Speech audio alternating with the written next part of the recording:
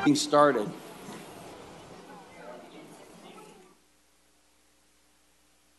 What a wonderful day at City Hall. We've got a lot of great stuff today.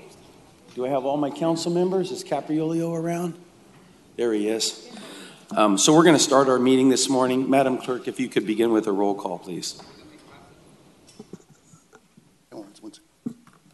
Councilmember Bredefeld. Here. Councilmember Capriolio. Here. Councilmember Chavez. Here.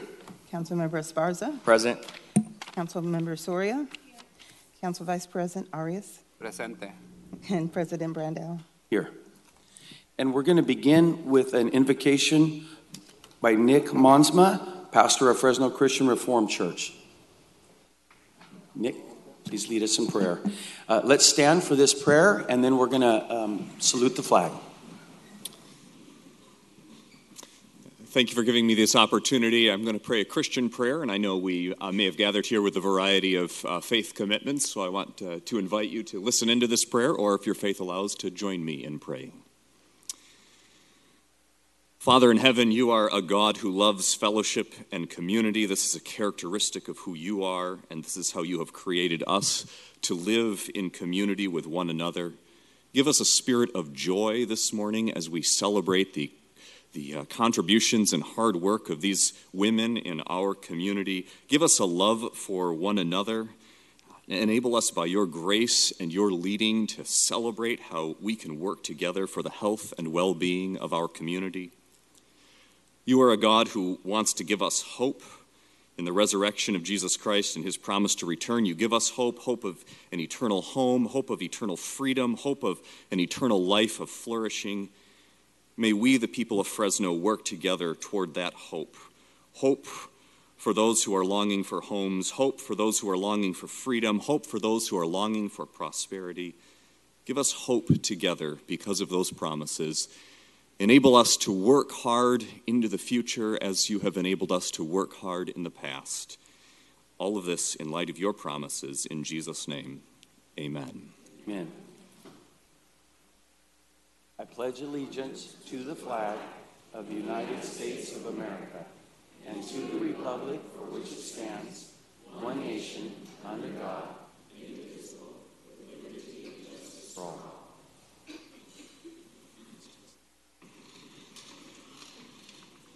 And today we have, among a lot of special events, we have a national anthem that we're going to have sung to us this morning, presented by Sarid, or Andy Morales. Andy is a Maddie intern from District 4, and I'd like him to come forward and sing the national anthem if he could. Oh, it's not a he. I saw Andy. Are you Andy? Yeah. Oh, wow. All right. Yeah. All right. So please sing for us the national anthem. Yeah.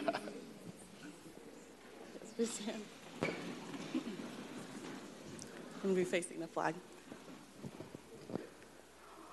Oh, say, can you see by the dawn's early light what so proudly we held at the twilight's last gleaming, whose broad stripes and bright stars through the perilous fight o'er the ramparts we watched were so gallantly streaming, and the rocket's red glare, the bombs bursting in air, gave proof through the night that our flag was still there.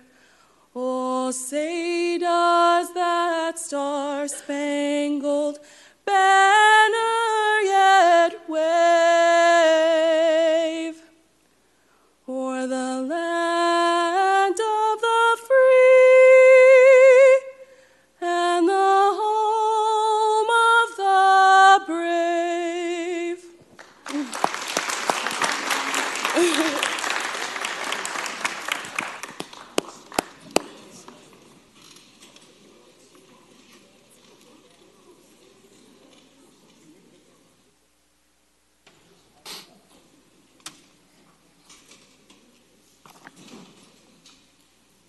Very beautiful, Andy.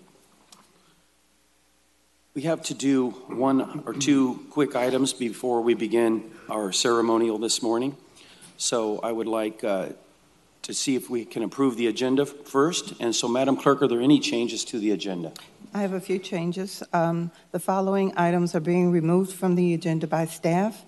Item 3B is in boy, file ID 19-1335, and item 1E, file ID 19-1336. And then the last announcement is for today's agenda, all public comments will be 2 minutes on all items. Thank you. And so do I have a Motion to approve? Second. I've got a motion and a second by Councilman Chavez. All in favor? Aye. All right, that passes unanimously. And then we have to approve the minutes of last meeting, Motion the to March approve. 14th, 2019. Were there any changes, Madam Clerk? No changes. I've got a motion to approve by Councilman Arias and a second by Councilmember Soria. All in favor? Aye. All right, that also passes 7-0. Now we are here for the highlight of our day, our annual presentation of the Woman of the Year 2019 version. We have Councilman Capriolio, who inspired this event several years ago, and we're going to have him come down to the podium and get us kicked off this morning.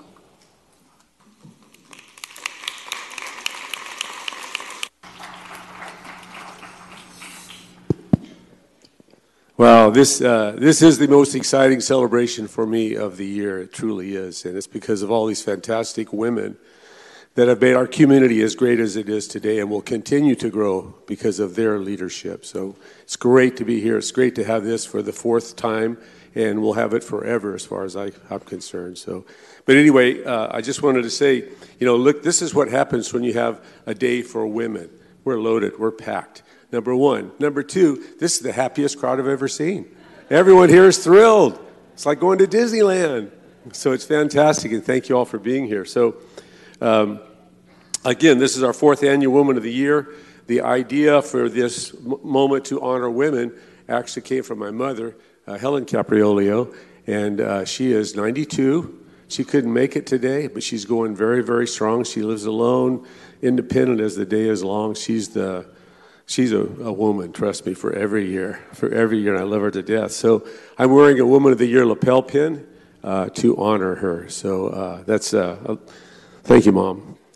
So again, it's a privilege to celebrate the great women in this room and the great women throughout our community. You inspire us. You work very hard. You do everything possible to make our community even bigger, better, and greater than it is the day before. So thank you again for that. So first, I got some thank yous here. I want to thank Salit, Andy Morales. She was so nervous in the back. She was like, I don't know. I haven't done this in a while. Please stand up. Another round of applause. That was fantastic. And she's a Fresno State University Maddie intern. And we're very fortunate to have her. And I was going to add that I just realized today that my entire staff are Fresno State graduates. It's incredible, huh? So all those that are Fresno State graduates, could you raise your hand just to let the crowd? How about that, folks? Homegrown, staying here, helping us out. Fantastic. I want to special thank you to Pardini's for catering. The reception will follow. I see all my Pardini fans back there, and they're going to help us outside and celebrate. It's going to be a wonderful time. So stick around for that, please. And then Patrick Davidson from Macy's. Where's Patrick? Right here in front. Stand up. Take a bow, my friend. Yeah. They provided these great gift baskets that you see right here, and we thank them so much. Also, go to my next page here.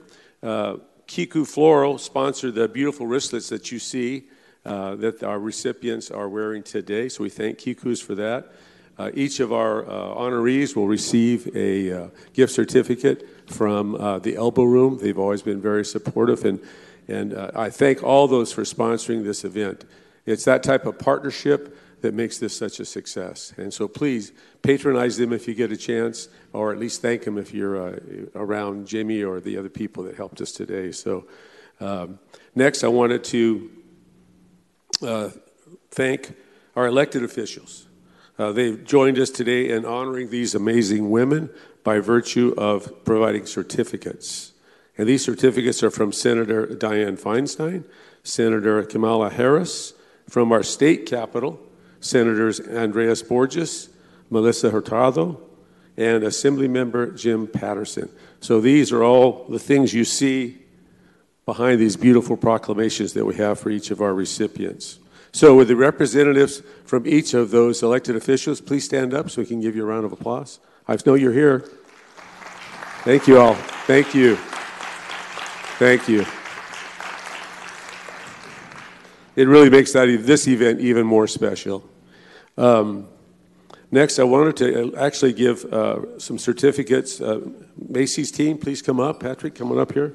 On behalf of the city of Fresno, this is a certificate of appreciation, and we want to present that to you and your team, and thank you again for your support. You got it. Thank you. Thank you. And then Pardini's, we have a representative from Pardini's. Here she comes. My favorite person. She's been here forever well, I shouldn't say that, but she's been with us for a long time. Good morning. Good morning. Thank you for being here. Good morning. I know Jimmy gets all the glory and you guys do all the work, but here's their certificate of appreciation.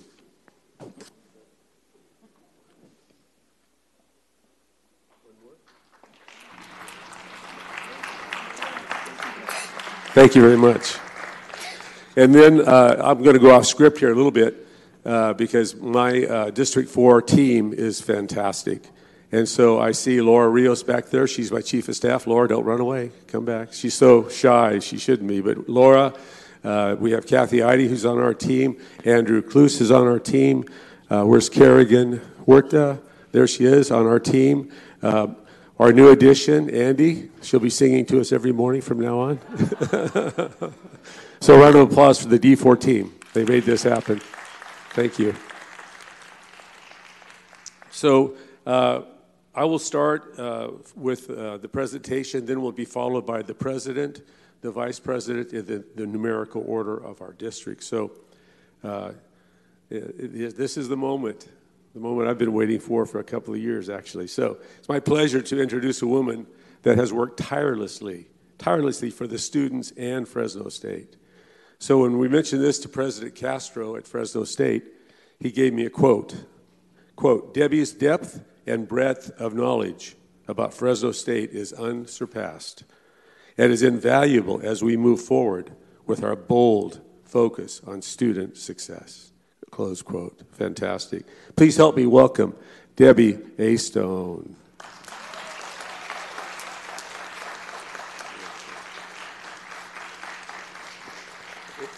I just want to say a couple more things. She's ready for this mic, I can tell. And so anyway, she not only does she represent she wants to get back to the university, quite frankly, which represents your commitment, truly. And she is committed not only to the students, but to the university itself, the development around the university. For instance, she was critical of Save Mart Center development, Campus Point, one of my favorite places to have a bite to eat and to go to the movies with my family. Also, the Student Recreation Center. Shall I stop? Shall I keep going? But you're amazing. You're an amazing woman. Team effort for sure.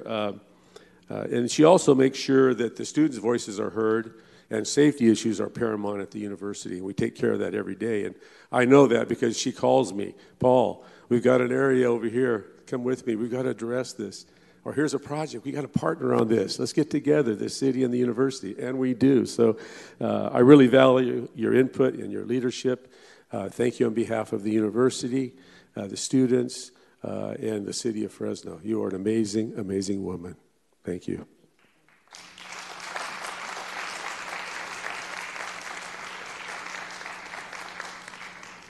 Thank you, Councilmember Capriolio, and I also want to give a thanks to his staff, Laura and Kerrigan. They're just phenomenal to work with, and want to congratulate the other recipients, and just want to thank, obviously, my family, my husband Mark, my son Andrew, my mother's here today, very inspiring female ahead of her time many years ago, and was very committed to saying higher education is so important and encouraged me to never stop. I work with a tremendous team of colleagues at Fresno State. I could not ask for a better team and colleagues to work with, and just inspire me every day to keep doing greater good. And leadership of President Castro and Mrs. Castro, and it all comes back to serving our students and making sure that our students are successful. That's why we do what we do every day. But I just want to thank you again for this recognition. I'm very humbled, and just work to serve our university and our greater community. Thank you. Thank you, Debbie. Debbie, don't go. I know you want to get back. She left her engine running, so she can run out of here, get that car. You won't get a ticket. So I want to introduce Penny Raven. She is a past recipient of Woman of the Year, and she's been a great help to my team in putting this program together. And so we have, of course, the proclamation. Yes, got it. Okay, here's the proclamation for you. You got it? And then these are the certificates from all the elected officials that we discussed earlier. And I forgot one thing. Each of our recipients not only gets the gift basket from Macy's, the elbow room card, but they get this fantastic tote bag. And of all the things on it, there's that fantastic Woman of the Year pin. That's a very rare zone because there are very few people that have that privilege and honor to be the Woman of the Year for the city of Fresno. Congratulations. Congratulations.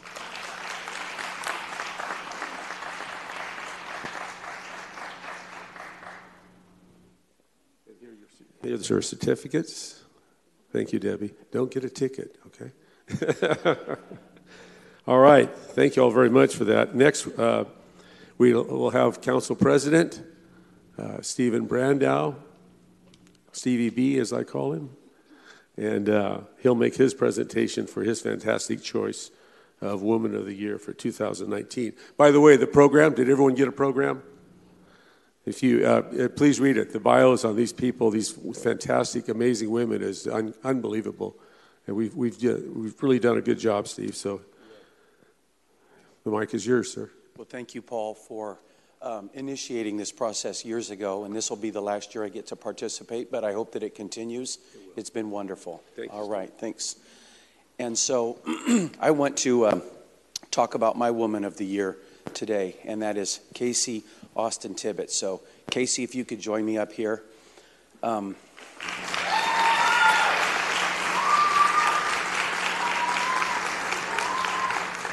So, we have a lot of wonderful women in our community, and that's why I know that this will continue, because there's so many people that we could honor.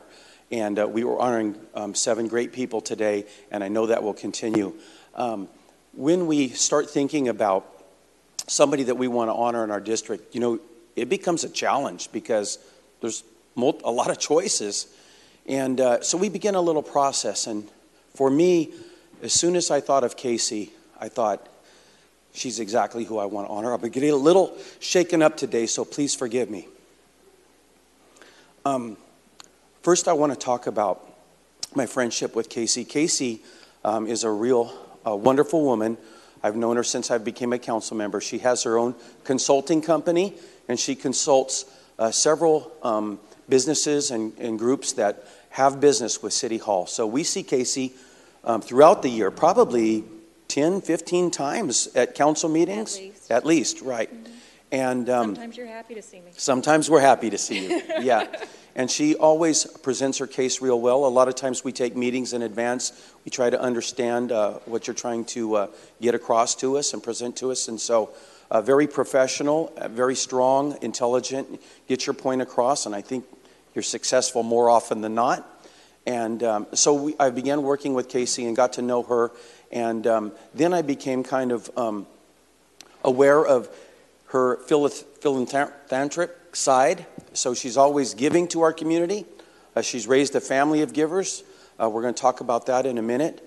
But she's got a lot of components that make her very special. And I'm going off script. I'm going to grab my script real quick.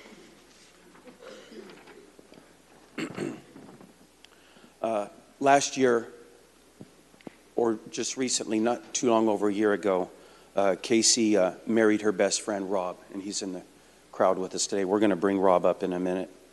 Casey has 2 children that she's extremely proud of. Mallory, whom we know, and Mallory, I've got the pleasure of going to your wedding, who works in special education in Fresno Unified, and Scott Gray. Scott, who's a Fresno police officer. Thanks for being here today. She's also a stepmother to Rob's children, Jacob, who's a senior at the University of Iowa, Scott, who graduates high school in May, and Molly, who passed away last year. Casey has 2 grandsons that she also adores. Zachariah, where's Zach? Zachariah is at school. Oh, he's at school. Okay. Education first. Education first. And Pierce. Is Pierce here today? Look, here's Pierce. There you go, Max. Pierce is 5 years old today. All right. Happy birthday, Pierce. Yes. Right on. What a cute kid. All right. You know, part of, I think, where I really cinched it for me is the year that you had last year. With the passing of Molly, which became national news right out of our community. And to see this woman do all those things that she does, run her own business, come down here to City Hall to get stuff done, and to still be thrown into the middle of that tragedy, and to be able to hold up your family, your husband Rob, his children, your own children, your grandkids, that's very special. And that's what I think a lot of women in our society do. They're very strong. They get faced with all kinds of challenges. And they, like Casey, sometimes they go unsung. But they're extreme challenges, keeping families together, moving families forward through trying times. A lot of times it's the woman that fills that role. And I think that Casey really shone last year in that role as a mother and as a wife, as a grandmother, and even really inspiring to all of us who saw her hold herself together and hold everybody else together through that tragedy. So that's the reason I chose her for my 2019 Woman of the Year. Can we give her a round of applause, please?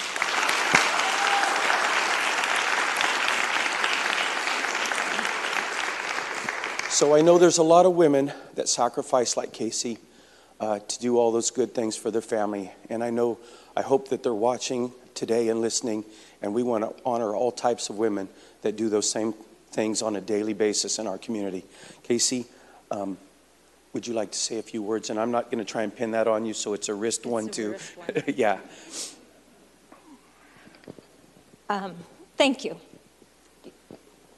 I'm trying not to get emotional, but I just want to acknowledge a few people today. First and foremost, my husband, who they say courage is grace under pressure, and that was what my husband Rob demonstrated this past year. My son Scott Gray, who every day goes out and protects our community. His beautiful fiance, who I couldn't have picked a better choice for him. They'll be getting married in November. My beautiful daughter, who every day astounds me as a mother, who I'm just blown away, and I hope I was half the mother that you are to your boys. And her loving husband, Max, and Pierce back there, who every day is an adventure with you. My sister, who is my first best friend and a role model, an educator in Fresno Unified, and my parents, who my mother said one time in conversation, "Your father and I set out to raise strong, independent women." And my father said, "Yes, we did, but we may have gone a little overboard with Casey." So every day they encouraged me to be better, be proud of where I came from, and be a better person. And then I want to recognize two clients that have become friends. First, the United Way team, Lindsay Callahan, the president and CEO, who, if you have a daughter, you want her to grow up to be like Lindsay. She is amazing every day. And then the Kalpakoff family, Mid-Valley Disposal, They have been phenomenal. They started out as clients. They've become great friends. They were good friends to my family when we needed it at the most. Joe, you have become a brother because you don't always tell me what I want to hear, but you tell me what I need to hear sometimes, even when I don't like to hear it. And Kathy Eide, I want to be Kathy when I grow up. She is an amazing role model and is always Woman of the Year to me. And if I forgot you, I'm sorry, but I want to recognize the other grandma, Melinda. She's the other grandma and is, we co-grandparent like nobody's business. We get things done, don't we, Melinda? And I just want to thank you, Steve. We have, strange friends come out of politics, and you and I have become great friends, and I appreciate that. So, thank you. Thank you.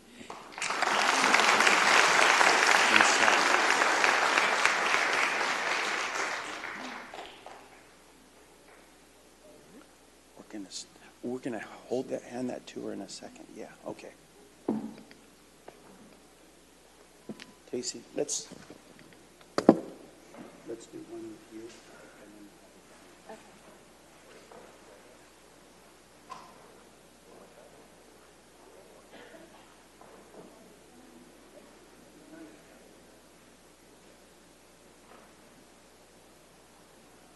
Real quick, Rob, if you and the family could come up, talk, we need everybody to take a family photo here.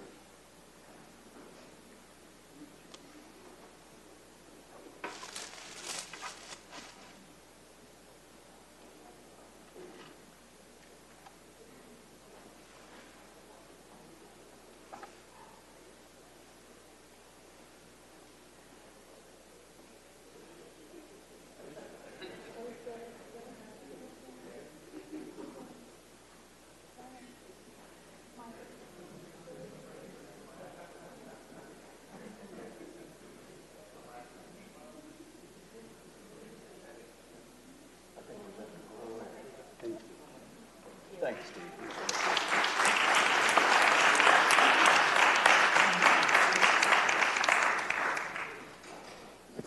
Congratulations, Casey. You are an amazing person and a courageous individual. So thank you for being here today and accepting that award. I forgot to mention that Congressman Jim Costa also provided us with certificates for our recipients today. And I forgot to mention, I'm going to embarrass him, my son, John Paul. Come down here, buddy. My mom's not here, but I got representation from my son. He's supposed to be in his class at law school, so we have to talk about this later, my son.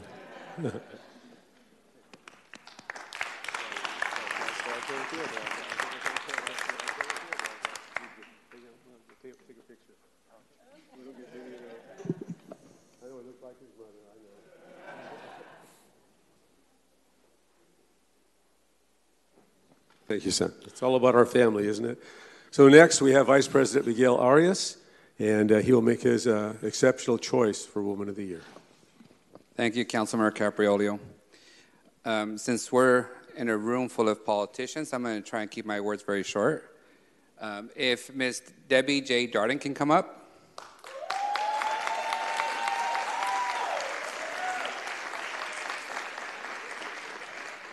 Here, this is for you. I haven't done this since high school. Okay. So let me tell you a little bit about Ms. Darden. First of all, she's an alumni of Edison High School class of 2000. Yes, 2000 is what we're going with. Secondly, and most importantly, she's the kind of woman who holds everybody equally accountable. No matter whether you have superintendent as your title, trustee, council member, mayor, governor, or neighbor, she will make sure that all of us collectively are doing what's best for kids, what's best for the residents of this city, and what's best for West Fresno. She's been a stark supporter of West Fresno, and she's been a leading advocate to make sure that we did what was right in building a $52 million middle school in Bud Gaston Senior Middle School in West Fresno. She was also a leading advocate to make sure that we built the first community college campus in West Fresno. And, yes. And she does all of this, showing up to council meetings, showing up to college board meetings in Oakhurst and Madera and Clovis with no payment, no stipend, no contribution, just with the sole purpose of making sure that her community and our city as a whole has the best chance to succeed for everyone in this city. And for that, this city, all of us here, owe you a lifelong gratitude for making sure that you're a champion for everyone, and for making sure that all of us here never allow our heads to get so big that we forget what's right for the people in the community. Thank you, Debbie, and I have some flowers for you, and I also have some flowers for your mom.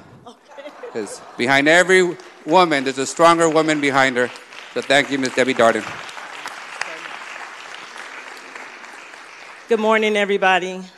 Truly, this is a blessing. I truly want to thank our City Councilman, Miguel Arias, for his vote of confidence, for selecting me for this award. Truly is a blessing. I truly give all honor to God who leads my life, who guides my path and what I do.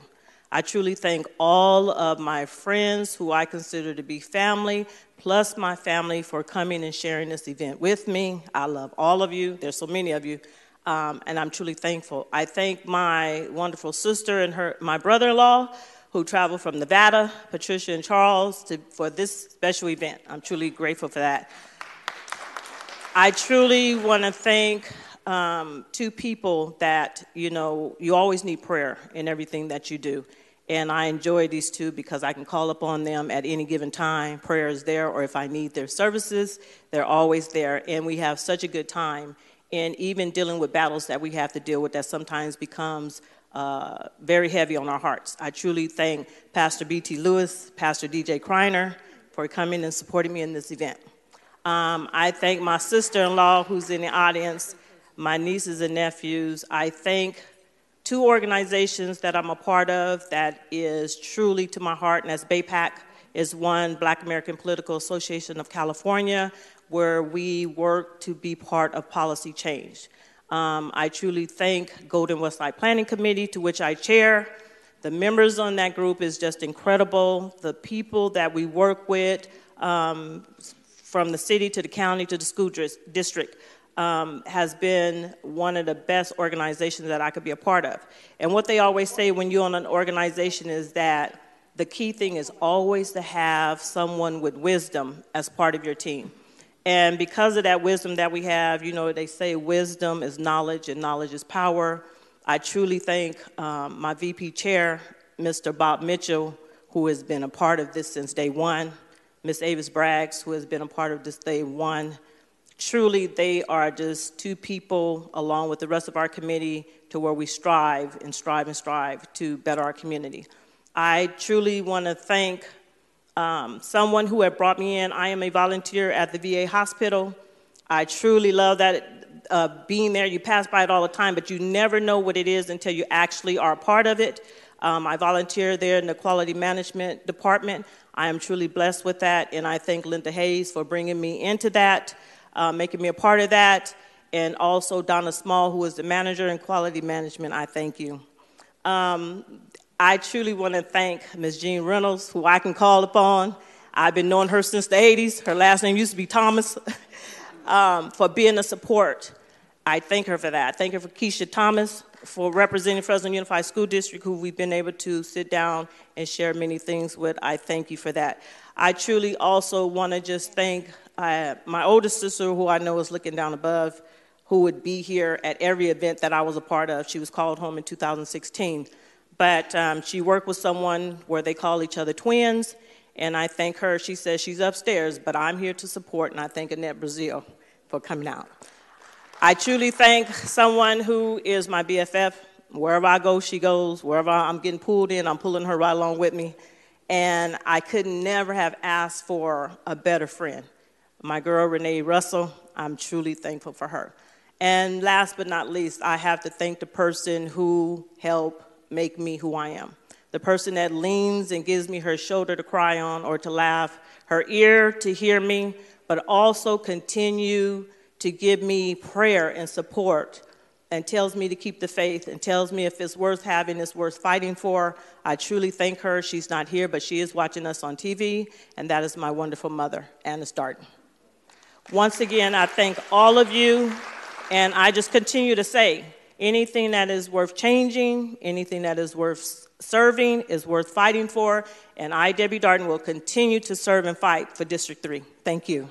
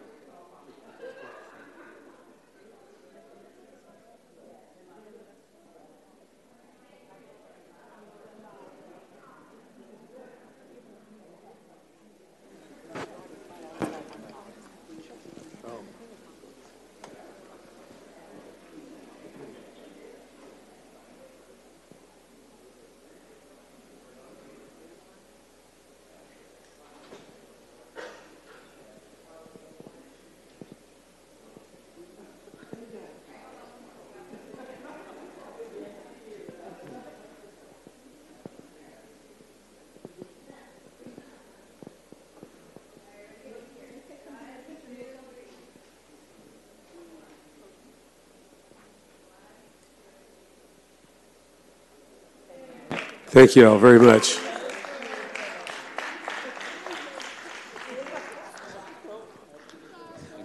Thank you, Vice President. Appreciate it. Debbie, keep up the good work. You're a role model and inspiration for all of us. So I did want to let everyone know that we have a professional photographer here, and we can take the family photo and the friend photos outside in a more professional setting. Nothing against our paparazzi. We paid a lot of money to get these paparazzi here. But just to let you know, there will be photos outside, group photos for the family and friends as we proceed along. Next is Councilmember Soria. She will present her fantastic choice as Woman of the Year.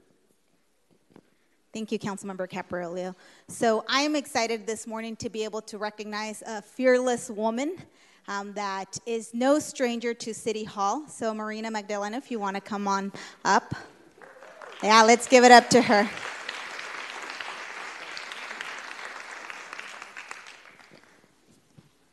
So as I said, she is no stranger to City Hall, like many of the women that are being recognized here today. I want to really thank her for the tremendous work that she has done in her career, and also just being a role model for women like myself that are coming behind the path that she has paved and allowed us to be at those tables where it has been traditionally been just held by men. So I want to thank you for your service. As I said, she is a fearless advocate, and she has been a fearless advocate for Local 39 workers and working families here in our community and the city of Fresno. She has not only paved the way, as I mentioned, for women like myself, but she stands her ground, and that's what I respect about Marina. She possesses over 35 years of experience on a skilled labor negotiator, and she's one of the few women involved in the labor movement, and I think that it is awesome to be able to have her at the table, like at the Central Labor Council, because not only does she advocate fearless for the workers that she represents, but she keeps working families in mind when she is there, making sure that the issues that the Central Labor Council and other boards that she's involved with, that these families are represented. She has been working for Local 39 for the past 15 years as a business representative. And if you guys don't know Local 39 actually has a lot of our city workers here for our city. I admire Marina for her dedication on labor rights and the tenacity she has for fighting for a good cause. I love her fighting spirit. The fighting spirit that she has, I very much see in myself, and so that's why I admire her so much. She's not afraid to stand up and speak out when she knows that things aren't right. She has a track record for advocating to ensure that the workers here receive just wages and benefits that they merit here in the workplace. And that's why I commend her. A few facts that you guys may not know about Marina. So she was born here in Fresno, and she is the eldest of 4. I know that her siblings are here supporting her this morning. She attended Fresno Unified and is a Rough Rider. I know we have a few Rough Riders in the room. And probably the most interesting fact that many of you guys don't know is that Marina is also a veteran. In 1974, a time where probably not too many women enlisted, she decided to be brave and enlist in the U.S. Army. So that tells us what kind of woman she is, right? Let's give it up to her. She was stationed in Germany for 3 years. She is a Vietnam-era veteran who continued her enlistment in the U.S. Army Reserves for the next 23 years, finally retiring as a Sergeant First Class in 2001. So I want to thank you personally, Marina, for your service. I know a lot of people don't know that about you. But again, not only for your service, but representing us women well in that arena. She has been involved also in Fresno politics, not only from voter education and registration, but she has worked for several political campaigns for more than 40 years, actually. And I know a number of us were actually helped and supported by Marina. So I know that we are grateful for her spirit and for her involvement in the community and politics and making sure that the right people get elected that will do the right thing, put the city of Fresno first, and put families and children first. So lastly, I want to highlight one thing that maybe some of you guys know. I think some of the folks out here know, and a few I see in the audience that were involved with this. I want to highlight one of the toughest political fights that she led. Yes, I said she led. And that was Measure G. So Measure G was residential trash outsourcing referendum. I don't know if you guys remember that. There was a lot of discussion and division that this referendum created back when the city of Fresno was facing a recession. And the mayor at the time was obviously trying to privatize our trash, which would cost us hundreds of good-paying jobs in our city. So because this woman not only led the efforts, but really formed a broad coalition, they were successful in defeating Measure G. And I say it was a tough political fight because they only defeated Measure G by 862 votes. That meant that this woman, along with hundreds of people, workers, were out there knocking on doors, making sure that the community knew the right information and that they defeated this. And so I know that thanks to her leadership and the coalition that she was able to build, Local 39 workers have had a champion here in the city of Fresno, and she, along with this coalition, saved hundreds of good-paying jobs for our city. And guess what, guys? We didn't go bankrupt. And these workers, I know, are grateful for their jobs. They have good benefits, health care, and pension, that when they are able to retire, they will have a little bit of money to be able to live off. And those are the types of jobs and opportunities that we want to make sure that our community has. And so I want to thank Marina for, again, her leadership, for her tenacity, for not giving up and not being afraid to stand up when you know that it's important to speak up. So I want to thank you and congratulations for being our Woman of the Year. And, congratulations.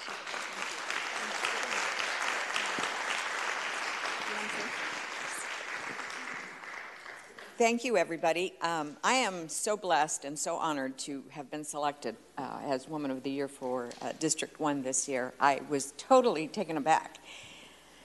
When Esmeralda called me, she called me on a Sunday, I was like, why did she just tell me?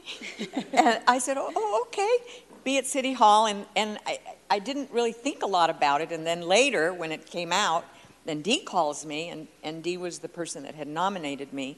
And I love that because Dee Barnes is my partner in crime.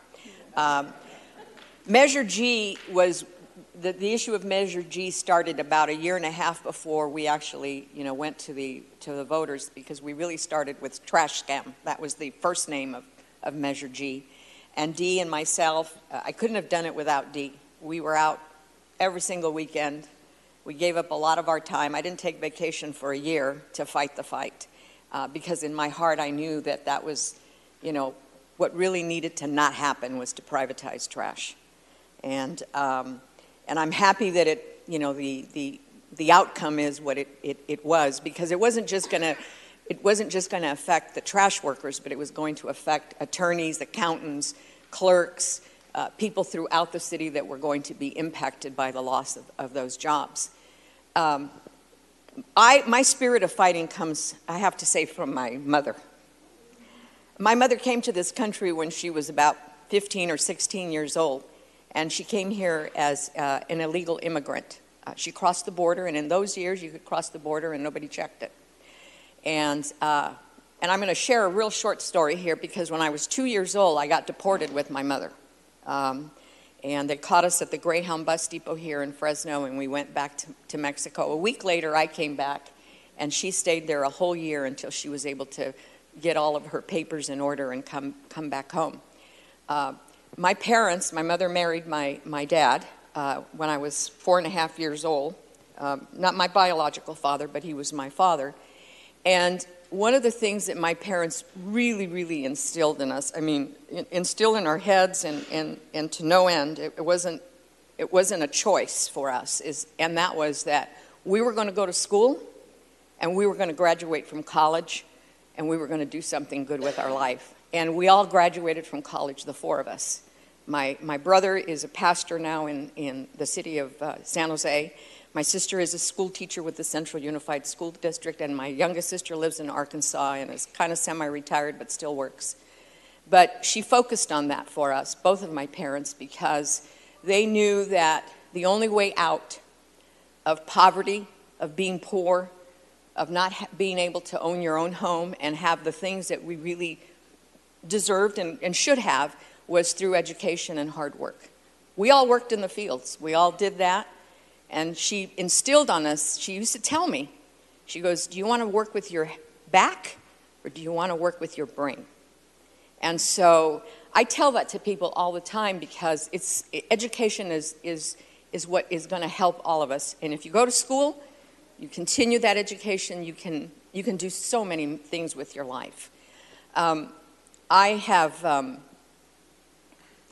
I'm so honored, to be here, and I will continue. I'm going to retire at the end of this year, because it's time. This body is tired, but I'm going to continue to fight and work, and probably find something else to do on a very part-time basis, because I think that there's a lot still to do in our city. I was born in this city. I love Fresno. Fresno is my passion. I came back to live in Fresno after I got out of the Army. And, I'm very blessed. I'm very honored to be here today, to have been selected. And thank you all.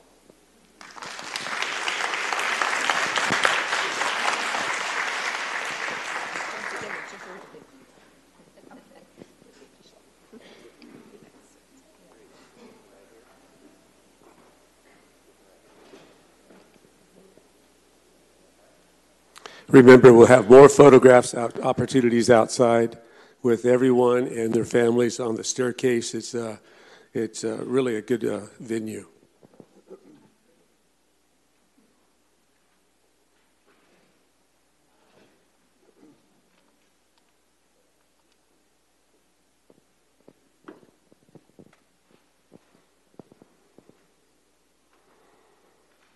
Congratulations, Marina, and to your family. Best wishes. You're welcome. Next will be Member Chavez. And again, Penny Raven is an honorary member of our committee. She's been so helpful, and even today she's here with us. And we also have a special guest. I wanted to acknowledge Mr. Ed Cashin and Sal Gonzalez. Thank you guys for being here. It's an honor to have you here. There you go, Louie. Give me that microphone. Peeps, from the looks of it, you think that Paul was Woman of the Year today, as much as he's been speaking. And I knew there was a reason why I was scared of you, Marina. You have combat training. I knew that. Well, I'm starting to see a pattern here today, and I think that the trend here is that we've all selected strong women that can yell at us and come, and because we oftentimes need that, and I'll be the first to admit, and right along those lines, that's one of the reasons why I selected my Woman of the Year. Pat, if you could come on up. Pat Brown is District 5 Woman of the Year. And Pat is somebody that I have a great deal of respect and admiration for. Her work that she's done with our children in our community. She probably has one of the most impressive resumes that I've seen, from being overseas in England to New York to, very distinguished legal career. But more importantly, the thing that I admire her about the most is her passion and commitment to our community. After being around the world, after being in the East Coast, she came back to Fresno, and she's been here making a home for herself and really advocating for our community. That's something that I see in our community on a daily basis, the needs, but she's very quick. There's oftentimes that folks will yell at me, and she does that often, and she's one of the few people that I listen to, but because I have a great deal of respect for her work, and more than anything, the agenda that she carries in our community, from being a proud parent of a Sunnyside high school Wildcat, that's alumni, her daughter and her husband. If you guys want to come on up too, because I think it's a family. Oh, you're recording. Oh, you're going to put this on Facebook. But more than anything, I just want to say thank you for the work that you've done, Pat. From the projects we talked about and being the booster parent president at Sunnyside, but more importantly now helping Southeast get a 49-acre park and working with Sepseda. That's something that's very important to our community, and she's been at the forefront of that and doing it as a volunteer, and that's something that our community is eternally and extremely grateful for. So with that, Pat Brown, District 5, Woman of the Year. Thank you so much, Councilman Chavez. I really appreciate for all the work that you do for our district and especially for the city. And since we attorneys tend to be verbose, I have some notes so I don't go too long. I just wanted to say something really quickly about to thank the City Council and Councilman Chavez about the 7-0 visionary vote of the City Council to support the building and funding of a 49-acre regional soccer and park in my neighborhood in Southeast Fresno. Hundreds of Fresnans made up of a broad coalition of soccer leagues, soccer clubs, high school and college students, faith-based groups have cleared the ground, planted shade trees, secured funding, and donated hundreds of volunteer hours. It will include soccer fields for all ages, an indoor soccer facility to teach young kids to play out of the heat, a playground and community garden. I met a woman yesterday with 3 boys who play soccer, and they went up to Modesto to play with a gorgeous field, and our city is bigger and better than Modesto, and we need this to benefit our kids. I want to thank my family, faith, and friends. My husband, David, we've been married 27 years, and our precious daughter, the love of my life, Vanessa. She's a nurse, and everyone needs a nurse in the family in their old age. I also, finally, want to honor the incredible women in the community who have been my political mentors and have worked on many of the campaigns of the city council members here. The first woman president, Esmeralda Soria, I want to thank her. The first female city manager, Wilma Kwan Schechter, I appreciate her so much. But these women are my friends, my political mentors, and I want to introduce you to them. Each one of them have such an incredible story. We could spend days. They're each a leader in their own right. So I want to introduce you to these women: Janet Miller, Teresa Beretta, Myra Coble, Judy Lundbell, Billy McDougall, Barbara Pyle Rogers, Mary Luck, Hannah Krebs, Dee Barnes. So these are the women that are my friends. I stand on their shoulders. They're incredible. And I am so honored to be their friends, to also to be in the same category with the other honorees today. Thank you again so much. Thank you, Pat. And in classic Pat Brown style, she uses her moment to advocate for our community. Thank you very much. I think my council members heard loud and clear. We want to park in Southeast. Certificates? Certificates are behind you.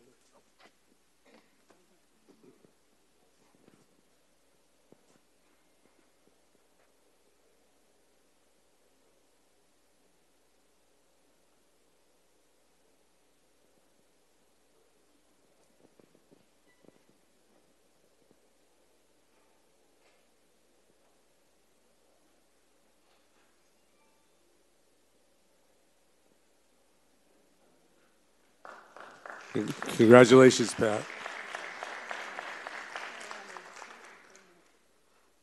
Please continue your hard work. Congratulations to you, sir. Thank you. Quit hogging the mic. Hey. Next, we have one of our senior council members now, almost. Well, we're getting there, you and me. Yeah, Gary Bredefeld, the microphone is yours, and I know you made a fantastic choice. Congratulations. Stephanie Barugian, come on up here.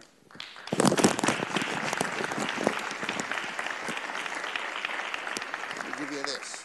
Thank you. You're welcome. You know, when we started this, when I came on board 2 years ago, we started having some folks who really have a track record of excellence. Our first year, we had a teacher who was an elementary school teacher who's taught for 40 years. Last year, we had a physician who's worked with veterans, who was a veteran herself, been at the VA for almost 30 years.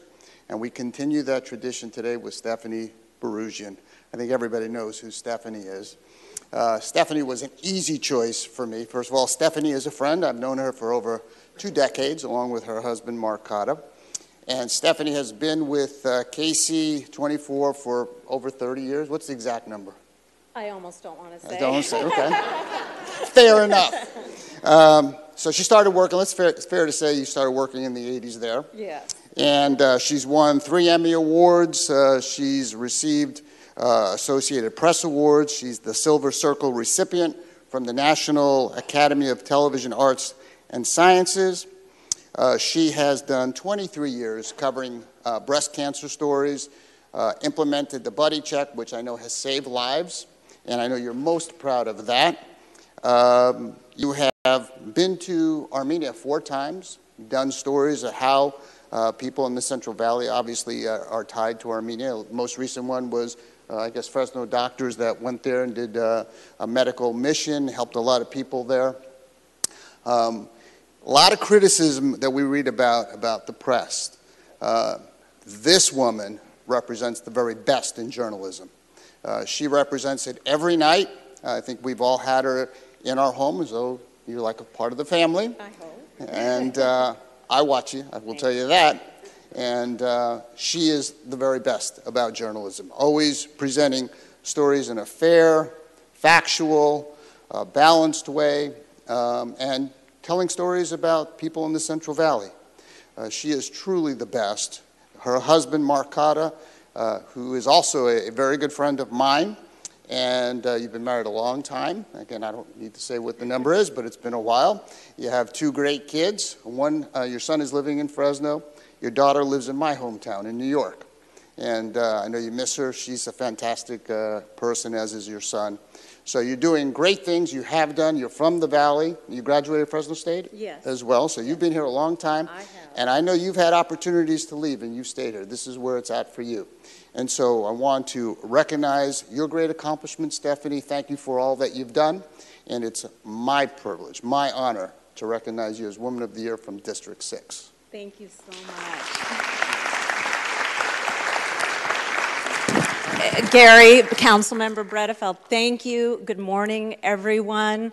You know, when I started in the KC newsroom 38 years ago, I was the youngest person in the newsroom. Now, so many years later, I'm in the more senior group, and I'm so happy that the KC newsroom sent Frank Romero with our camera this morning, because I think maybe he's a year older than me. So it makes me, I'm a part of a distinguished group at KC. But definitely, I've seen, in all my years there, I've seen so many changes, of course, changes in technology, but changes in the role of women in broadcasting. So it's been an interesting career that's provided many opportunities to serve the community, which I'm proud to do, and opportunities to do stories that really do impact lives. Thank you so much, Gary. I do want to thank my biggest fan in the world, my husband, Mark Cotta, almost 30 years. And I appreciate being a part of such a distinguished group of women as well. Thank you. Thank you, Stephanie.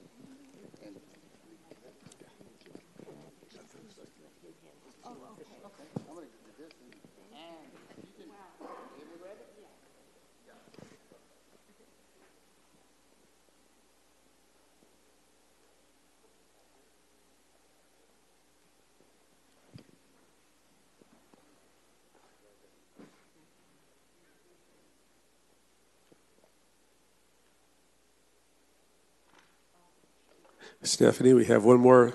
Stephanie, one more thing for you. As Fresno State graduates, we got to stick together, right? Heck yeah. You're welcome. Thank you for being here. Fantastic choice. All right, so last but not least, District 7, as he gets his final notes together. One of our new youngsters on the dais up here, but he's very seasoned. But Nelson Esparza, I know you did a fantastic job. It was a tough decision, but you made the right choice. Congratulations. Well, thank you for your affirmation, Mr. Senior Council Member.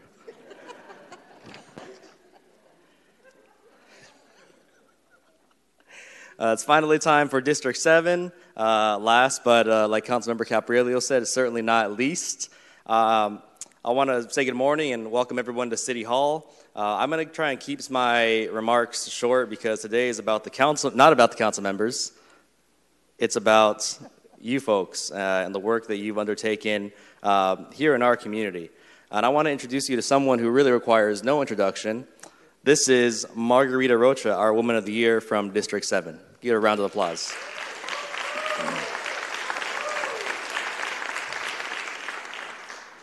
So, Margarita, the first thing I want to do is ask you to prom. No. I want to present this beautiful corsage that was, it was really the idea of my colleagues. Here we go. Hold this, yeah, thank you. There's a bracelet. Whichever hand. Beautiful corsage. I gotta admit, it was not my idea. It was the idea of my colleagues to bring the corsages. Some of these guys back here couldn't get a date otherwise. Margarita is the executive director of Centro La Familia, where she has served in that role for over 25 years now. And you know, Margarita, you're somebody. It's constituents like you that make me a better council member. You know, when I think about Margarita's extensive, incredible record of service to community over a 40-plus year career, it's daunting. It's very daunting, and I understand these are big shoes to fill, and the expectations of me as your council member, I think, are very, very high. And I got to say, I consider myself very fortunate that someone like Margarita, or Margarita herself, didn't decide to throw her hat in for city council, or I might not be standing here before you today. He agrees. But Margarita, listen, congratulations. I want to give the mic to you. Today's about you and honoring your service. Thank you. Well, thank you. Thank you, Council Member. I'm so honored, and I was very, very surprised when I got the notification for District 7 on your behalf. And so I'm so honored to be standing here next to you. I never expected it. I was quite surprised. but I have to say, very pleasingly surprised. It is an honor to stand here before you and share with you who I am, what this work means for me, what this community means for me, what you all mean to me. First of all, let me thank you very much, sir. So much appreciated. Thank you to my staff that I have here today. I have Mario Gonzalez, who is my deputy director, Ilse Guerrero, who's one of my managers, Angelica Perez, who is my site director for Kerman, and my board chair, Bob Solis. Please let's give them a hand too, because they are a very important part of my work. They're my senior staff. And what I heard from someone who was very powerful said, surround yourself with great people and you'll do great work. So I try to find the best and passionate people that work within my organization, and my board members, who I have to say I'm very proud that they are consistent and they have served on the board for many, many years. If I gave you the number of years, you'd be surprised. But a couple of the members are from almost the inception of the Centro La Familia organization. That's how passionate they are as well. I am a mother of 3 sons.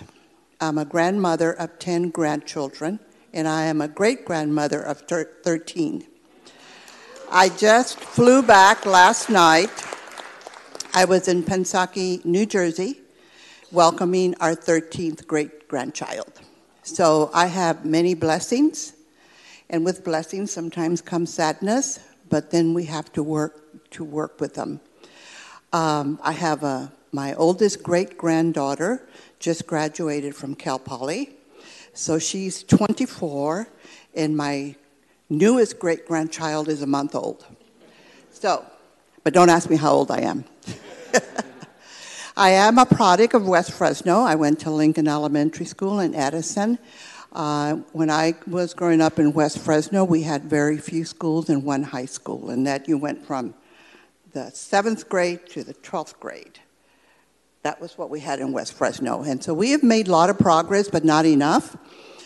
So we continue to be champions of all of Fresno. I live in Southeast now, but we also have lots of needs in that community. I grew up from a family of immigrants, Spanish speaking. So I did not realize at that point growing up that my career was being set. My parents didn't speak English, so I learned English. My mother felt, okay, you know enough English, you become our interpreter. As many of us have our world start out that way. That really set the passion for me to be able to help families who sometimes find themselves in crises, and all of us do. All of us, I don't care how well educated we are or not, or how much money we have or not. When you're in a crisis, you become paralyzed and you need help. All of us need help at one point or another. But many times our folks who are monolingual in different languages don't know where to start. We want to be that door to help and start families in reaching out and getting to where they need to be. To me, that remains a passion. A healthy family is a healthy community. And it's not, as I thought when I was young, that health meant your physical health. But it means much more than that. Our health is our community. If we do not have a healthy community and healthy families, then we don't have much health.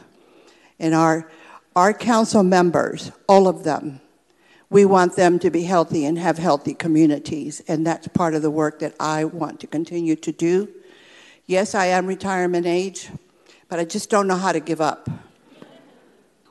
But I'm slowly grooming people because I know we're going to have our representatives, and I believe in giving our young people opportunities and to be able to mentor them and coach them so that they become your representatives. Because at some point, I appreciate your comment, the body is getting tired. The mind's good, the body, I don't know. But again, to my wonderful staff that's here, my family happens to be back in New Jersey, still with the newborn, so I flew back. So thank you so much. I appreciate being here.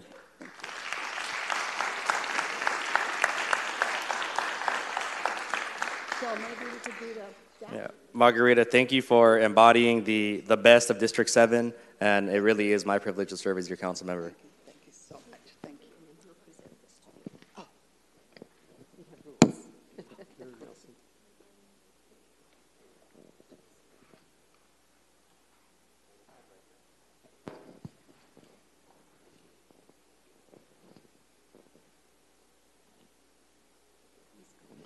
Congratulations, Margarita. And we'll do the photos outside. And you are young at heart and young of mind. So thank you so much for all you do. Fantastic choice, Member Esparza. Do a quick photo. As we set up for the photo, I want to remind everyone that we have a reception outside, catered by Pardini's. We're going to enjoy the moment with our fantastic recipients.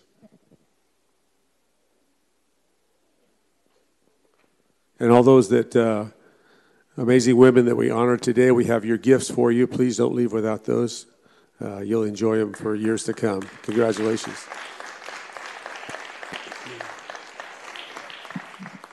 Good job. Thank you, brother. Thank you. Listen, to wrap this up, it's fantastic to have all of you here. We've been so blessed with these amazing women, and we will continue to encourage my daughter and others to be like the women that receive these awards today. So to the 2019 class of Woman and Women of the Year, congratulations. We love you. Please continue your hard work. We'll see you outside.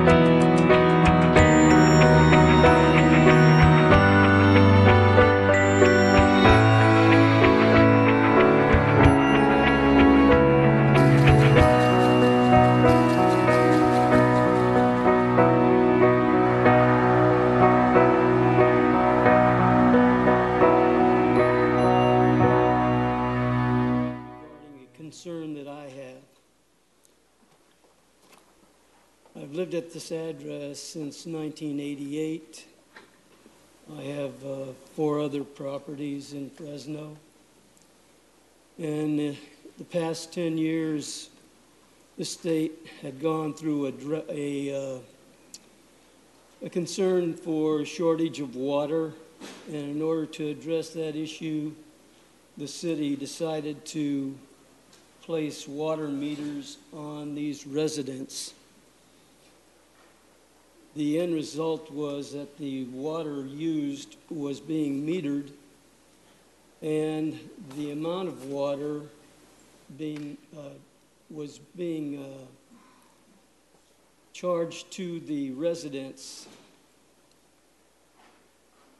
I have a property on the coast which gave me the opportunity to travel on Highway 41 to address the issues that I was having with that property. And during my travel, I observed that the canals that parallel Highway 41 were up to a level of maybe 1 foot overflowing. I don't know where this water was going, but I assume that it was being used by corporate farmers on the west side. During my travel, I was informed by news media that the state had declared the drought for the state was over.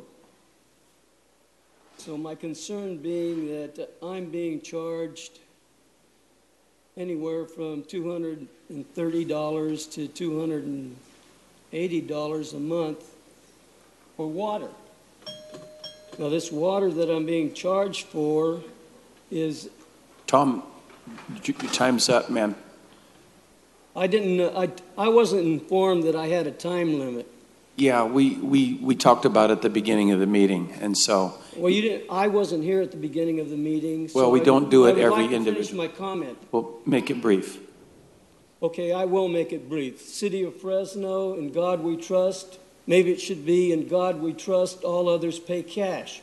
Because I'm being charged for water at five different properties that the city is charging me. And when I contacted the water department, what they told me, go ahead and water your property every day if you wish. Water it because that water will be drained down to the ground level and will be stored at ground level water. But what they didn't address was the fact that I was being charged so much for water. And then I read in the internet that the city had in 2015 indicated there was going to be an ordinance that the rate of water was going to be raised until 2020. Now, are we going to have to be paying for water when they're running water off into the ocean? And are these corporate farmers, are they going to be obliged to put back the water that they took out of the aquifers to make them nearly empty? I don't know if you guys are going to address this, and you probably won't. But I just want my statement to be recorded here in front of you, Mr. Brandow, and my council member of District 6, Mr. Bredefield. I would like a response, a written response, if at all possible. Okay, Tom, we'll work on that. And just so you know, nothing has been decided about water rates. You'll have plenty of time to address us specifically. No, it was already decided in 2015. Well, you're talking about the past. Okay. The past up to 2020. Okay. All right. Thank you. Any other members of the public like to address the remaining parts of the consent calendar? I have a motion from Councilman Bredefeld, a second from Council Member President, can I pull an item? I was out of the room when you guys were going over. Sure. So I know 1I, E, and J are pulled. I wanted to pull 1H because I just had a question. And then I think Councilmember Arias, who's coming in shortly, wanted to pull 1G. Okay, so so you're going to pull 1G, and so we're really voting. And 1H. Yeah, 1H and G, please. H and G? Okay. Yeah. So then we're still really just voting on the balance. Councilman Arias? So one on the consent calendar, 1G, 1H has been pulled, 1J has been pulled for discussion, 1I has been removed to 2 weeks from now, and we just heard public comment on the balance. So all in favor? Aye. Now, the second was Councilman Chavez. All that passed unanimously. So now we'll just take them in order then, alphabetical order. So we'll go with 1G.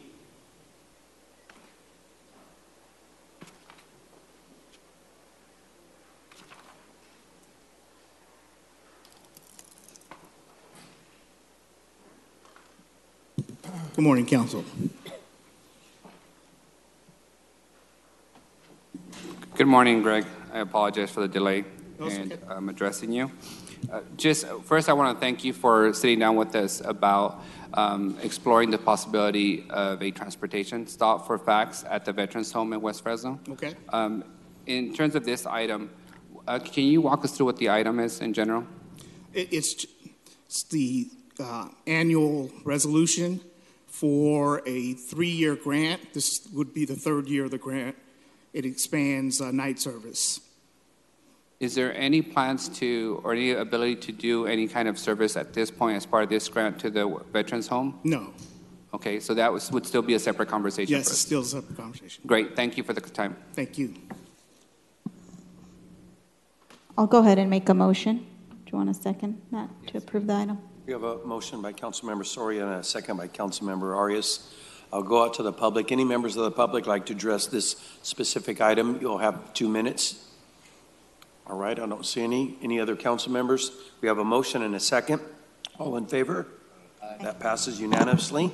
Now on to item 1H. Councilmember Soria, you pulled that. Good morning, Mike Carbajal, Public Utilities. Good morning, Mike. So I get that this item is just to increase the total construction for $35,000 and some change, but I wanted to understand exactly why we need an extension of 321 calendar days as part of the contract. I want to know kind of what is going on with this issue. Yeah, this contractor was substantially late in completing the project, and along with that filed a claim for changing conditions.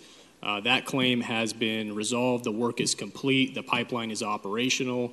And through this settlement, we have approved a payment to the contractor as well as an extension to close out the contract.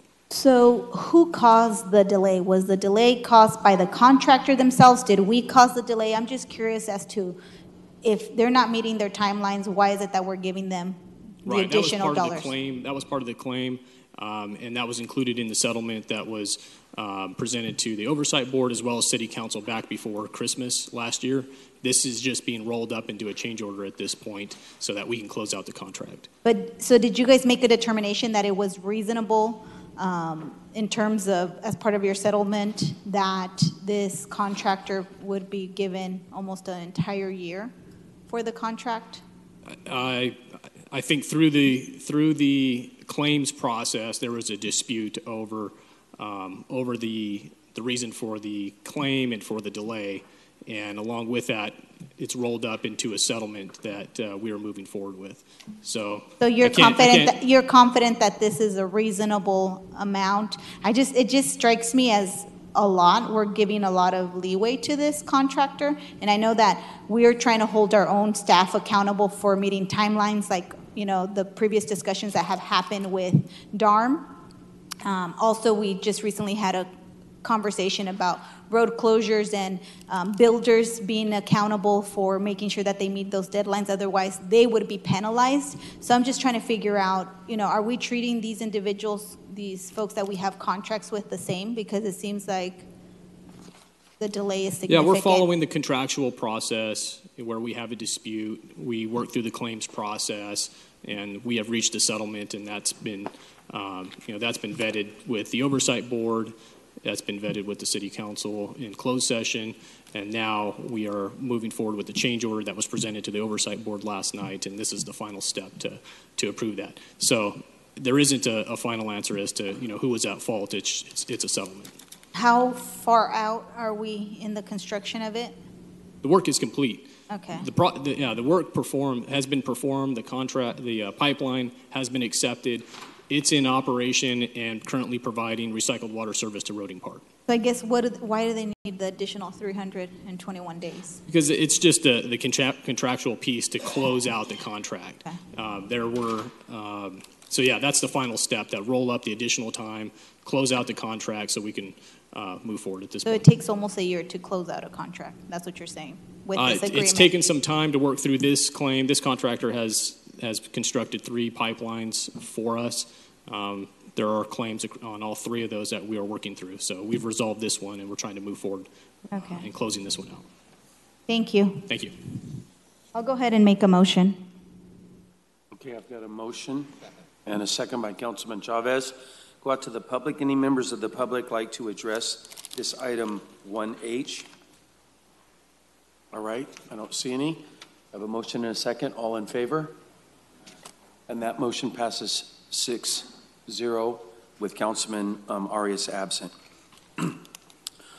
1I was removed from the agenda for 2 weeks from now. 1J, and City Manager, you had some comments or questions? I do, and I appreciate you pulling this. And I guess my question is more directed to the City Attorney.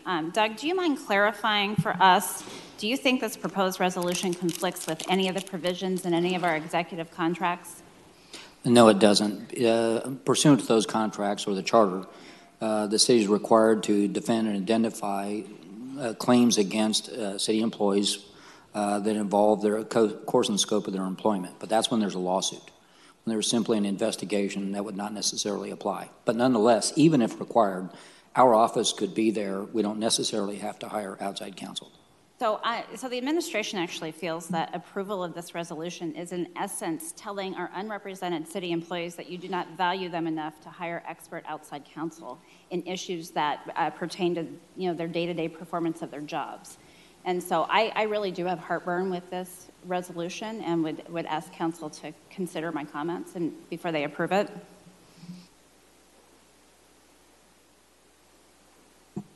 Okay. And I'm talking about approximately 140 unrepresented Unit 2 employees. How many employees? 140. All right. I don't see any council members punched up. I'll go out to the public. Any members of the public like to address item 1J? All right, I don't see any council members. I'll make a motion. Second.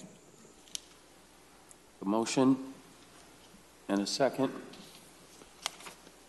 Nobody's punched up. All in favor? Aye. Aye. Any opposed?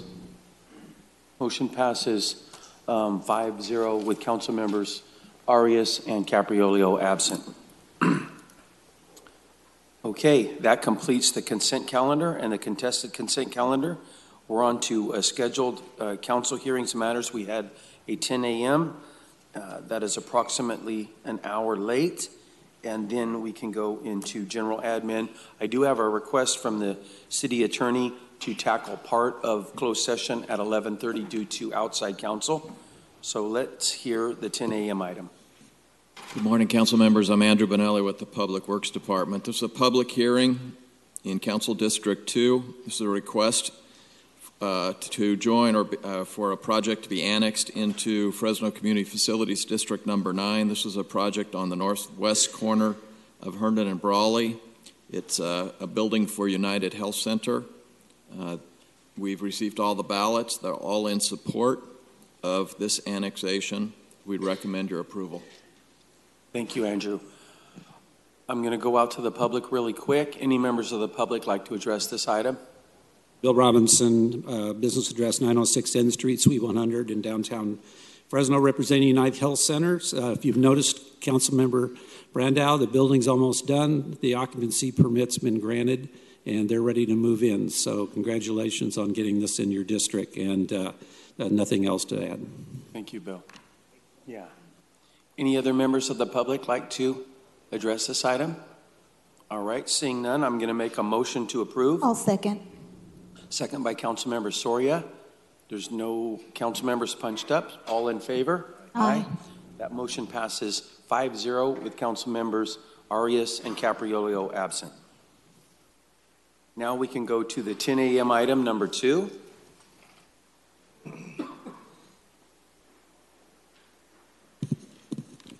Good morning, Council President, Council members. I'm Israel Trejo with the Development Resource Management Department. So the Council continued this item from last week in order to allow staff time to meet with representatives of a church in order to come up with language that was acceptable to them in terms of timing for sewer and water hookup as well as trash service. I do have an email from the representative of the church explaining they are in agreement with that language, which is Exhibit U in your staff report. And finally, so the language in that letter discussing sewer water connection as well as trash pickup is matched exactly in your staff report. Staff has nothing further to add to the staff report. Thank you. Thank you, Israel. I'd like to go out to the public on this one also. Appreciate it. Any members of the public like to address the 10 a.m. number 2 item?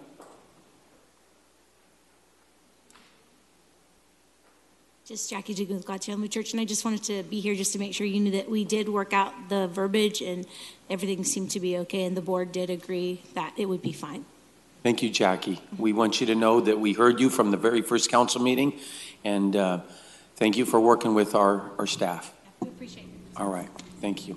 Well, that's really good to know, isn't it, Esmeralda? Yes. I just want to also thank you, Jackie, personally for, coming and talking to us and pointing out some of the concerns that you had. And I'm glad that our city staff and our office could work together to make sure that the church's concerns were addressed. And, we look forward to working with you guys. Thank you. And I would also like to thank the staff. Any other members thank you for your patience with all of us. Any other members of the public? Members of the council, Bill Walls at Lennar Homes in Fresno. I just want to thank all of you, especially Councilmember Brandau and Soria, for meeting with us and the church to work through the issues on this project. We're looking forward to moving forward. Thank you. Right. Let's get some good things done out there. Any other members of the public? I don't. Oh, nope. Any other?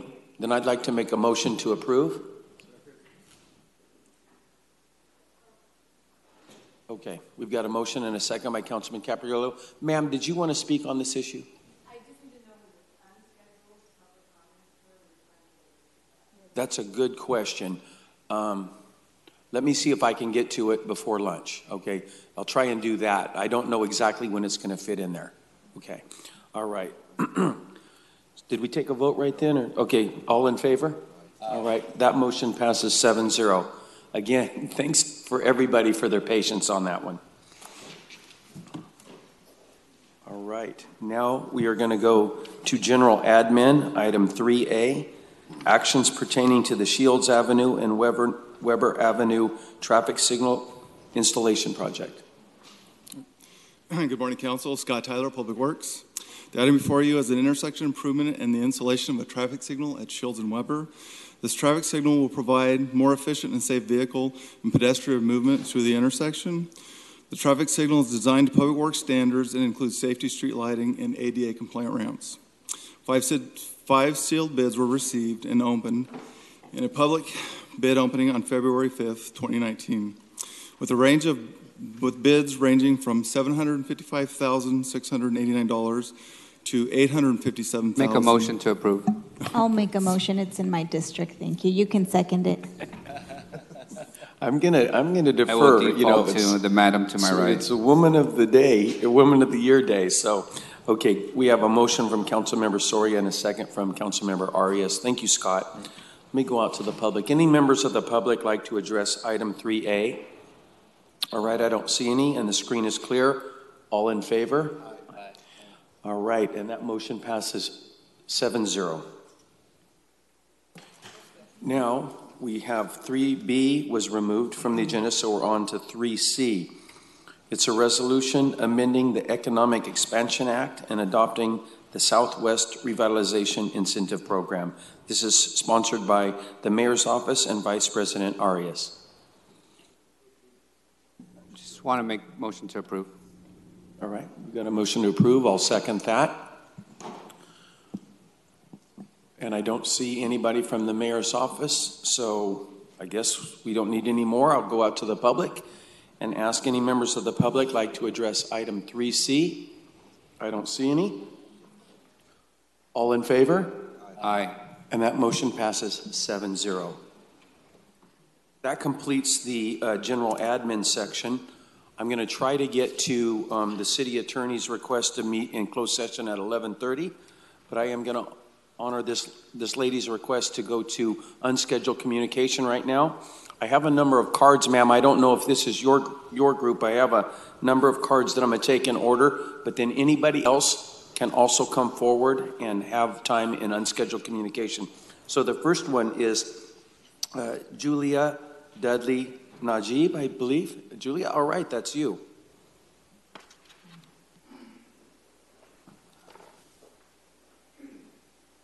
Julia, give us your name and address, and you'll have 2 minutes.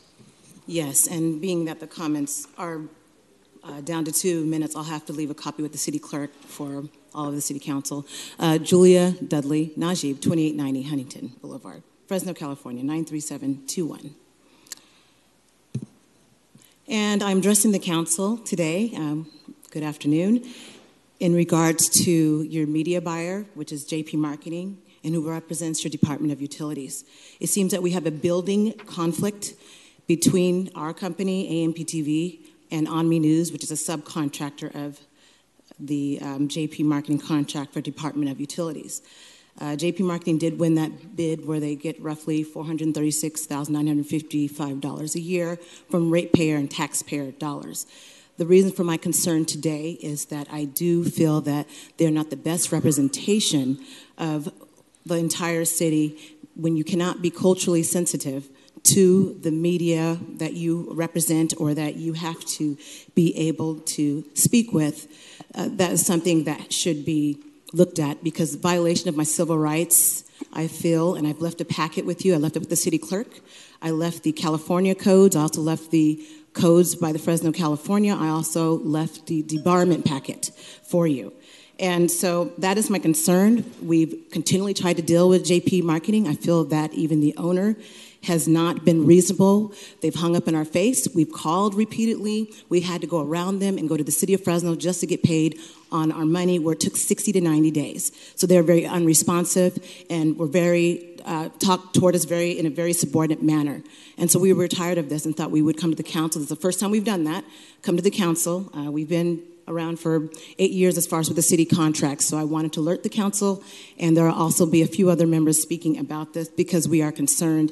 I am concerned about my rights. Anytime someone puts in a contract that I cannot speak with my elected officials, that should be alarming for anyone. And for her to put something like that, meaning the president, to put that in a contract where I'm a subcontract, there's a legal issue when you're saying I cannot speak with my elected official unless you speak with me face to face. Those are intimidation tactics, and we do not appreciate it. Thank you. Thank you, Julia. On that same item, next I have Lenny. Is Lenny available?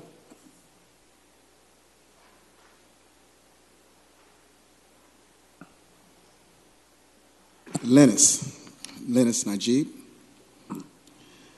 Due to the inconsistency and challenges of our media company, ONME News has endured as a media company with JP Marketing.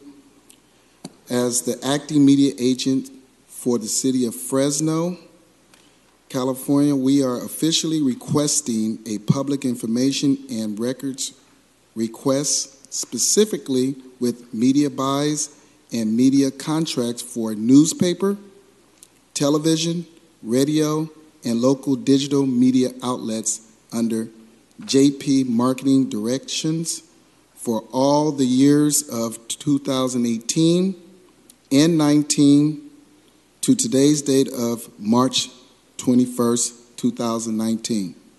Thank you in advance. Thank you, Lenny. And I just checked with the city attorney. That counts as an official request, and they'll get that information for you. Thank you. You're welcome. Next on that same item, I have Larry. Is Larry available? Okay. How about Aaron? Okay. How about Daryl? I'm sorry, for the prior speaker, do we have his contact information? Was there a card? Yeah, but there's not a phone number or an address. So if one of your attorneys, Doug, could connect with Lenny and get his, Lenny, connect with this attorney over here and give him at least your contact info for that PRA request. All right, Daryl, thank you. You have 2 minutes. Thank you very much.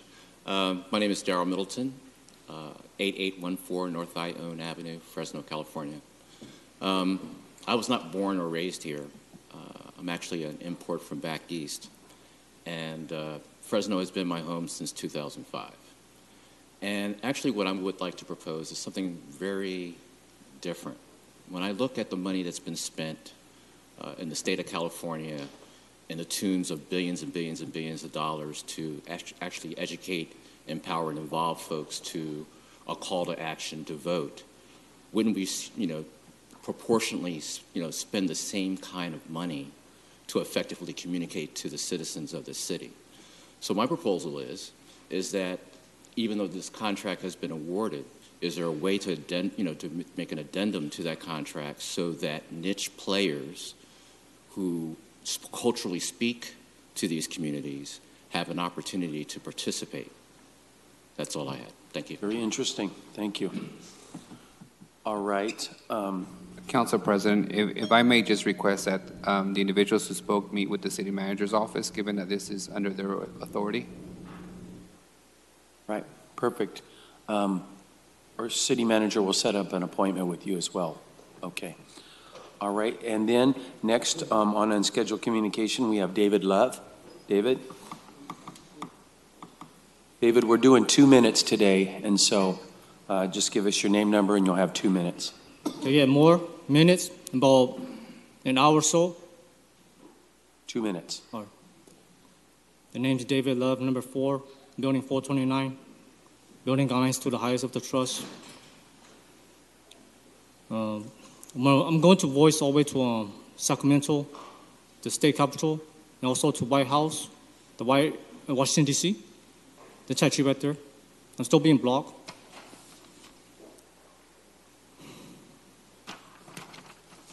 For impeachment for Paula Yang, the double Satan, her organization.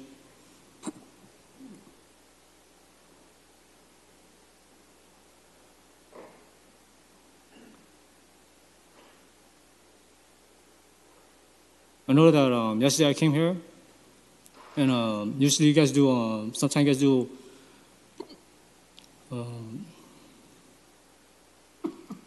sometimes you guys have meetings on Wednesdays. I came here and also voicing all the way to the highest of the trust at the One Universe.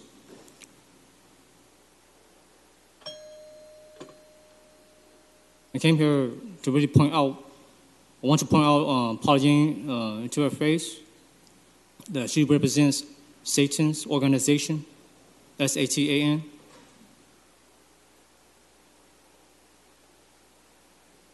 Of Kokons.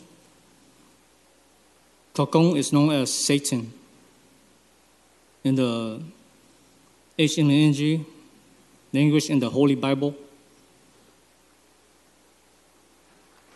Paula Yang's organization has killed PSTR Jose that entered the kingdom of heaven about a year ago for his amount of money, of wealth, and also that's what I believe Paula Yang's organization is going for. I still need way more to voice, way more hour. There's about, in the One Universe, there's shadows. There's a white shadow, the gray shadow, and the dark shadow. All those consist of the dark shadow only, of Satan's. There's 1, 2, and 3 people.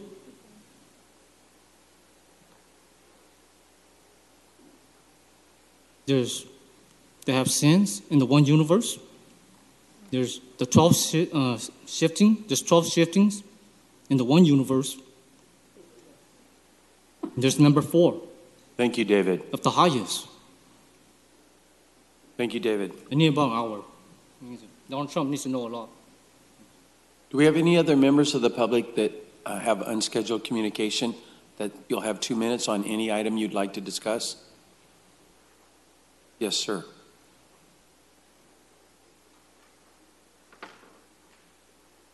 Just give us your name and address, and today we have 2 minutes. My name's Jaime Loza. I'd like to thank not the new ones, but the old people that were here for my disability and stuff, dealing with me. I just want to thank everybody. You know, You know, a lot of us come in here disabled, you know, trying to say what we're trying to say, and you guys put up with a lot. You know, I'd like to thank you guys, you know, because the Fresno County board members have been kicking me out, getting me physically, all kinds of stuff, but not you guys, and I thank you guys very much. I'll be at, okay. See you at the Fresno County ones. Right. Okay, thank you. All right, thank you. No, David, we've already heard from you this week. Just wait. In the 1, 2, and 3 people that have sins, of the shadows that I was talking about, they wear those EYSWERS, meaning sunglasses and eyeglasses. Thank you, David. Any other members of the public like to address us in unscheduled communication? All right, we're going to close that. Before we go to closed session, I have time to hear under the City Council section of the agenda, item 4A. That's a resolution to amend the master fee schedule, and it's sponsored by Councilman Bredefeld. Yes, thank you. So this is to change the schedule in order to allow free regional park admission. So this would be Woodward Park, Roding Park, for active and retired military, law enforcement, and firefighters. Now, I've spoken with the administration, the city manager, looked at some of the numbers, and their suggestion is to evaluate exactly what the impact of this might be through a survey and seeing how many military, how many active law enforcement, firefighters, how many retired would come through. It would take about 3 months, 90 days. And I think that's a good analysis of this. This came about because I actually have a constituent in my district who approached me and said, you know, when I was campaigning, she had mentioned that to me, and I said I would look into it and see if it be something we could do. I'm fully supportive of doing this, and I know my colleague, Councilmember Chavez, has mentioned senior citizens, and I think that's an excellent idea. And so what I would like to do, City Manager, is it possible that we can do an evaluation over this 90 days, determine how many retired military we have, retired law enforcement firefighters, as well as active military law enforcement firefighters and senior citizens, and determine what the impact would be, and bring that back in 90 days, and then the council can discuss this, because I'd like to move forward with those groups. You know, seniors can certainly use the help, and certainly, you know, out of respect and my own personal admiration for our law enforcement, firefighters, and military, I would like to do that. So, is that something that's feasible? Yes, that's possible. And what I'd like to suggest is we look at April, May, and June. Does that work? Okay. And then we can come back and we can meet with you and then come back in July. Okay, and then we can address it as a council then. So I think that's the direction. Thank you for being conscious of seniors. Appreciate it. Well, I was thinking of you, Paul. Just joking, my friend, just joking. Okay, so we're not going to vote on this item today, then? It's more direction. Okay, all right. Can we still have a discussion? Sure. I've punched Yes, up. absolutely. Yep, I was just getting clarity there. Okay, Councilmember Soria. Great. And, you know, I appreciate Councilmember Bredefeld bringing this proposal forward. I think it is a great thing. You know, as folks know, I'm a strong supporter not only of our parks, I'm very supportive of all these groups. In my opinion, I think that if we're going to offer these types of amenities free, I would extend it even further to kids. I think kids should have the opportunity to go to our parks for free. So I would just do an analysis of all of it and just making our regional parks free and what is the cost. That would be my suggestion. I would hate to just pick winners and losers on this issue. I get it, you know, that we want to encourage and, you know, support our military, law enforcement, and firefighters, but I also think that we should be mindful of our children in our community, and they should also have access to these parks for free. So if we could include that as part of the analysis, I'd appreciate that. Or just do an analysis of maybe a combination, one on those groups that you said, but also include what would be the total of allowing everyone for free and what we would need to do. That would be my suggestion with regarding to this. The other question that I have, if you guys go on the route of just picking these groups, how do you determine, is it just Fresno PD? Is it Clovis PD? Is it Lindsay PD? Is it Sanger PD? How far are we going out? So I think those are questions for the proposer of the motion. Is it just strictly Fresno, or is it everyone? Well, that's a good question, because I'd be open to all law enforcement who are certainly retired law enforcement, and certainly the same thing with our military. In terms of kids, I mean, there's a fee as people come in with a car. I mean, my concern, and I appreciate where you're coming from, I think there's about nearly $2 million generated, and the city manager can talk to this, from the parks year round. I think if we have kids, and they're just generally there, because I would assume most are kids coming in, you're basically making a proposal to have it be free completely. It's about a $2 million hit that would have to be addressed within the budget if it's $2 million. Now, I don't know what that is with law enforcement, but city manager, anything you want to add? No, you're correct. So fiscal year 18 gate revenue, and TJ, jump in and correct me if I'm wrong. If we look at all of our regional parks, Woodward Park, Roding, and Regional Sports Center, the total was almost 1.9 million. So that would have to be backfilled somewhere with the general fund. And you all tell me all the time there's so much park maintenance that you all need in all of your districts, as well as new parks that you want. Broadway and Elizabeth is a great example. So I think we need to look at this holistically before we just make a motion to waive all park fee revenue. I'm not making a motion. So that's why I think the survey is really important. In 90 days, we would have a lot of information. Well, I'm not making a motion. I'm just proposing that if we're going to go on that route, otherwise maybe let's do a discounted fee, right? Because if we do want to keep majority of the revenues, then let's provide a discounted fee for these particular groups if we don't want to completely do everything free. Because I do believe that our children in the city of Fresno deserve to go to our parks. And if they can't pay for it, I think that we need to explore options as to, how do we backfill this issue? So those would be my suggestions, and I'm happy to hear what other of my colleagues have. Thank you. Councilman Arias. I want to caution us with labeling certain public servants as more important and more valuable than others. This item, if it was to go forward as proposed, essentially says that police officers, firefighters, military from outside the city that don't pay taxes here are more valuable and should receive a free entrance than a teacher, a nurse, a doctor, a garbage worker that lives, a lawyer, a carpenter, a public official. I just went in the park yesterday and I paid my $5 fee. That they are somehow less valued and therefore should pay the full cost and subsidize those other users' fees, because somebody's got to pay.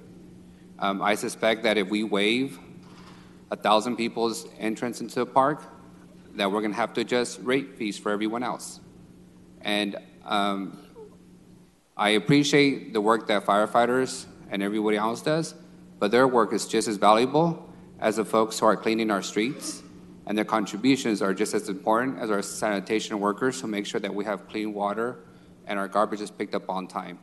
I'm not a proponent of picking certain trades and careers as more valuable than others, especially if our residents who have to pay the difference, have to be given the bill.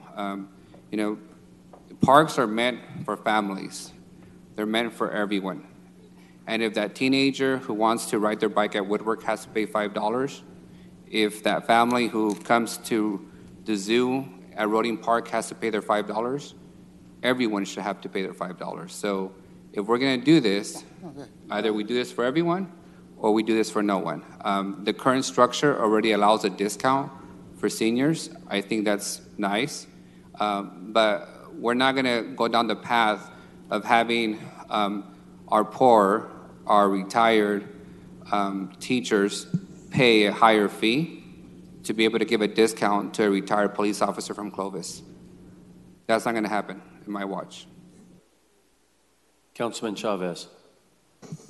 Okay, so I think I can land this. So we essentially already have the data that shows if we just did a discount for everybody, there would be a $2 million hit. So we have those numbers already. The work that needs to be done that you're asking for, and I wanted to add, is the analysis of these groups in addition to seniors as well, right? So that information will come back. But correct me if I'm wrong, the $5 fee is for a vehicle entrance, correct? That's correct. Okay, so then that would be the actual cost of somebody that would drive in. It's the cost. Am I okay? Is that correct? That is correct. It's $5 entry fee, except for holidays it's $7. And there already is a senior fee that's $3. And that also includes the $3 fee is folks that qualify for the PG&E low-income program. So then that data analysis shouldn't take that long because we already have some data. Correct. We already have data. The work would be for the groups that Councilmember Butterfield's identified. Okay, I'm okay with doing an analysis and then we come back and have a conversation about that. Am I right? Councilman, I know you punched we've got 3 people that have punched in for a second round. I just wanted to make some quick comments. I need some clarification, Wilma or TJ. The $2 million, what is that? What is the $2 million again? It's roughly $2 million. That's the revenue at all 3 regional parks, because this also includes the sports. That's the revenue that we get now. Correct. And so what Councilman Bredefield's trying to discover is in the groups that he's identified, what would be removed from that revenue stream? Correct. Okay. And then how are we going to pay for that? I agree with some comments that have been made all across the board. I want to ask Councilmember Soria, because I hear what Councilman Chavez is saying. So I myself, as a user of Woodward Park, I know that kids ride their bikes in there. They don't pay the $5. Generally, I'm not saying that none of them do. So are you talking, so define kids for me. So if somebody's a driver of a car and they're 16 years old driving in, they're going to be charged the $5, or you still consider them a kid? Their family will be charged the $5. So I'm saying let's just provide it free for them. Okay, so I want to get it clear. So if there's a 16-year-old kid that's a driver and they have 4 or 5 friends with them that are younger. Yes, free. They're children. But still considered children. But that 16-year-old driver, okay, so what's the definition of kid, I guess? And so I think, which is what I also said, I would just suggest that if we're going to look at this and start giving folks free, just do it for everyone. One of the things that I think is important is kids. Kids should have access, and if that means that they're going with their parents, then their parents should be afforded that same discount or the same freebie. Oh, so for clarity, so you have a driver, and it's like taking if 5 kids, let it be free for them. Well, I'm going to suggest that now we're moving into the zone where about 50% of the users minimum at Woodward Park are going to have a kid in that car. And then, so that's going to be a massive impact. And that kind of worries me, because I actually agree with parts of what Councilman Arias brought up in his comments, that there is a slippery slope that and the city manager brought this up as well, when we start offering, the senior citizen thing, that's well accepted in our society, but if we start offering so much free, then what happens is the maintenance problem that we're all acutely aware of becomes even more critical. And I'm worried about that. I won't be here to vote on this item, but I just wanted to throw those comments out there. Councilman Bredefeld, you're back on. Yeah, this is in no way saying that somebody is more important than someone else. I mean, every city worker provides important services to our community, and we all value that, and we recognize that when we negotiate contracts. But to diminish the fact that there are law enforcement personnel and firefighters who risk their lives, I think is worth recognizing. And I will recognize that, and I will recognize that until the last day that I'm on this council, and that's not going to be diminished in any way. There are people in our community who recognize the military, separate them, give discounts, Home Depot, Lowe's, restaurants. When they do that, they're not diminishing teachers, and they're not diminishing people who pick up our trash, but they're recognizing the military who sacrifice so we can be here and everyone else enjoys their freedoms. I'm always going to recognize that sacrifice. Others can play one group against another. That's not what's going on here. We're just recognizing the sacrifice that everybody in the military and in our law enforcement does for us every day and have done in the past. I'm going to recognize that all the time that I'm here. Others can play political games. If they're worried about the cost to their constituents, then I would suggest you be concerned about things like Measure P, which hurts your constituents much more than it hurts my constituents because it's a regressive tax. Let's talk about those policies. Those are real policies we ought to talk about. But let's not play one group against another because we recognize the incredible sacrifices from men and women who put on a uniform and protect us either in the military, law enforcement, and fire personnel. If you want to keep it to the city of Fresno, police and firefighters, I'm all for that. I have no problem with that. But let's not play one group against another and act like we're diminishing one because we recognize the sacrifice of others. That's not what this is about, and I think everybody knows that. Councilmember Soria. Councilmember Butterfield, would you be open to then a discounted portion rather than just free? Because as I think that the city manager has made a good point, and my council colleague Brandau and Arias, in terms of we're going to have to figure out how to backfill. Sure. And I would hate for us to have to do it on the shoulders of other folks, right? Absolutely. Because so we have to figure out how we backfill that, but also I don't want to just give everything away for free. I would, as long as we're doing something recognizing it, so sure, absolutely. I think maybe exploring, so I don't know if you're able to, TJ, to come up with a couple different scenarios. Absolutely. So that we can explore, but I hear the concerns. We're going to have to figure out how to backfill, and so coming up also with a plan, right, in terms of what would it cost and how we're going to backfill that. I think it's going to be important for all of us to know, because at the end of the day, I think we're subject to the Balanced Budget Act, right? Yes. That it passed, so we got to figure out where we're going to have to cut to make sure that we fill that. Sure, absolutely. Councilman Arias. TJ, can you tell me, I know we generate about $2 million in the regional parks from the gate fees. How much, what's the cost of actually maintaining and operating a regional park or the regional parks? I don't have that number with me. Okay. But I do know that the 30% of all of the revenue for the 3 parks goes into a special fund. Part of that pays SP Plus, and then it also pays utilities. And then the other 70% goes into Parks General Fund and is used for Roding and Woodward First and Regional Sports Complex, and then the others. So in short, the revenue, the $2 million that we generate in these 3 parks actually fund the rest of our parks in the city? It does go back into those parks. Got it. And I'd like to point out a couple of things. One, as we do this analysis, I need to understand clarity on what the Balanced Budget Act that was passed this last November, how that interplays with this conversation. As I understood it, whatever money we take out, we have to find money to replace it with. So as we do the analysis, that would be helpful. I would appreciate if this analysis could be done before we adopt the final budget so that we can have this conversation and make sure it's part of the adopted budget. And then lastly, what I would just remind this council and the public is that you're absolutely right, Councilmember Butterfield. Our officers, military, firefighters, they lay their lives on the line for the work that they do, but so do our teachers. We've lost more teachers in recent years in mass shootings in schools than we ever have. And it's fair to say that teachers on a daily basis also risk their lives and being able to protect our kids. So it's not about devaluing people, it's about recognizing that everybody has an equal right to get an equitable service from this city. And our parks are a foundational element of the work. So if we're going to give a discount to one group, we should give a discount to all groups. The screen is clear. We're not voting on this item today, so we're not going to go out to the public on that.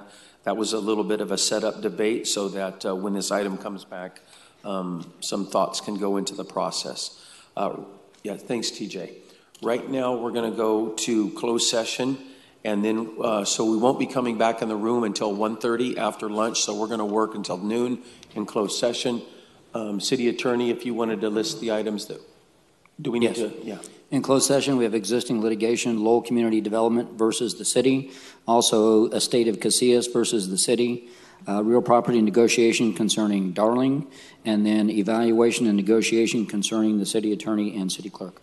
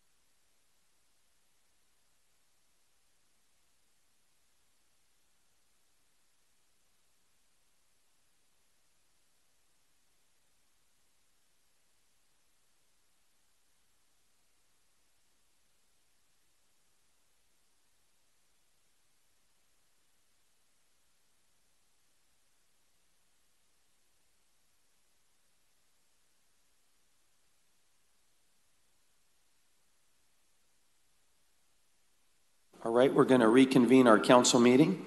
The first item is a 130 number 1. It's a presentation of the 2018 Caltrans Excellence in Transportation Award for the Fulton Street Reconstruction Project. Its sponsors are Mayor Brand and Council Vice President Arias. Thank you. We're here to honor Caltrans, City of Fresno, American Paving for an excellent job you guys did on Fulton Street. As I was here and that vote was taken, and so were some members up there, and you guys finished on time and on budget. And so for that, let's give them a hand. Let's accept my hand. Scott, you want to fill the details in? They give the overview.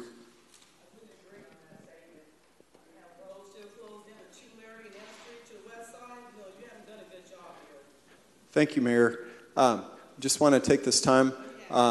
We thank Caltrans for the recognition. This was the 2018 Excellence in Transportation Award. And what you may not know is that there are only a handful of these given out really statewide. The last time the City of Fresno received an Excellence in Transportation Award was the Santa Fe Depot historic renovation, and before that, the Shaw Marks grade separation. So kind of really special honor. We could not have completed this project also, without the team, but without support of the mayor, our council, our city manager. You may not know our city manager was the environmental lead for the city on the project. Want to recognize our city attorney's office. Project withstood a CEQA challenge before construction. And just with some others, I want to ask just the folks come up and join us. Want to recognize, number one, the team from Caltrans, both Kirsten Helton, if you want to come on up. Although they're giving us the award, Fulton kind of set somewhat of a record, in my opinion, on the environmental. We heard this would take 3 years to complete, and I believe it was done in nine months as far as the CEQA and NEPA processes. Jim Peralt and Chuck Garabedian from Caltrans Local Assistance. They were our liaison with Federal Highway Administration on the funding and all the approvals. I do want to recognize the Fresno County Transportation Authority. The project had $3.3 million of Measure C transit-oriented development funds on it. So I'll ask Diana from FCTA to come down as well. And also, of course, the US DOT and Federal Highways for the $15.9 million Tiger Grant. With that, we have a number of plaques and some certificates to present. So the first plaque is to City of Fresno, and I can think of no one else other than Randall Morrison, who led the team to kind of receive that on behalf of the city. City of Fresno. All right, let's go ahead and have the other City of Fresno representatives. I see Ken Turner here from Construction Management. Let's come on up and join the group.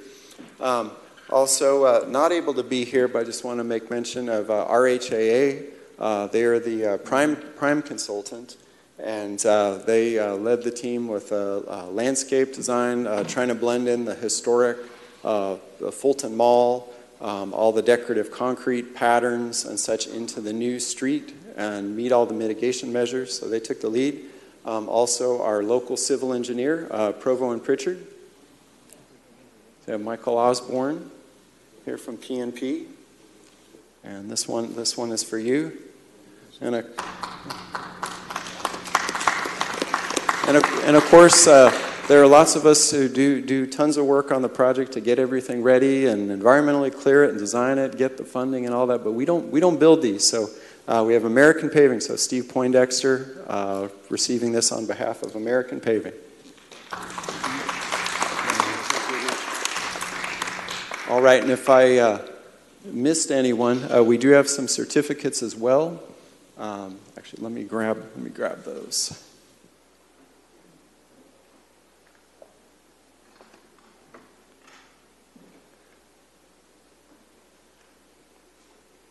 All right, some of our other team members. So on behalf of Peters Engineering, so we have John Rowland here receiving also one of our Excellence in Transportation Awards. All right, and Brian Glass from Teeter, who critical part of the project team.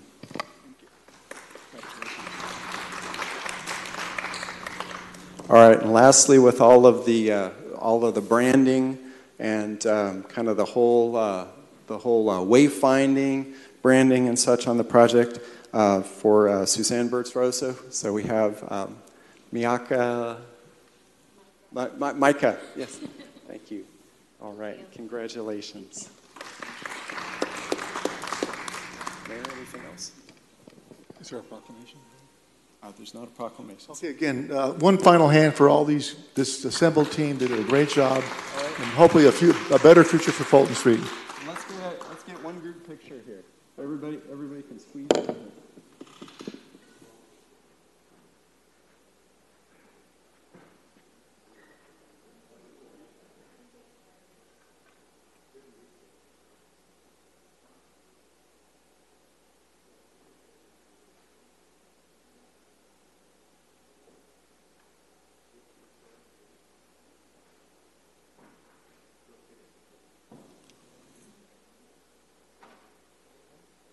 Thank you. All right. Thank you, everyone.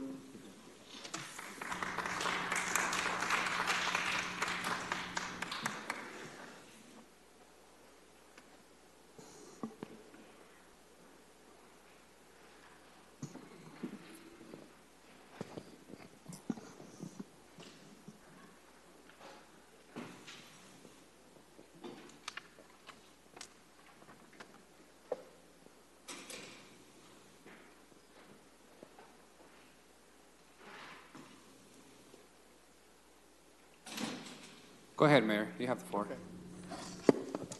Good afternoon. I'm here to present and honor, give a national award to our local hero, Craig Jerry. Stand up next to me, Craig, and his wife. You may have heard about Craig's selfless act. He was sitting at a Starbucks when a masked man, armed with a hunting knife and a replica handgun, burst in and demanded money from the young woman behind the counter. Craig was the only customer there, but he stood up for justice. He picked up a chair and attacked the man, and during the fight, he was stabbed in the neck. But Craig didn't quit. He subdued the robber, took the knife and the gun, and the assailant fled. So I'm glad there are heroes like Craig who aren't afraid and do the right thing. That's why he was recently chosen as one of a handful of heroes across the entire nation to receive the Carnegie Hero Medal, which is really nice. This award, the Carnegie Medal, is to those who risk their lives to an extraordinary degree while saving the lives of others.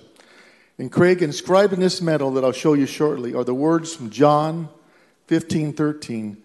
Greater love has no man than this, that a man may lay down his life for his friends. And this is certainly appropriate in your situation. So please accept this award on behalf of the Carnegie Hero Fund and a grateful community. Here's the medal, and it's a nice one. And on behalf of the city of Fresno, we tear today Craig Jettis Day. Thank you. And before our city clerk reads the proclamation, I'm going to give you an opportunity to put in your own words what happened. Well, first off, I want to say thank you to my wife and my daughters for all their support during a very trying and emotional, obviously a very serious time frame. So couldn't have done it without my family behind me. I want to thank yourself, Mayor Brand, for this award. It means a lot to me. It's very, very serious. I understand that, and I can't tell you how much I appreciate it. To the Carnegie Hero Fund to be part of one of only 18 national. I can't tell you how much I appreciate that. So thank you, Terry and my family. It's coming up on a year and a half now, and I did what I thought was the right thing to do, and it obviously turned out to be the right thing to do. I don't know, that I planned it so well, but I'm very happy that everything turned out well, and again, it means a lot to be here, and thank you, everybody, for this award. Thank you very much, Mayor Brand. You're welcome. City Clerk, would you read the proclamation? Here's your... Whereas the Carnegie Hero Fund Commission was established on April 15, 1904 by Andrew Carnegie, the commission was created to recognize outstanding acts of selfless heroism performed in the United States and Canada. And whereas the commission awards the Carnegie Medal to those who risk their lives to an extraordinary degree while saving or attempting to save the life of others. And whereas in 2018, Craig Jerry was one of only 16 people to receive this prestigious recognition for his brave actions to stop a robbery in Fresno. And whereas on July 20th, 2017, Craig Jerry was sitting inside a Starbucks when a masked man armed with a hunting knife and a replica handgun entered the establishment and demanded money from an employee. And whereas Mr. Jerry, the lone remaining customer, lifted a chair and struck the assailant, leading to a violent struggle between both men. And whereas during the struggle, Jerry was able to bring the assailant to the floor and wrestle the knife away. Jerry received a stab wound to the neck, which required staples and stitches to stop arterial bleeding. And whereas the Carnegie Hero Fund Commission named Greg Jerry as a Carnegie Hero for acts of extraordinary heroism. Now therefore be it resolved that we, Mayor Lee Brand, and the Fresno City Council join in commending Mr. Jerry for his outstanding act of courage and do hereby proclaim March 21st, 2019 to be Craig Jerry Day in the city of Fresno. Thank you. Indeed honored to be here. Thank you very much. Craig, right up here. I just wanted to also add that this is very valiant what you did. I'm glad we have citizens like you that, see something and don't just shy away, look away or walk away. And so I really appreciate you for what you did. Thank you. Thank you, sir. It means a lot to me. I appreciate it.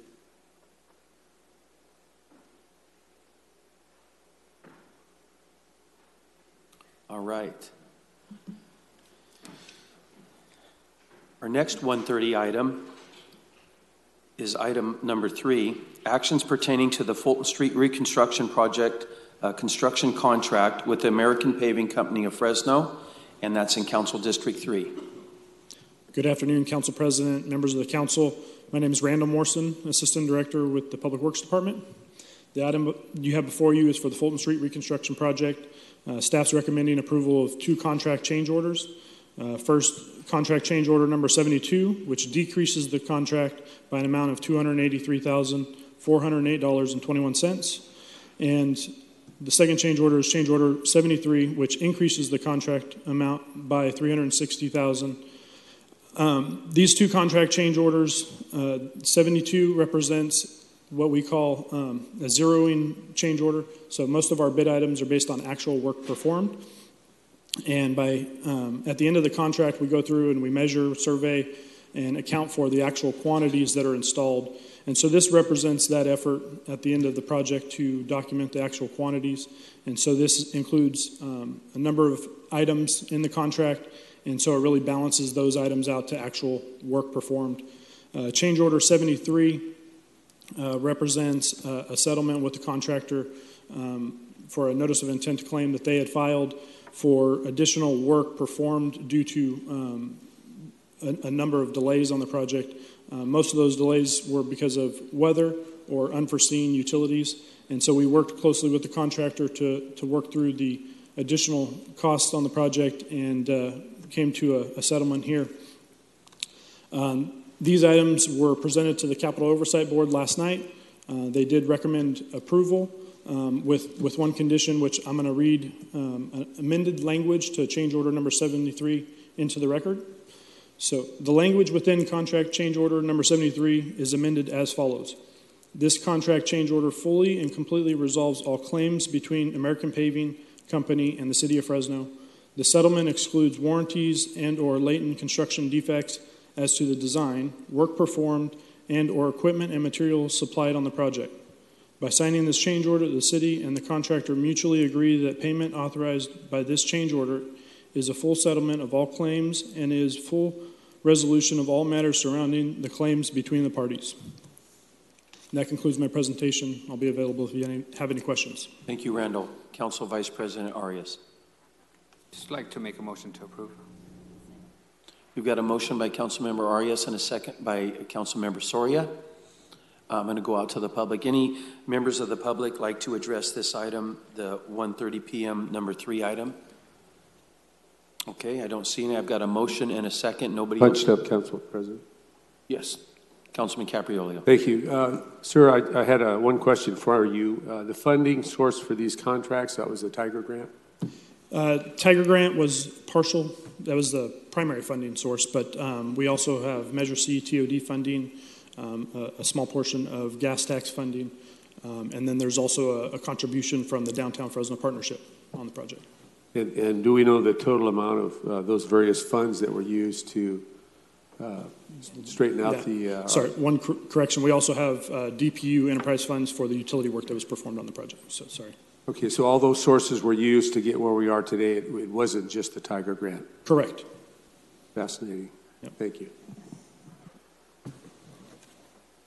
All right, we have a clear screen. We have a motion and a second. All in favor? Aye. All opposed? 1 no. And that motion passes 6-1 with Councilman Capriolio voting no. All right. Now, I want to add, and thank you, Brianna, for bringing this to my attention. If you're in the audience and you were here for item 3B, which is Sky Park item, that was removed from the agenda earlier today. So if you're here for that item, I apologize. So, and then, Madam Clerk, are we almost done out here?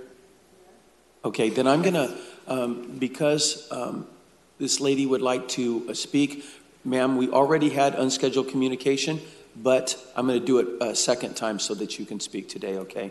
So we have, we're going to reopen unscheduled communication, and it is from Dolores Moses, I believe. So. Yes, my name is Dolores Moses. I'm from the tribe of Judah. And the first thing I'd like to address, when I come into the city of Fresno, and I see we got here, in God we trust, and I'm Dolores, from the tribe of Judah. Dolores, please come up to the microphone. I'm looking at your heading here, City of Fresno, and God we trust. And what God are we entrusting in? Is it Satan, or is it a God of Revelation 1:14 or Daniel 10:6? And I believe it says he is a black man. And so until we get this Satan right in Fresno, in control, we're going to have problems. Because while we want this ordinance to go ahead with this proposal from Mr. Mayor, I think it's a shame he can give someone a plaque. And I've been a black African-American woman here 3 weeks ago, and I've given you guys in the public eye 269 pages of internal investigation report that was sent to Chief Dyer's office by certified mail and was received by Mike Webbs. And it seemed like they want all this stuff to go away.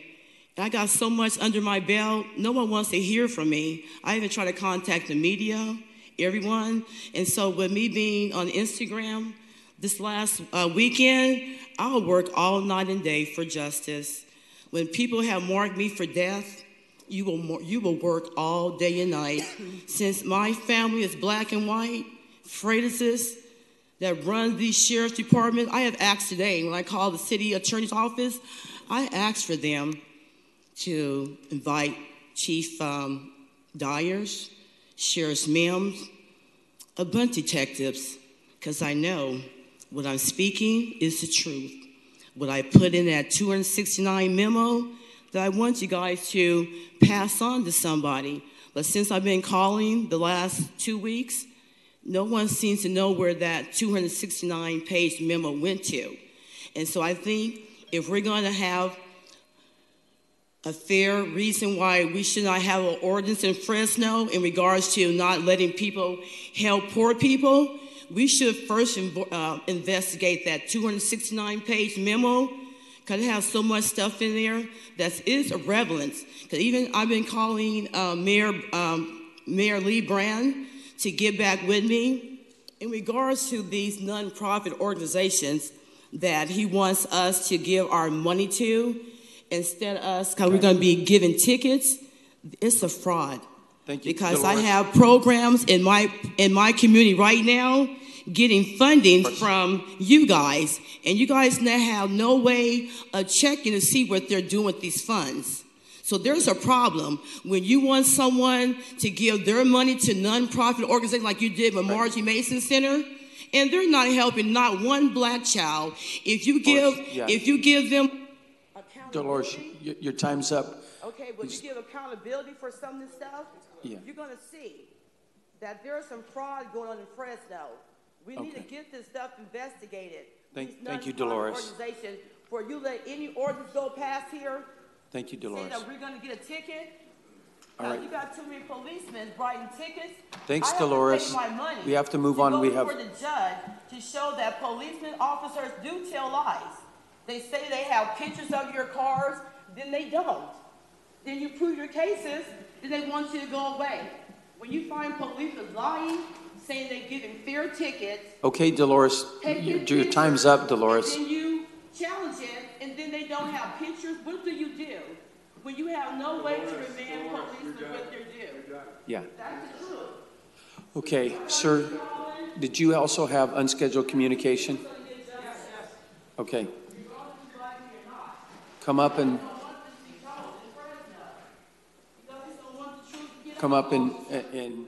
give us your name and address, and you'll have 2 minutes. 2 minutes? Yeah.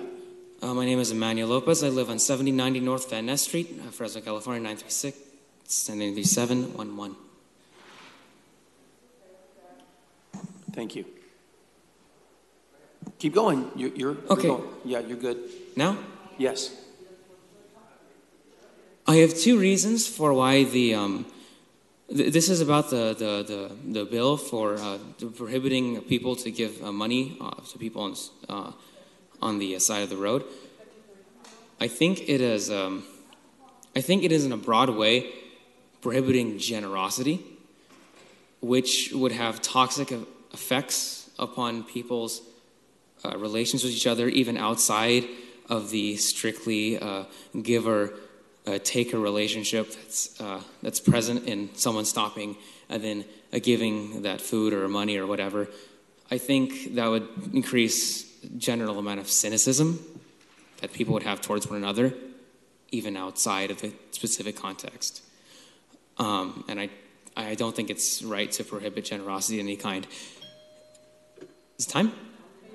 Okay, and I think the other reason I think it's not such a good idea. I mean, it's obviously just a broad way of trying to push poor people out of the area.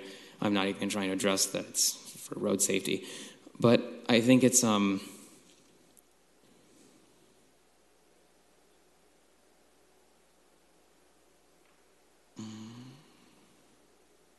Oh yes, I think it'll create more of a situation of desperation. I think it'll create more of a gap between the rich and the poor. I think it'll just force all these problems down into different areas of Fresno. I don't think it's actually going to fix many issues. I think it's kind of just a Band-Aid towards a bigger problem. I think we should just, try to focus on more proactive approaches. I mean, everybody here knows that Fresno is like the meth capital of the United States, and that's just not right. So I think we need to focus on solutions to these bigger problems instead of trying to just get off. Yeah. Thank you. We appreciate it. Profit solutions. Yeah. The item will be heard at 3 p.m. actually, so just so you know. Ma'am, we're now in unscheduled communication, which means you have 2 minutes to talk about anything. If that's what you're here for, we'll hear you now. If not, we're going to dismiss to closed session. Okay, we're going to dismiss to closed session. We'll be back at 3 o'clock. We have 2 items in the afternoon, and we're going to be in closed session for the next hour.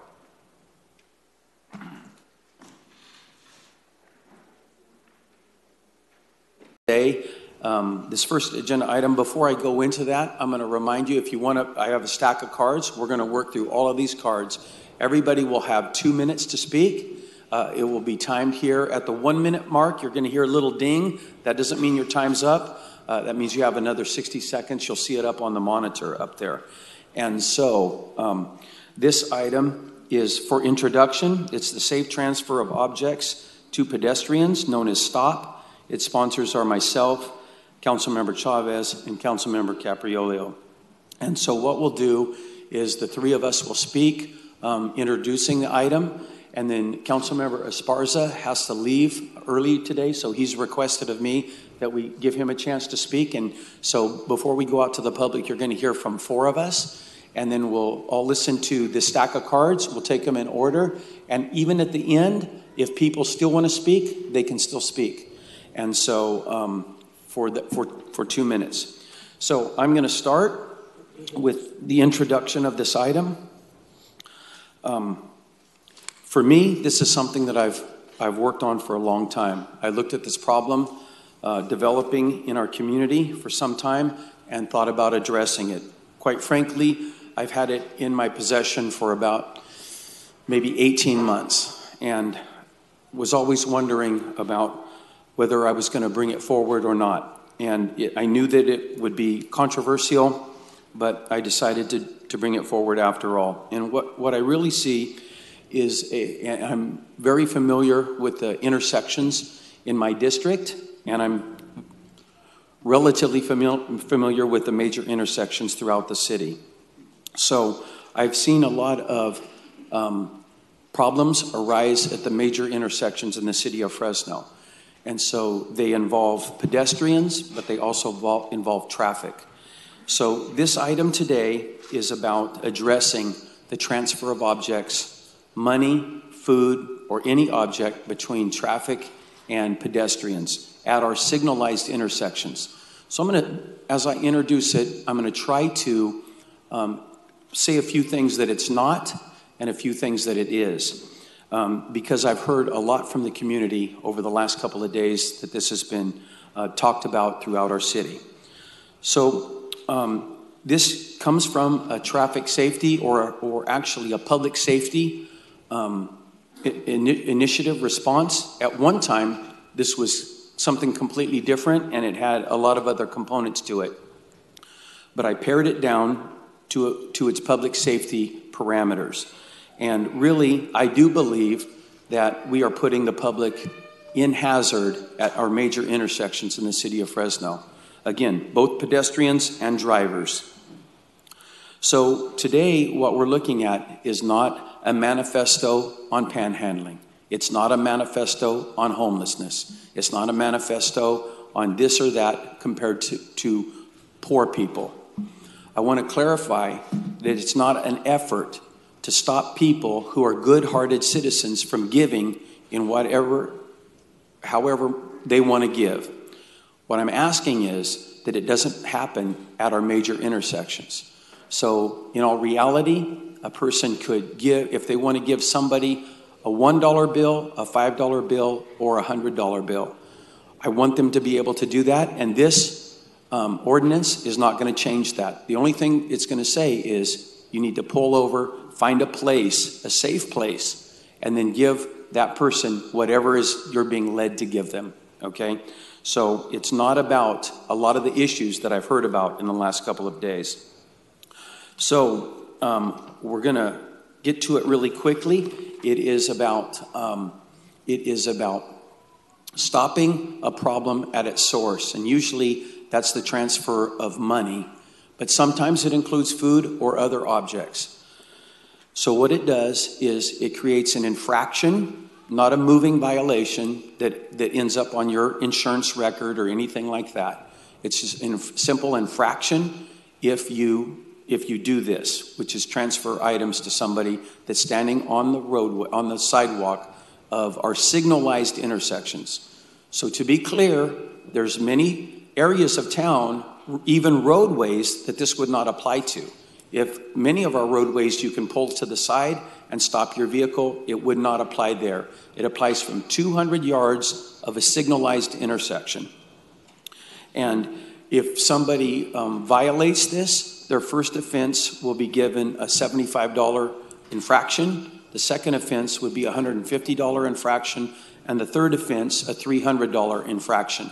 Now, I don't tell Chief Dyer what to do with his department, but I've worked with him for 6 years, and I know that oftentimes he likes the public to become aware of a new policy in the city of Fresno, and he oftentimes gives warnings. And so my guess is that he will spend a lot of time having his officers, if they see this, if it passes today, he'll give the public an opportunity to know about this, which really means a lot of times, and we'll hear from him when he comes forward.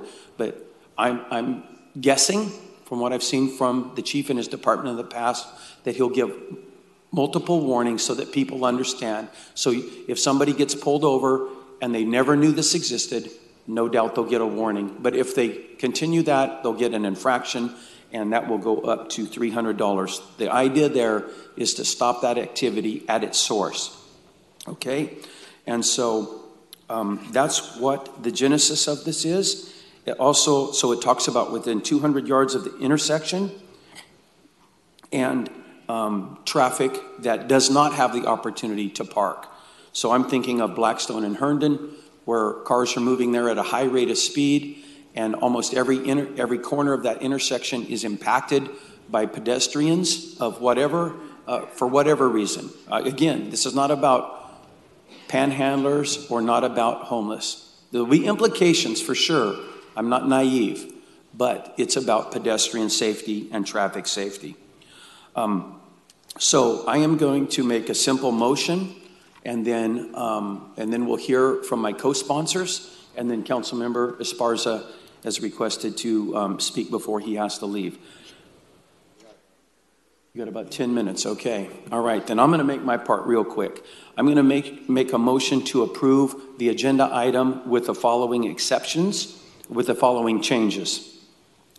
And then the changes are coming because I have heard multiple times over the last couple of days from different members of the community, and I think there's been a lot of valid thought put to this item. So I'm going to make a few changes, and that's what I'm going to make a motion for.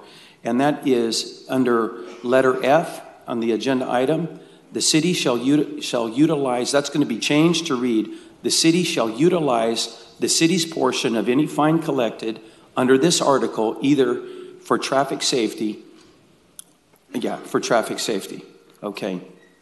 And then section 2, the city is conducting a request for proposals for expenditure of HEAP funding, and I'm going to have Councilmember Chavez expand on this as he wishes.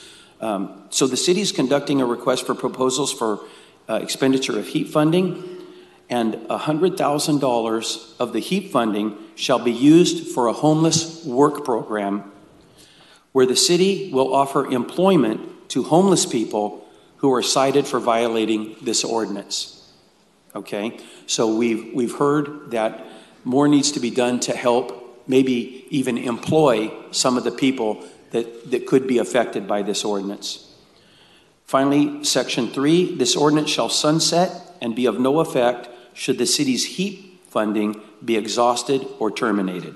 So I'm going to make a motion to approve this item with those changes. Second. And I've got a second by Councilman Chavez as a co-sponsor, if you would like to. Yeah, thank you. First of all, I want to thank all the folks that emailed me, texted me, called me. It really bothered me that this was portrayed by some individuals as somehow an attack on the homeless, because this is not what this is. And the feedback that I got were from folks that I was actually out with in the middle of the night when we were doing the point in time count for the homeless folks. And so I appreciate their input. Definitely their feedback does not fall on deaf ears, and I understand the passion that we have for the folks here in our community. But again, I want to reemphasize that this is not an attack on homeless folks or folks that are needy. As a matter of fact, last week, this council voted to appropriate $3.1 million for homeless services, and that's on top of the $2.5 million that we were already doing with ESG and HUD dollars. And if you recall, late last year, we actually appropriated $1 million for the construction of a low-barrier homeless shelter here in the city of Fresno. A lot of my colleagues on this dais actually supported that. So I want to make sure that folks understand that's not what the intent and that's not what the purpose is. We really do have some situations in certain intersections, not all of them, and so I don't want the perception there to exist that, you know, we're going to have police officers somehow doing stakeouts with binoculars, watching people, you know, issuing citations or infractions. That's not what's going to happen with this, and I want to make sure that folks understand. But I want to elaborate on the piece that my colleague just talked about. I thought about this last night as I was getting feedback, and that's what really motivated. So last week, as part of the $3.1 million that we appropriated, we actually had a designation of $100,000 of HEAP funding, which was designed to be a homeless work program. So what I want to do is I want to direct staff to essentially write into the RFP that folks that are in this situation, homeless situation, that they get priority to participate in this homeless work program in lieu of this citation that we are discussing. And the reason for that is because I think we all agree that we want to give folks a hand up, not a handout. I wanted to put that amendment for consideration for my colleagues. I think we all share that goal of making sure that folks are not caught in that situation. And I can tell you in my district, I get a lot of calls from constituents that tell me that they've had near misses or have almost hit an individual that are in the middle of the street, or an individual is under the influence, and we know that that's not a safe location for them. So I think this will help in that endeavor. I know it's not a perfect ordinance, but I hope folks can appreciate the fact that we're trying to solve a problem here. And that's essentially what the motivation of that has been. What you will see here in the next couple of months, and I spoke to the mayor, he was yesterday up in Sacramento, where there's another $500 million coming for that population. You're going to see the city of Fresno receive additional fundings. But I wanted to make sure that I enter that amendment for consideration. So again, the folks that are in that situation that are homeless, they would get priority to participate in this homeless work program. And I hope that my council colleagues support that. And so with that, I'll yield. All right, Councilman Esparza, Councilman Capriolio has graciously let you go in front of him so that you can make your comments and get to your next appointment. Sure. Thank you, Council President, and thank you, Councilmember Capriolio, for letting me cut in front of you. Typically, we allow the sponsors of the resolution of the ordinance to speak first, so thank you. I wanted to speak first because I do need to excuse myself here in a few minutes. Like the rest of you in this audience, I became aware that this item was going to be on the agenda today only about 72 hours prior to this meeting when the sponsors brought it forward before the final deadline. And to that, I must say that the ability of this community to come together and organize against this ordinance has been incredible. So I want to thank all of you for being here at 3 p.m. on a Thursday to give us all a piece of your minds and make sure you advocate and you're pushing on your representatives to do the right thing. I just want to reinforce what I communicated yesterday during the press conference that was held by myself and council members Soria and Arias. That it's my belief that it's an embarrassing debacle that I think we're up here preparing to debate such an uninformed piece of public policy today. And before I go, I do want to implore my colleagues to reconsider the approach to truly solving our homeless crisis and the public safety of everyone here in Fresno. And to everyone in the audience, I do want to clarify that this is just the first introduction of this ordinance. So if I don't get a chance to vote no today, I do very much look forward to casting a no vote at the next meeting if this ordinance proceeds to that point where we are going to have to vote on a final vote to make it law or not make it law. And the last thing I want to say is that based on all of our council member responses to the media, we do roughly know where folks, the 6 of us out of the 7, are going to fall today. And I know we're living in the twilight zone when Councilmember Gary Bredefield is the swing vote on an item. So, Councilmember Bredefield, I do want to implore you to, trust in the words that you fought so hard to get placed on here behind us. In God we trust. And I want to implore the audience to, when you come up here, I know we have a lot of speaker cards. Make sure you're talking to your representative, but also make sure that you're talking directly to Councilmember Bredefield. He's been asking us to lobby him all day, and so I'm going to entrust you folks with that task. Thank you again for allowing me to speak first, and thank you all for being here.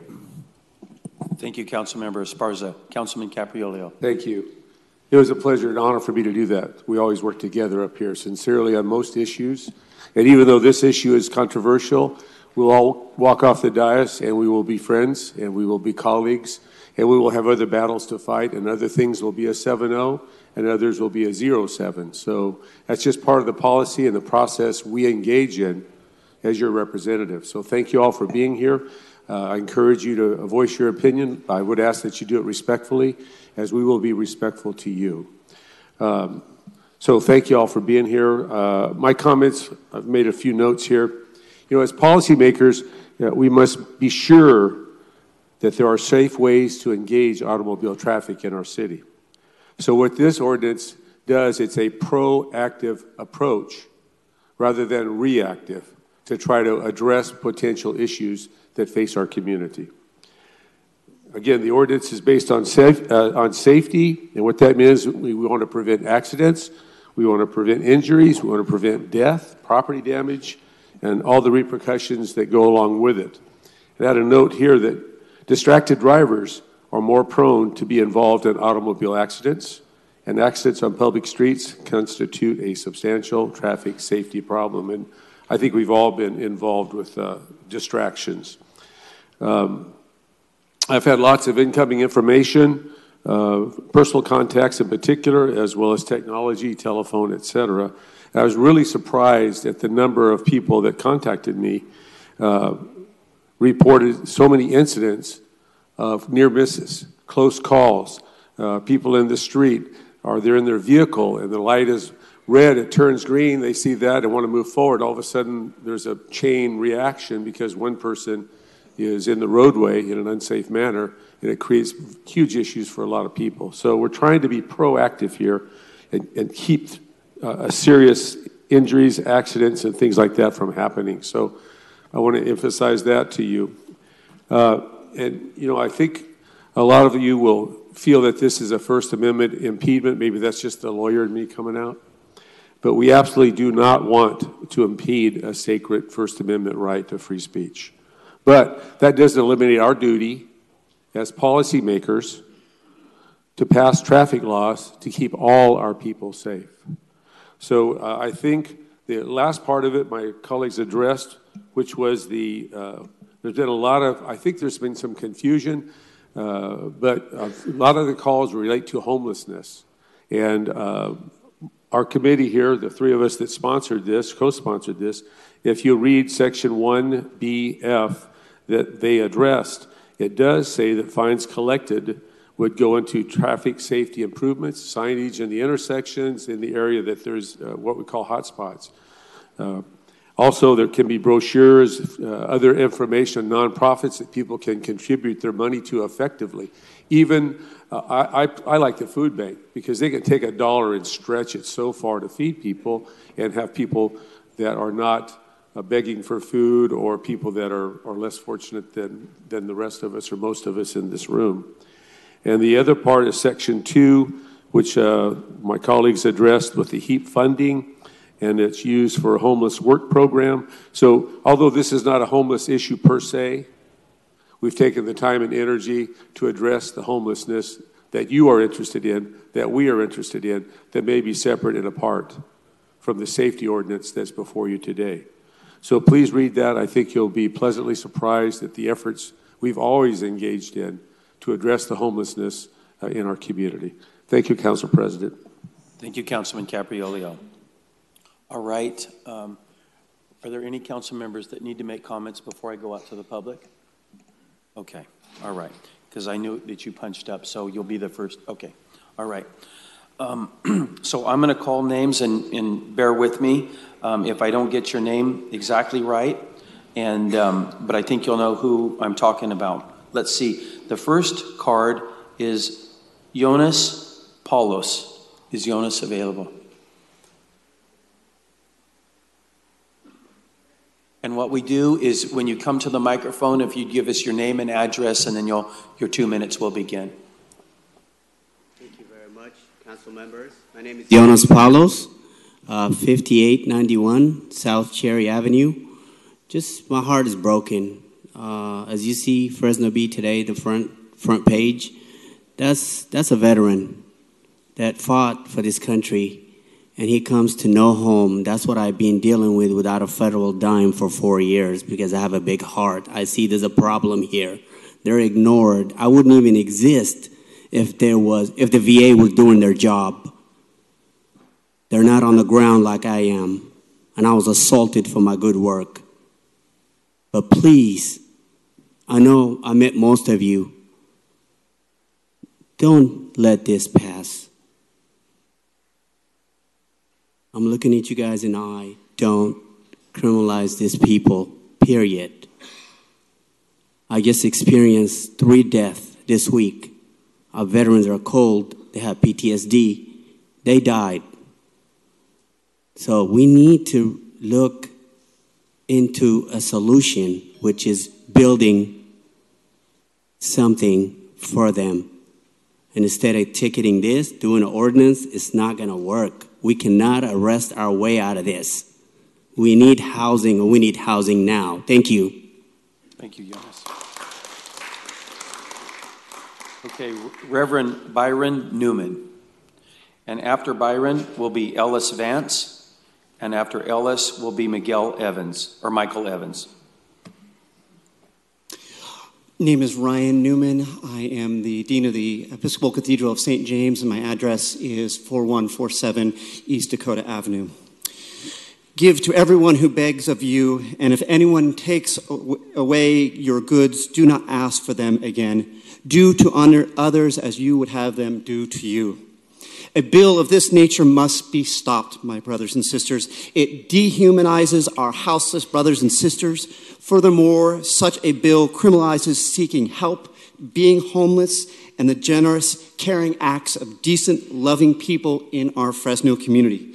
Please remember that these people who are out on the streets are mothers and fathers, brothers and sisters, sons and daughters. They are us.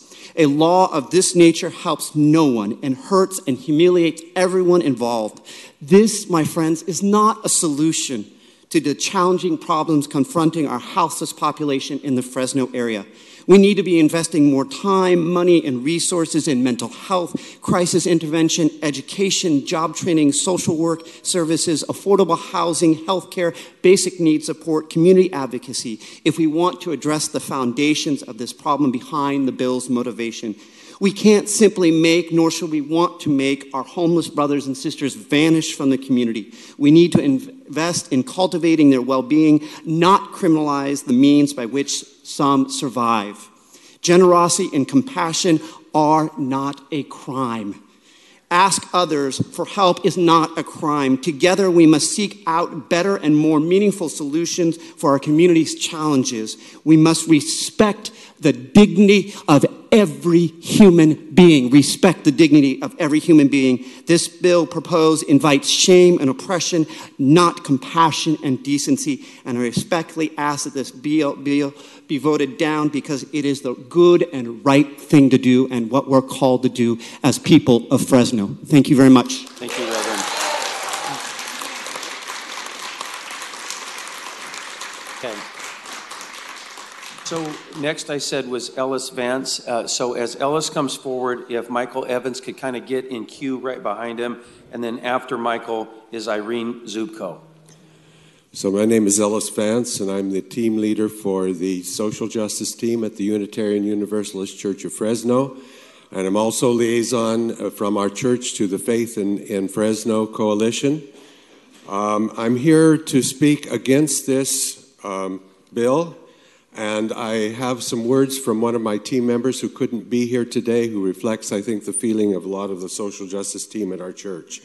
He says, most people living on the street are mentally, I live at 5503 North El Adobe Drive in Fresno. Most people living on the street are mentally ill or cannot afford a place to live. Does it make sense to have them go hungry as well? Is the idea to make life so miserable in Fresno for these people that they will leave or maybe even die before they leave? While other cities are making attempts to help solve the homeless issue, it seems that Fresno is trying to make matters worse. Behind the dais are the words, "In God we trust." In the Bible, there are many passages that say if we have the means, we should be feeding the hungry. My concept of God is to strive to live a life of love and compassion, which includes feeding the hungry. If you really trust in God, then you should be figuring out to help the homeless, not punishing them or punishing the people who are helping them. And I would just like to say, with the little time that I have left, as a personal aside, it seems to me from what you say that this bill really doesn't target the homeless per se, at least from what you're saying. So it means, I guess, that anybody that stops their car on the street for any reason to give money, to talk to give food to give a pamphlet to, or whatever, would be cited. If this is not meant to target the homeless, then I would assume that Kids Day, for instance, that creates a lot of traffic. I'm not against Kids Day, but it creates a lot of traffic problems where I live. This would also be a part of this ordinance as well. So I'm pleading with you to vote no on this.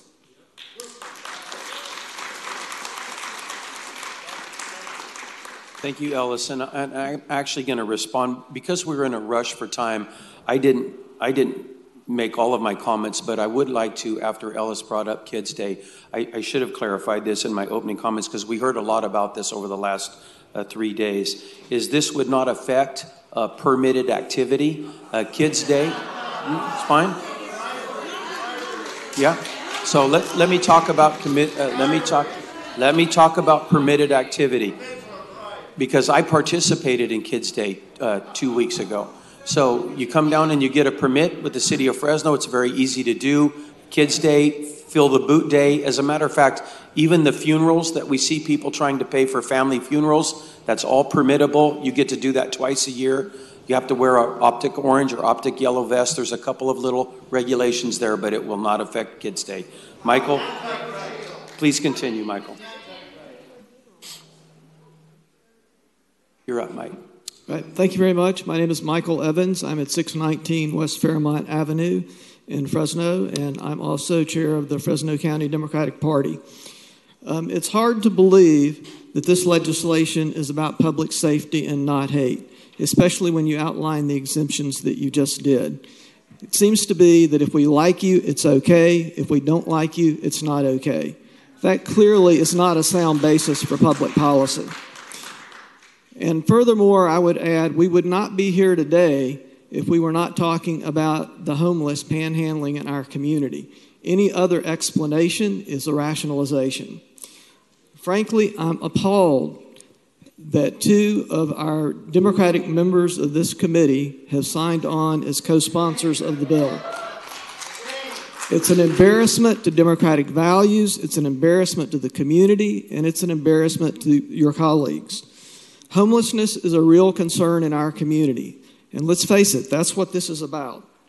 Rather than criminalize the homeless and demonize those who want to help them out, we should be working to help resolve homelessness in our community and prevent other people from becoming victim to that.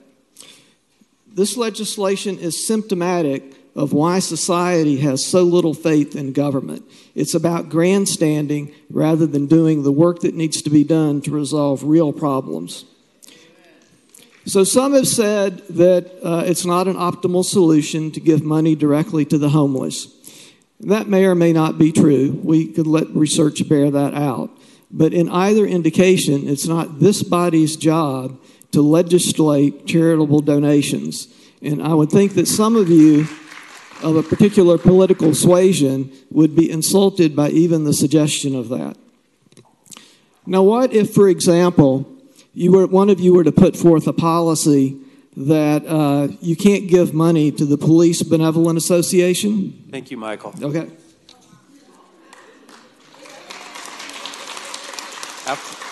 After Irene is Charlene Delgado. So if Charlene, if you could get in queue, and after Charlene is Joseph O'Neill. My name is Irene Zupko. I live at 3805 East Heaton, Fresno 93702. I was born and raised there. 10 years ago, I left this community and I moved to the Central Coast. But I come back to Fresno every month to see the people and places that I love here. For 50 years, I've been passing out umbrellas and $5 bills to people standing on corners. I've never seen an accident. I've never seen anybody even come close to an accident. My curiosity here is, if you're really fearful about public safety, how many people have really been injured in this kind of a situation? I spend more time with people texting and tooting the horn than passing out some money to the people on the side of the road. You say that you're concerned about impeding on First Amendment rights, but it is absolutely an impediment to my First Amendment right to be kind and generous, something many people in this community choose to do. I think that if you've got $5.6 million to help the homeless, you want to start a homeless work program. The homeless can't get a job or keep a job until they got a place to sleep and eat and eliminate and bathe. So that comes first. You know, it's great that your intentions are to try to help them get off the street. With this kind of money, look what Salt Lake City's doing. Look what Modesto just did. Modesto just got somebody to donate a lot. They built a bunch of tent cabins. They put up dumpsters and porta potties. That's a real solution. It may not be the best solution, but it certainly beats creating an ordinance where it criminalizes poverty, and now it criminalizes kindness and generosity. It makes me ashamed of my hometown. It really does. San Luis Obispo County just built a 200-bed facility. They take in homeless. It's one-stop shopping. It's families, men, women, mental health treatment, housing, everything at one place. Now, it's not enough, and I know they have a lot more money than this community, but it was raised by the people in the community that wanted to do something about the problem. This is a problem that's not going to get better. It's going to get much worse. It's going to look like Los Angeles before long. And these kinds of ordinances, I really believe, do very little to alleviate the problem. I'm done.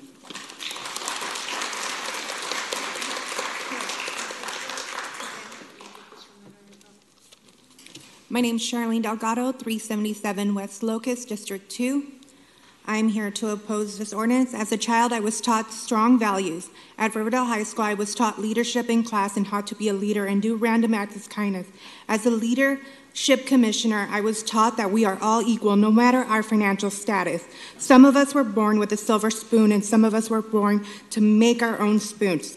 I ask, where are your core values as human beings? This ordinance is more than a political view, but an attack on humanity. The U.S. Supreme Court has found that the First Amendment protects the homeless, and our religious charitable contributions towards the homeless. The city of Fresno will be at risk of being sued, just like 60 counties in Ohio, and forced to pay restitution to everybody affected by the ticketing. The city of Fresno must comply with basic needs, housing, food, and medical, to all its constituents, and that is the homeless also. The homeless are your constituents. You were sworn to serve. District 2 has more issues than the homeless, like drunk drivers, high-speed racing, red light runners, and domestic violence. Poverty exists not because we cannot feed the poor, but because we cannot satisfy the rich. Our Fresno Police Department already is stretched thin, and we want to continue to stretch it even further. How much more of our money, taxpayer money, is going to go towards this? How much more are you going to abuse your power and criminalize people for being poor?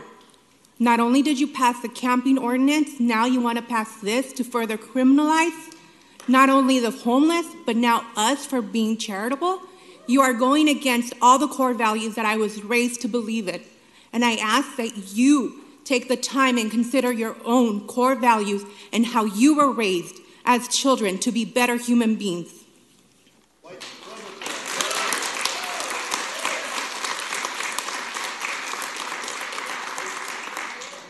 After Des is Joseph O'Neill. After Joseph is Kathleen Miles. Hello. Oh, okay. I'm Joseph O'Neill. I have been almost been giving the homeless wires for almost 5 years. People don't understand other people when they think that the homeless shouldn't have a right to do what, to have $1 or $2. But please don't reject for the homeless to not even have a chance. Now, can you please stop doing this? I have helped them ever since I was 4. I thought of it because they didn't even have a chance. People should not do this. People should not reject them. People should be okay with what they do. God made us born for this. Thank you.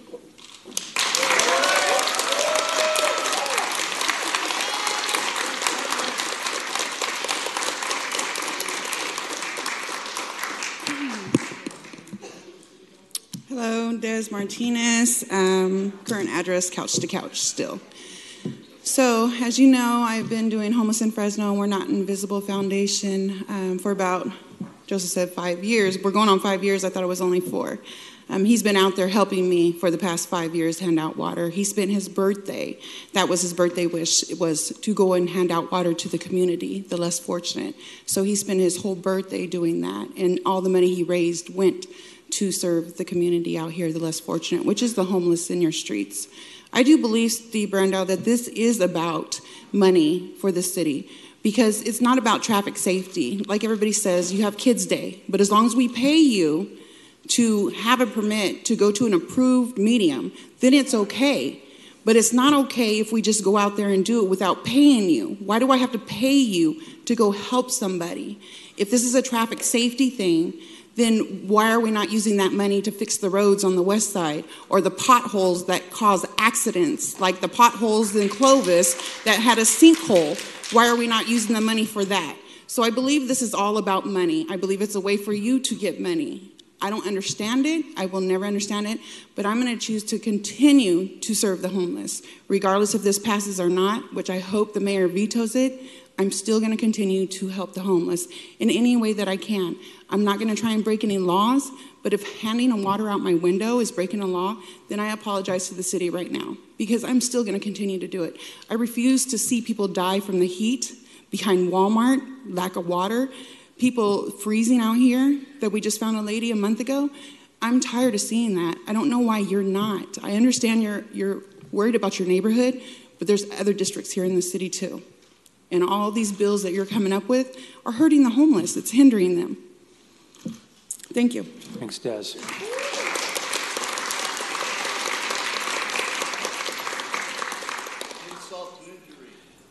After Kathleen is Cynthia Reyes, and then after Cynthia is Jordan Fitzpatrick. Greetings, members of the council. My name is Kathleen Miles, and I reside at 1022 North Ferris Avenue, south of Olive Avenue, zip code 93728. I have lived there for over 35 years.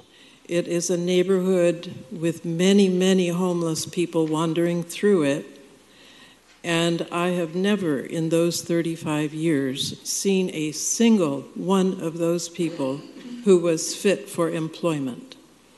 They will not be helped by your scheme that you described because they can't be. They need help in a safe lot where all services, including social services, are provided, and perhaps there you would find a few who would be able to be employed.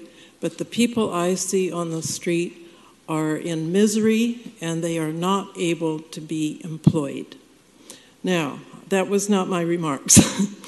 My prepared remark was that when I see someone hand $1 out a window of their car, I feel a lift. When I do it, I hope others feel a lift. And collectively, maybe we give the person in the street a lift. It is a tiny, feeble gesture, but it's better than nothing. And I further would add, not in my written notes, that the most frightening thing at an intersection is to have people screaming for help for a funeral expense. That is truly jarring, and I have never witnessed any difficulty from people being handed $1. They're usually on the median island. They go to somebody who has signaled, whose car is stopped.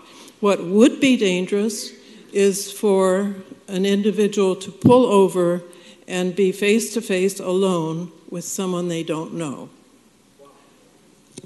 So that's it. Thank you. I ask that you reject it.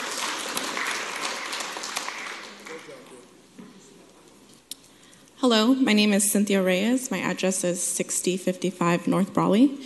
I'm a graduate student at Fresno State, and my purpose for being here today is to stand with my fellow community members.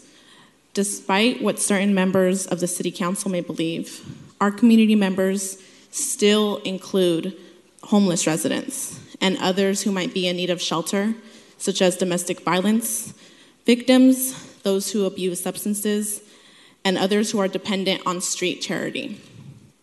Rather than penalizing Good Samaritans and criminalizing poverty, I strongly urge the city to vote no on passing this ordinance.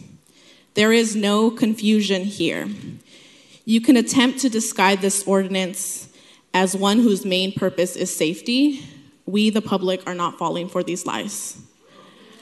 I urge council members to spend their time and energy instead on coming up with creative, humane, and holistic services for those in need.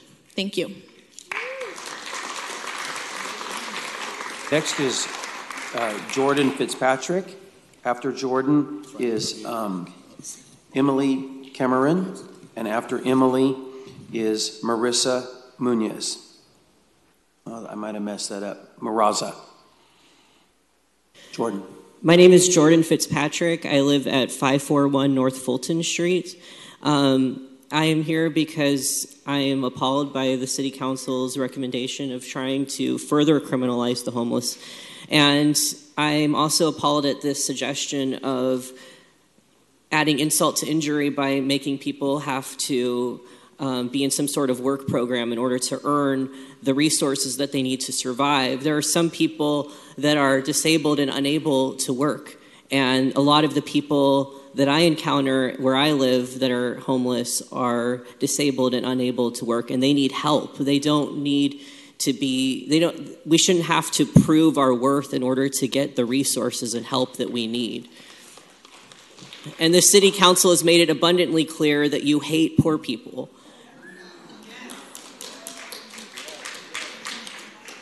Prove me wrong. Help us. Thank you.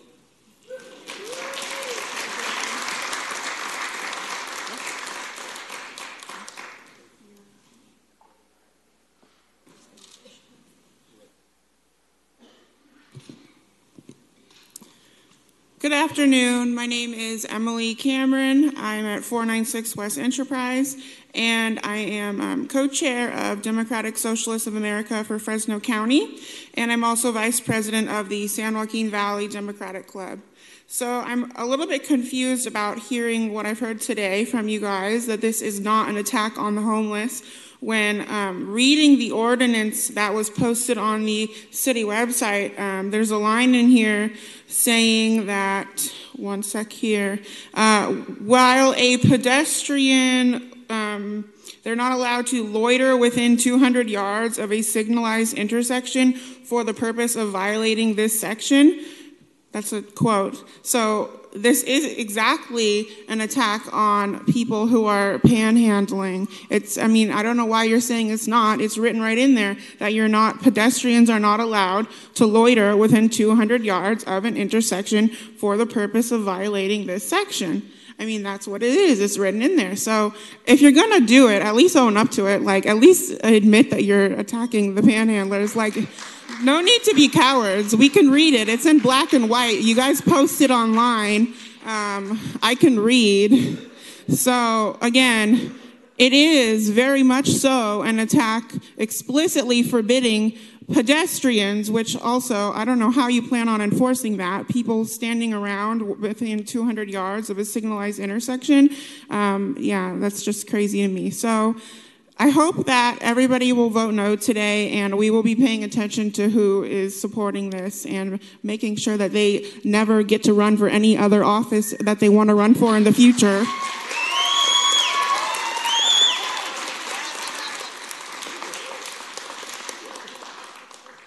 Hello, good afternoon. My name is Marisa Moraza. I'm at zip code 93711.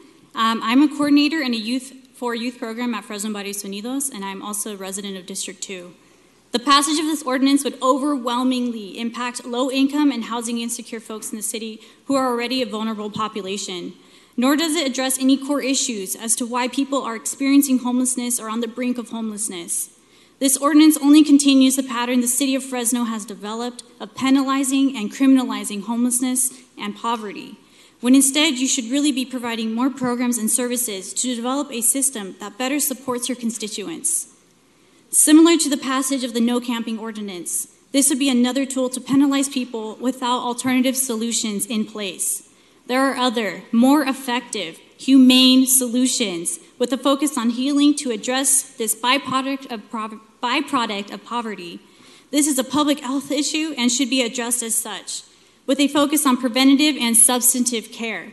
Some examples include investing in building affordable housing, support wraparound services, mental health services, substance abuse programs, increase low barrier shelters, increase rental assistance programs, and many more. Thank you. Thank you. Next up is Dallas Blanchard. Dallas Blanchard, and after Dallas is Paul Elizondo, and after Paul is Tim Curley. Hello, my name is Dallas Blanchard. I live at 933 F Street in Chinatown, just a few blocks from here.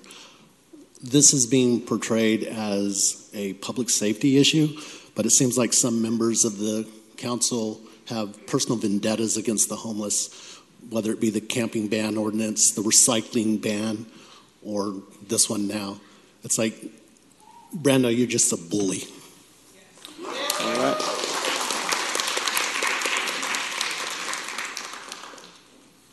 Peace be with you. My name is Paul Elizondo. I live at 1293 North Echo. I'm neighbor to Miss Sora. I'm here because I'm concerned about the country I fought for. I'm a Vietnam veteran, and I see nothing of the Constitution being abided by. This country is headed for what I call the fourth world country. The country that had power, that has money, has everything, that you're turning it into a fourth world country, just like the third world country that I came from. You also are doing the work of the Antichrist. This is the year of the Antichrist, and I'm looking straight at you because you're the one that came up with it.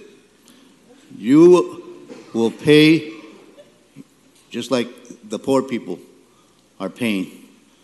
By the rule that you are measuring them, they will measure you. Also, I see this. I'm a federal government inspector, retired, 20 years. I've inspected this Fresno.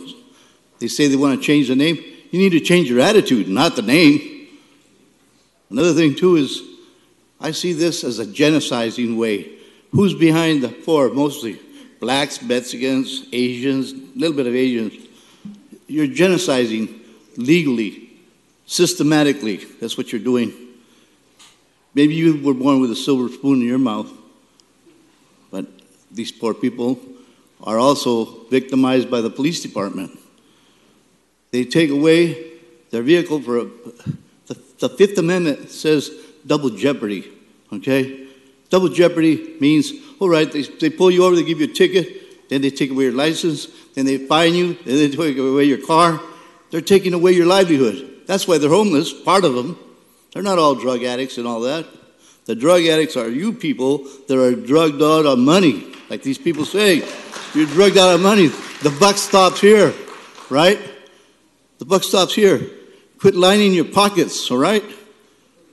Feed the people. That's who they need. Thank you, sir. Next is Tim Curley.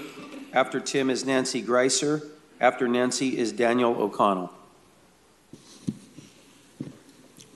Good afternoon, members of the council. I'm Tim Curley, and I'm with Valley Children's Healthcare. The address is 9300 Valley Children's Place in Madera.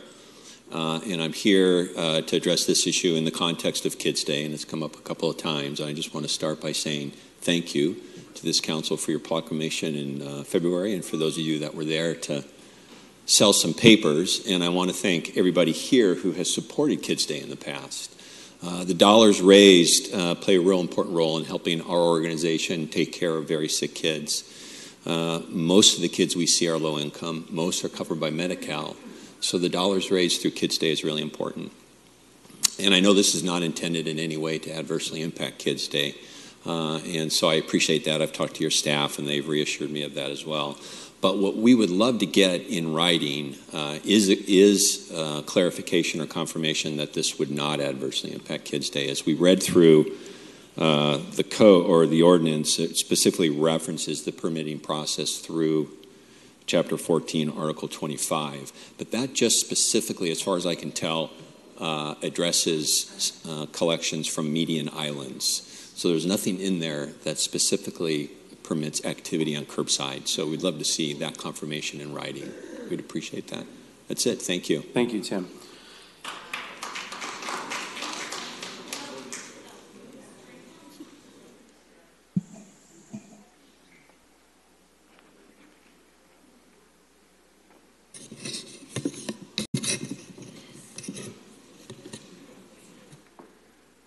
I'm Nancy Greaser. I live at 1626 East Salem, 93720.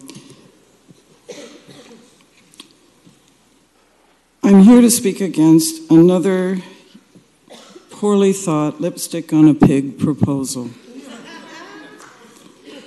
We currently do not have enough police officers to adequately address the serious traffic issues we face daily. Red light runners, speeders coming here, people crossing lanes, 3 across. Yet this proposal would pull officers from their current duties to police the homeless and their well-meaning enablers. This makes no economic sense to me. It's encouraging to know that Council Members Soria, Esparza, and Arias, and Mayor Brand have publicly stated their opposition to this proposal. Thank you for your leadership. As a tax-paying Fresnan, I'm concerned about the priorities of the council members who support this proposal. This city of over 500,000 residents needs leaders with vision who are capable of long-term, constructive, problem-solving planning. We don't deserve lipstick on a pig. Please don't put lipstick on this pig. Thank you.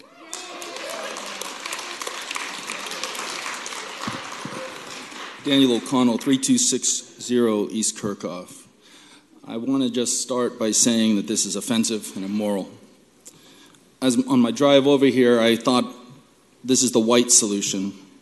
Doesn't it fit nicely into the re-emerging and yet long-standing politics of race, segregation, and exclusion in this community and across our country? Literally, this involves the monitoring, surveillance, and policing of space, determining who can be where. I think here of the camping ordinance and as its complement, and of the segregation prevalent in our city's geography, with highly served, publicly subsidized, gated communities to our north, overburdened, underfunded, and divested neighborhoods to our south. I suspect that this is going to be primarily supported by privileged white men on this council who support it. Their message is, don't give personally, leave it up to the NGOs and government to care for the destitute and needy. Yet the political philosophy of the ordinance's sponsor is to cut government. I was here when the councilman voted against $50 million in government funding for Blackstone because it was relying on federal funds, and yet were you appealing for those funds in Veterans Boulevard and against the Parks Initiative as well? I've pondered while in Fresno why, in the midst of a historic and systemic injustice and racism, do we rely on status quo solutions, or even worse, like this ordinance, regressive, mean-spirited dog whistles that the oppressive structures here are still in place and functioning? Well, I'm here to tell you that we are going to challenge them. This is the beginning. Each election moving forward, we will organize and turn this composition of this council. Steve, you do not speak for the poor. We recognize your racism and privilege. It's good that you're not going to be serving us anymore.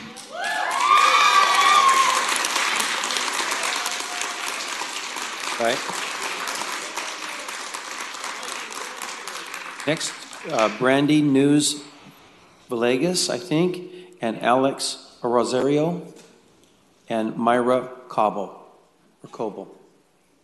Hi, I'm Brandy News-Vegas. First of all, on behalf of some other people, I was want to let you know that there are more people that are wearing this yellow tag, that support this, than are wearing the yellow tag, but a kind person that passes out ran out of them, so thank you. But these are people who are opposing this. I appreciate, having had crazy situations on the road, efforts to increase safety on the roads, but I don't believe this is a good avenue to focus resources on. Mostly because, as you heard, there's been hasn't been fatalities. There's no numbers behind that. There are people that I've seen responding to news reports on Facebook that have said, I've never stopped, I've given things out, and I don't hold up traffic. I don't cause a problem. This is one of the things where we're thinking about it ahead of time. When we see someone, we're considering giving something out. That it's not there is thought behind that when we give and what we're considering. So, and the need is greater in the risk. We would like, things to be focused more on actual situations with speeding, with unsafe driving in other areas than this. And whereas there's people that do need help, and we have a chance to make that connection, to bring that little bit of joy that people said, to give someone a little bit more of hope. And the people, you guys are saying words about safety and stuff, but for those, who are talking, there's a lot of people in the city have very negative views of those out there. They think very bad things of them. And I've met so many wonderful people who have fallen on hard times, and they're looking for services, and they hit the wall, or they're in the process, and they need that help, both psychologically to be able to connect with people, but also to be able to get something to get by, and be able to have the community helps with that. And you guys know we do not have the services to provide those needs, so we need to be able to be part of that. Time up? All right, thank you.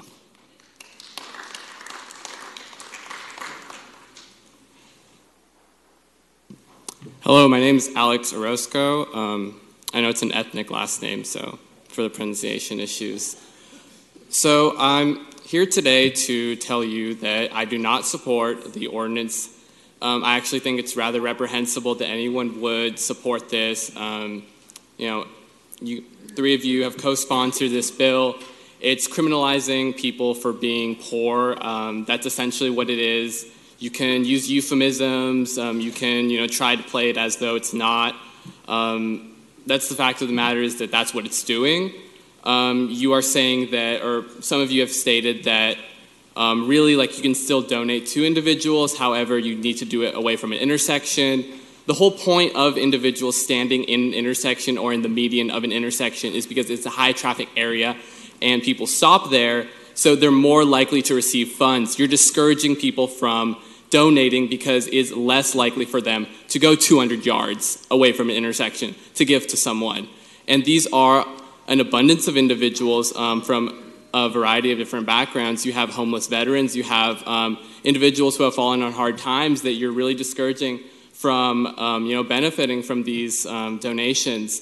So really, I think it's really reprehensible that you guys are pushing this forward.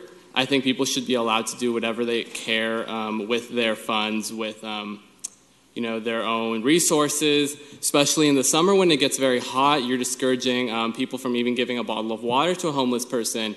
So that's essentially attempted, murder, because it is really hot, right? So I would also like to close off with, there are 6,200, 6,200. So that is the amount of people that you require on a petition to get Council Member Luis Chavez recalled. So that's a really interesting number. I don't know, I'm just saying. So thank you guys. All right. After Myra is Jim Grant. After Jim Grant is Reverend Tim Kutzmark. My name is Myra Coble. I live at 1284 North Vagides in District 3, and I'm going to have to look at you over my reading glasses because I'm no spring chicken. I am opposed to this ordinance because of the way in which its proponents intend to enforce it. It's unconstitutional. According to Mr. Brandow, in today's Fresno Bee, this ordinance would not apply, also in the meeting today, would not apply to events like Fill the Boot or Kids Day. Or, as he said, even collections where people are soliciting on street corners to pay for funerals. They can get a permit for that. And I quote him. So here are the issues: prior restraint and content-based discrimination. I'm going to repeat that in case you want to write it down. Prior restraint and content-based discrimination. According to the First Amendment law, prior restraint is a statute or regulation that requires a speaker to acquire a permit or license before speaking. If the city allows only those who have a permit to exercise their right to free speech, this constitutes prior restraint and it violates the Constitution. There's also the problem of deciding who can and can't ask motorists for money. This would be content-based discrimination. And again, content-based laws are presumed to be unconstitutional. The bottom line is that either everyone is allowed to interact with drivers near an intersection without a permit, or no one is. I just want to end with an aside that there seems to be a trend with politicians these days, certain politicians, to think that the Constitution does not apply to them. And I have a problem with that. This ordinance is unconstitutional. Thank you.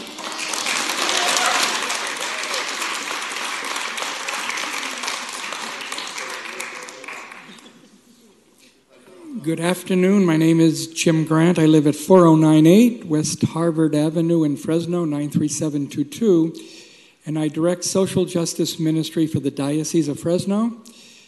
I'm just wondering if, first I'd like to thank the council members Soraya, Arias, and Esparza, and the mayor for having immediately sensed the futility and the underlying meanness of what is this ordinance.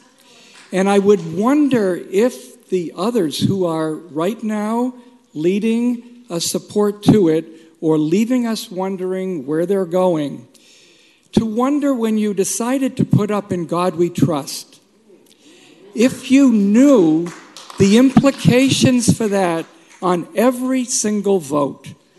You challenged yourselves to be able to be standing up for principles that you would say in your own faith, God is watching, I am dependent on God's support. And I really wonder if in retrospect, having heard this room this afternoon share over and over with eloquence and passion why on every single level this is a futile, a very embarrassing, a very, very inadequate response to a grave social issue.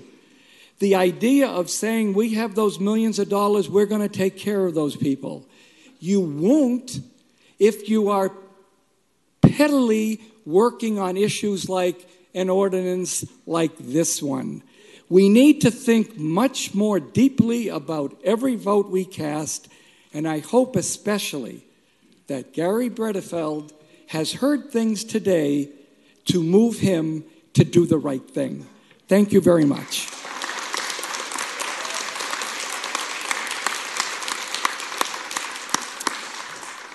Hi, I'm Reverend Tim Kutzmark, and I represent the Unitarian Universalist Church of Fresno. And I just want to point out the obvious that in about an hour and 7-8 minutes, I've yet to hear one person from the community speak in favor of this ordinance. I and a lot of our clergy members here spend a lot of time in Fresno's emergency rooms visiting members of our congregation who are injured or sick. I've noticed that our emergency rooms are packed, but I don't think it's because of people being injured in intersections. in Fresno. I don't think we have an endemic problem of people being injured at our intersections. And to say that this ordinance isn't against homeless individuals is like saying the camping ordinance wasn't against homeless individuals. It was actually to protect the grass in Fresno. So I'll echo Jim Grant's comments, and to my council member, Bretta Feld, I know that we tussled, we disagreed on In God We Trust. I did not support it, but you did. And I remember that in the Christian faith tradition, we are measured by what we do for the least one. Did we help the most vulnerable? And I just appeal to your heart and your spirit to help remember what In God We Trust really requires. Thank you. Next up, Josefa Vega, and then Mary Curry, and then Martha Kolstad. Josefa Vega. Okay, Mary Curry. After Mary is Martha Kolstad, and then Paul Sanchez.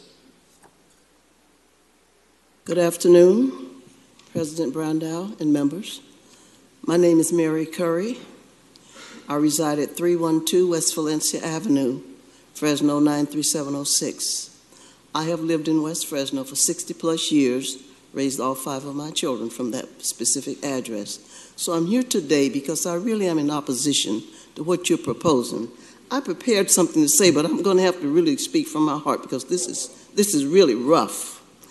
I just read recently something from past President Jimmy Carter, who said, no matter what anyone says, I won't stop. As long as people live in unacceptable conditions, I will continue to wage peace, fight disease, and build trust. I just want to tell you today, you're not building trust. Homeless people are not beautiful to look at. I see them all the time. But my heart goes out to them because I know that that is not a desire they have to sleep in a cardboard box on a cold night. It's just not reasonable. And for you to sit there as if you've been there, or if you know what they're going through, and you don't, I really am concerned about the fact that you talk about safety. Did you bring us any statistics about safety? Did the police chief give you some records on how many accidents have been caused by people asking? Did they tell you anything about Kids Day and how many accidents have been caused? Did they tell you about empty boots and how many accidents have been caused? If you were serious, you would have come to us with some data saying this is how many accidents have been caused, this is why they were caused, and this is how we aim to fix it. You came with nothing but an empty bucket. You came with nothing to say to this community, for which I have been a member for 60 plus years, that we want to do this for safety. Let me say something to you today. I am so appalled at this that I'm hardly able to contain myself. My father died in World War II, and I don't know how many of you have lost a loved one in World War II, but I want to tell you his death gave me the right to stand here and say whatever I feel like saying to you, and that's what I'm doing. Because if you pass this ordinance, I'm telling you today, I'm going to break it over and over. I'm not going to pay anything. I am not going to pay a penny. And if you want to put me in jail, do so. But I'm telling you now, I will break it. Don't pass it. All right. Martha Kolstad, Paul Sanchez, and Paige Alexander.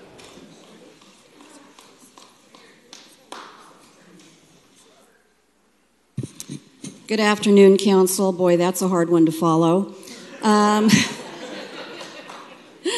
But thank you very much for the opportunity to speak. And this will be your first in favor of the ordinance. This afternoon, I come before you and thank Councilmember Capriolio, Brandau, and Chavez for bringing this forward and talking about it, I think, in a safety measure. I do believe from what I've heard recently, I mean, we're hearing from the other people who have obviously an opportunity to speak their mind, that this has been misrepresented. I feel like the conversation has been changed on purpose, changed from a public safety issue to one about an attack on homelessness, attack on people who are not working, on any opportunity to presume racism, hate, whatever. And I don't believe that's where this is coming from. I believe all of you are here doing your jobs because you want to represent the people, all the people. I mean, I know that I see people who are the homeless are camped everywhere in town. You know, a few years ago, the city of Fresno was an all-American city. People wanted to come here. Business wanted to come here. There were all kinds of positive things. Are you being disrespectful? We weren't disrespectful to you. Please? Oh, thank you. This is what I mean. When this kind of behavior is allowed, which includes homelessness and so on, they are not expected to have any consequences or do anything to get themselves help. We have Poverello House, we have all kinds of charities, we have things. And if people here think that it's too hard, that they really want to help people, give water, give food, give this and that, but it's too much to pull over to the side to really give that person something that they're saying they really want to give them, if that's too much for them, I'm sorry, I think that's pretty lousy. If you can't pull over and safety and not be impeding the traffic from everybody else. I mean, are you guys just discourteous? I mean, does it matter? Let's hold up traffic and do everything because I want to do this and feel good about myself. Thank you, Mrs. I mean, I'm Kolstad. sorry. Thank you, Mrs. And Kolstad. blight begets blight, period. Thank you, Mrs. Kolstad. Look at New York Times Square.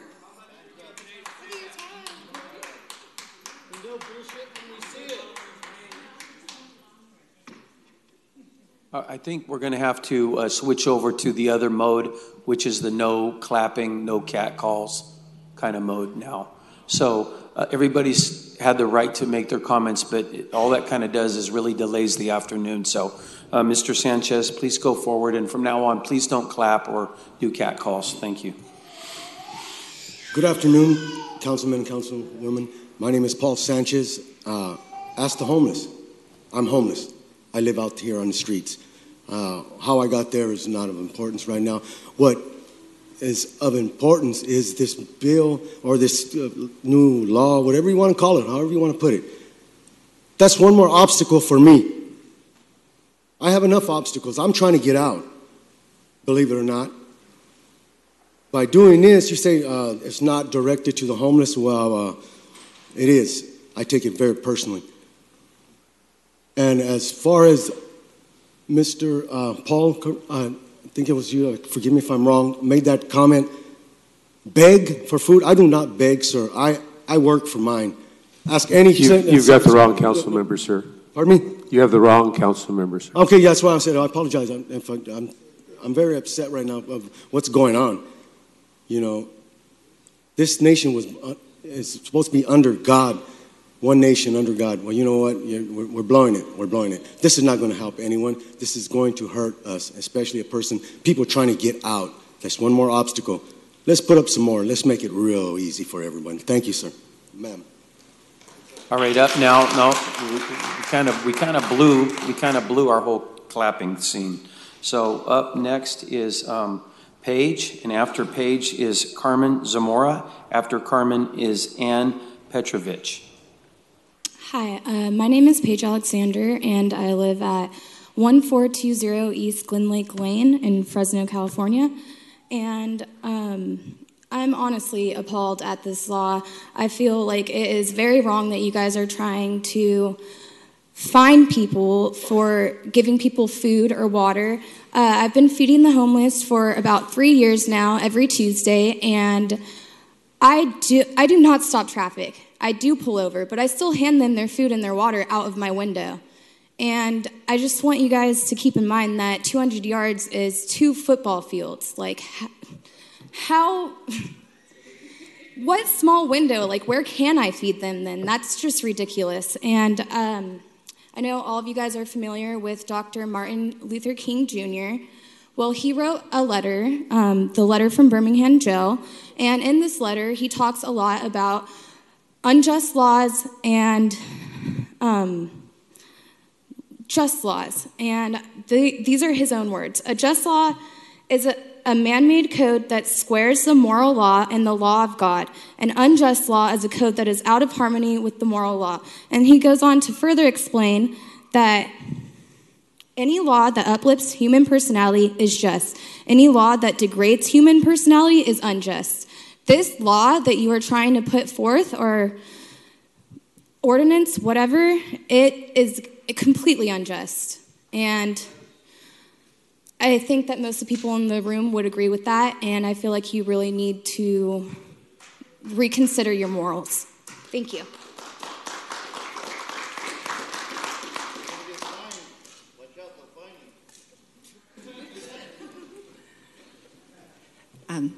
Okay. Hi, everyone. My name is Carmen Zamora, and I reside at 2127 South Maple Avenue, 93725, and I am against the ordinance. I'm also a member of the California Latina Democrats. I just want to say that this is a direct attack on minorities and the low-income community, disguised as a safety and traffic issue. Please take off your blindfold. You have clearly failed to provide us with concrete data that proves injuries have happened due to the handing of objects at intersections or any documented complaints. What you fail to see is that this ordinance will trigger a whole domino effect that will eventually affect our driving license, which bottom line affects our pockets, making the poor poorer. I agree with the lady earlier. Sadly, it's just another delusional way for the city to increase revenue. And please, Mr. Gary Redfield, don't fall prey to this madness. Vote no.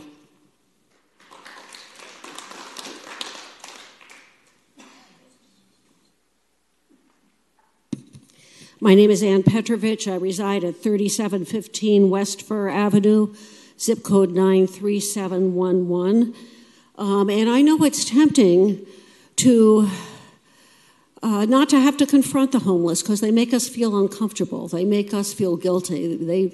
They confront us with the fact that we are not all we could be as a country and as a community. But I don't agree that this is a public safety issue, and I'm against it for several reasons. First, it's not evidence-based. I've read no study, and I've been looking into researching this in the last couple days, that illustrate that an ordinance like this actually increases public safety. I think we'd do much better if we made our city safer for bikers, because I'm much more aware of bicycle riders. We have a terrible reputation in the country for our public safety with regard to making our city safe for people who ride bicycles. It's also not cost effective. In other cities where they have introduced ordinances like this, the costs have actually gone up because of the need to enforce it. It also does not direct root causes, which are due to mental health issues, substance abuse, and hard times. I speak as a licensed psychologist and social worker, and as a recently retired professor of social work at the university. What does work has been demonstrated in Oklahoma, in Utah, and in Florida, where they have programs that are based on housing first, no questions asked, followed by services provided for homeless.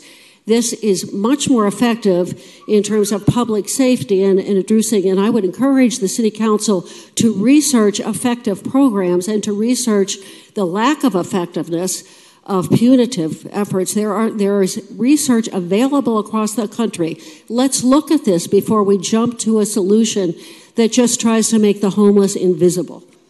And I'd also recommend really getting out there, spending time and listening to actual homeless people before we reduce them to a stereotype, which it's much more easy to do that. Thank you. Thank you, ma'am. Sharon Rodriguez, Chuck Krugman, and Sukaina Hussein.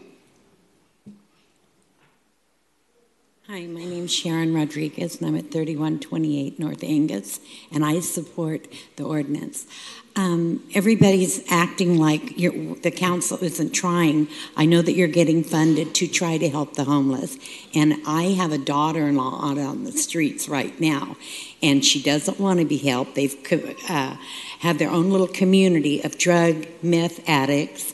I'm not saying they want to be there, but you can't help them, because if you ask one of them, which I have, if they would like a ride over to the rescue mission, the Poverello, Save a Child, Save the Children, no, they don't want that. They just want $1 so that they can be at my intersection by my house, coming into my yard, taking a bath, taking my hose and squirting me with it when I complain. My neighbor, who the pastor here at St. James knows very well, Roberta Gilbertson, she lived in her house from 1952, and this year she had to move out because it was unsafe in our area. We have too many homeless. It's keeping them in our area. If you give them $1, that's helping them to stay there instead of going to one of the facilities that they can get permanent help at. Thank you. Thank you, ma'am.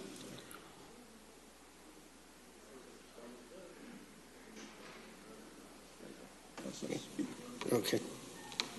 Members of council, good afternoon. My name is Charles Krugman. I reside at 1237 P Street in the city of Fresno. And I'm coming for you today to talk about the hypocrisy of this ordinance and its shortcomings.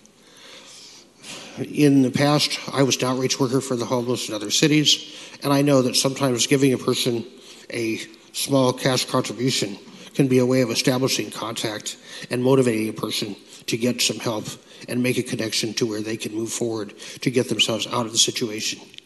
However, that's not the purpose of my comments today. I'm here today to talk about the fallacies of this really addressing public safety issues. I have lived in Fresno for over 30 years.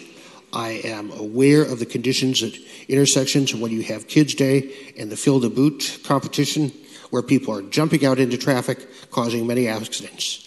If the city was concerned about safety, they would have other ways of addressing these situations, because getting a permit to be in an intersection does not solve safety issues. If the city were concerned about safety, they would have not allowed significant changes to the FACT system, allowing the disruptions in safety that have occurred because of the disruptions in traffic through as a result of the bus rapid transit system. The city has not maintained audible crossing signals at many intersections throughout the city. Many at major intersections have been inoperative for years. If the city were concerned about safety issues, these issues would be addressed. There would be concerns about the number of pedestrians and disabled people that are hit by cars as a result of the safety conditions that I have addressed. This ordinance should be defeated, and there should be more proactive concerns about addressing real public safety concerns and traffic safety concerns, if that's what the city is concerned about. Otherwise, this sounds like an infomercial on late night TV. Thank you very much.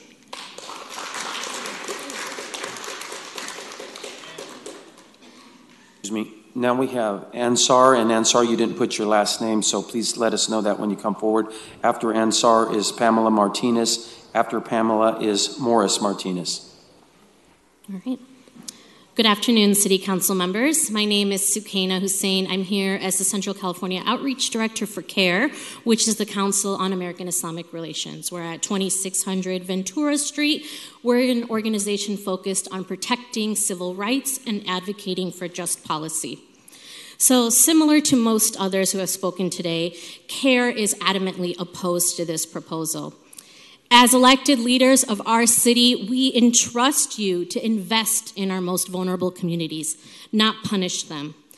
We hear that you're saying you're sending a message about safety, but the message is actually about further dehumanizing people who are on our margins. You will not achieve positive change, and you won't work towards effective solutions if you continue to criminalize the homeless or those who work to help them. In our city, the homeless population may grow even more and more and faster. Our lowest income earners are spending over 70% of their income on rent. We're calling on you as City Council to invest in long-term change, to work towards solutions that can prevent people from becoming homeless. At our state, we've seen solutions that can help stop unjust evictions, that can help lessen unfair rent increases. So we're calling on you as our City Council to lead with that type of policy change, to lead with a long-term vision, step forward with sustainable solutions, and not penalize individuals who are trying to help those who our city and our City Council has actually left behind. Thank you.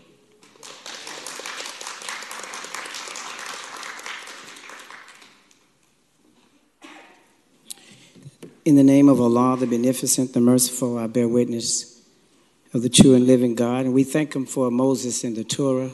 We thank him for Jesus in the Gospel and Muhammad in the Quran. We thank him for all of his worthy servants. And to the mayor who is absent, and to the deputy mayor, and to our council, women and men, starting with our president. I am a student under the guidance of the Honorable Minister Louis Farrakhan. The Most Honorable Elijah Muhammad taught us and teaches us to be honorable and respectful, even if we are disagreeable. The Most Honorable Elijah Muhammad teaches us, by the way of the Honorable Minister Louis Farrakhan, that no one man can rise above the condition of his people. So if I became a billionaire and black people are still in a hell of a condition, where have I gone? And if you all become councilmen and women who are the said leaders of us, if you cannot see the condition of the people, look past their faults, but into the condition of the people, then you too, just like I am attempting to be, a citizen, not so much of Fresno, but a citizen of the human experience.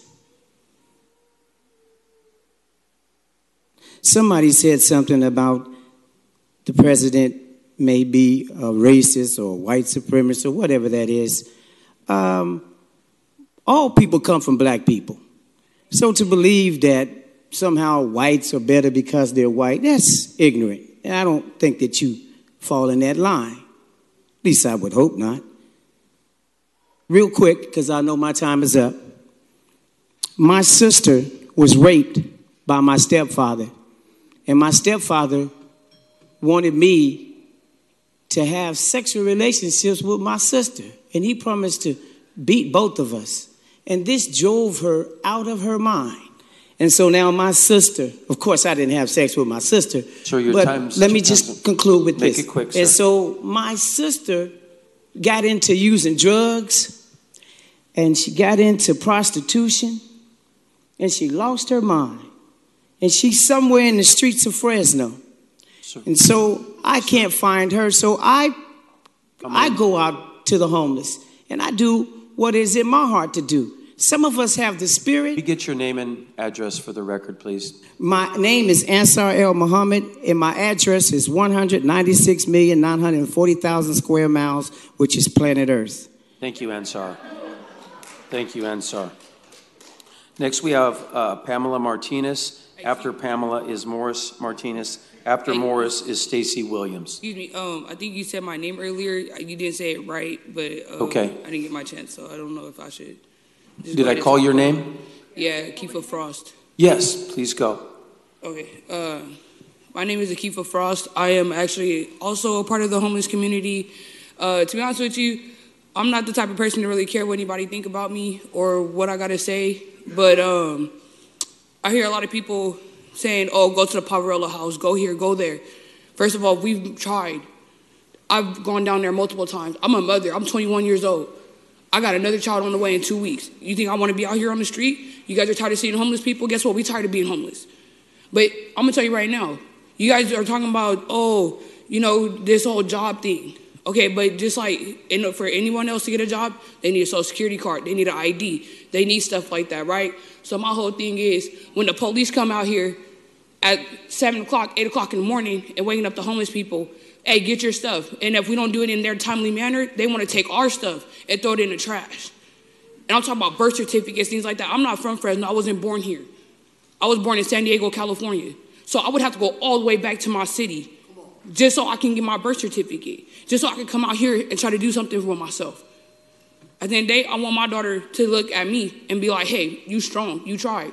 And as far as you guys giving people $1, not everybody's using it for drugs, so please don't stereotype all of us. Because if I'm getting $1 for anything, I'm trying to make sure that goes towards my daughter whatsoever, or making sure that I can eat right, so then I don't have issues or complications in my pregnancy. Not everybody out here is trying to be or stuck in the same situation. Some of us are trying to change our situation. So passing this, and there's more people that's possibly getting hurt in a drive-by than it is for somebody to get hurt at an intersection asking for $1. That's just my personal opinion. So at the end of the day, to me, when it comes down to it, I say no to this.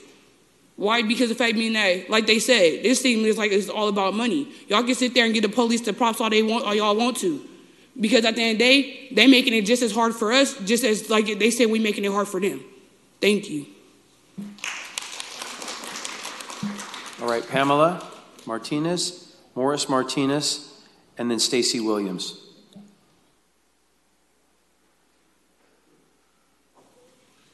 Hello, I'm Pamela Martinez, 26 South Court, also a Fresno State student. I oppose this due to the fact that my experience, I have not seen an accident giving out food. It's more food that we give out, especially when my other son that's sitting out there says, Mom, can I give him my leftover hamburgers or whatever? And I don't think that should be an issue. Like one of the residents said, what is the statistics of, the public safety? I have not heard any statistics that have been given of accidents that have occurred giving out money or food to the unprivileged people. So that's all I wanted to say. Thank you. Thank you. Morris Martinez. If Morris isn't here, we'll have Stacy Williams. And after Stacy is Venice Curry. Hi, guys. I don't think I need to state my address every time, right? Stacy Williams. Really, Brando, I think we're all really tired of the lazy legislation that you have brought forward to the City Council. It takes up time of clergy and people in the community of things we could really be doing than coming here. The last time for the anti-camping ban, we brought at least 100 people, at least. Took about 4 hours that we all sat here trying to beg all of you to say no to this. Now we're having repercussions from that. Here again, we have another lazy legislation that is not about the safety. If we were really talking about safety, we'd be talking about water. I mean, these people are dying. It's cold. We'd have warming stations. We'd have cooling stations. I give out water every summer. I give out warm things in the winter and blankets every winter just because these people are dying in our streets. If you had compassion and we weren't trying to be a bully, then we'd come up with solutions. And if you need solutions because you don't have good ideas, I have a whole room full of people here that would volunteer right now to raise their hands to give you great ideas on how to help the homeless, right? We will volunteer our time and our energy to give you ideas that are safe for our community. That is not lazy legislation. We need to be solution-driven. We need to find things that are going to work and be proactive. Modesto is doing great things. Like they said, Utah is doing great things. There's ways that we can help our city beside more policing. I mean, Dyer doesn't want to sit here and give people fines for handing out water. He's probably sitting there thinking, are you serious right now? This is what we're going to use our policing sources for? I mean, me and him are never on the same page. Trust me. Are we ever? Him and I do not agree 100% of the time. But I can agree with him at least to say he doesn't want to stand here and do this either. This is a travesty to all of us, and never are we on the same page, just let it be known. We need to follow other cities and find things like giving them water, trash cans. I mean, those are safety issues. If you want to build trash cans, then you can do that. This is a completely a race and a class issue. We have the only people that are standing up here are rich, wealthy, white people that are saying the poor people that don't have money, that are black or brown or poor, that we don't want you to help them. Thank you, Stacy.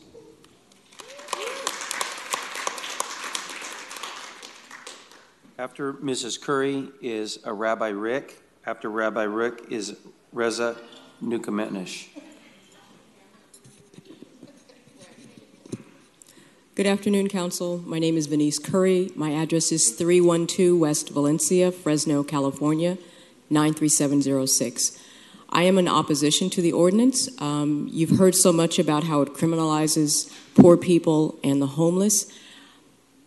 I would just ask the question, who is my neighbor? Because what you're asking basically is to criminalize the Good Samaritan acts of people who want to give out of the compassion of their hearts to people that they see are hurting or are in misery. Homeless people are us. They are all of us who, for whatever reason, could be living in situations that we did not expect, nor did we actually strive for. I'm just going to wait till maybe you have more attention. Well, I'm just waiting to get these cards in order, so that makes us square. Great. All right, good to go. Yeah.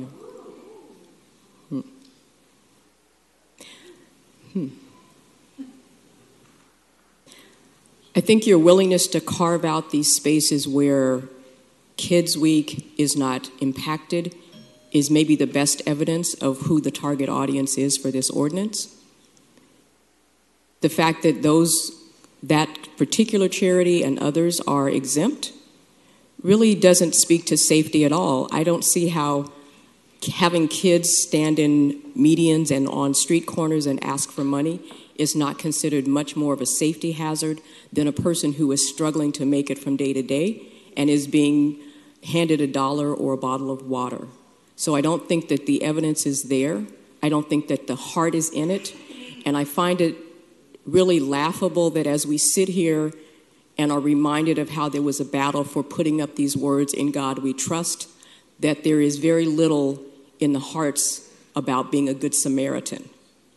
And so I remember that, Mr. Bretterfield, that you were really pushing this issue, and I thought, I wonder if it's going to impact their decision making. I wonder if it's going to remind them of their stated belief in religion and how they actually utilize that religion. Do they talk it or do they live it? So I'm hopeful that after you've heard all of the comments, that your heart has been opened, that your eyes are wide open, and that you actually understand that this community... Mrs. Curry. Okay, Dr. Curry. That this community does not support this. Thank you, Mrs. Curry.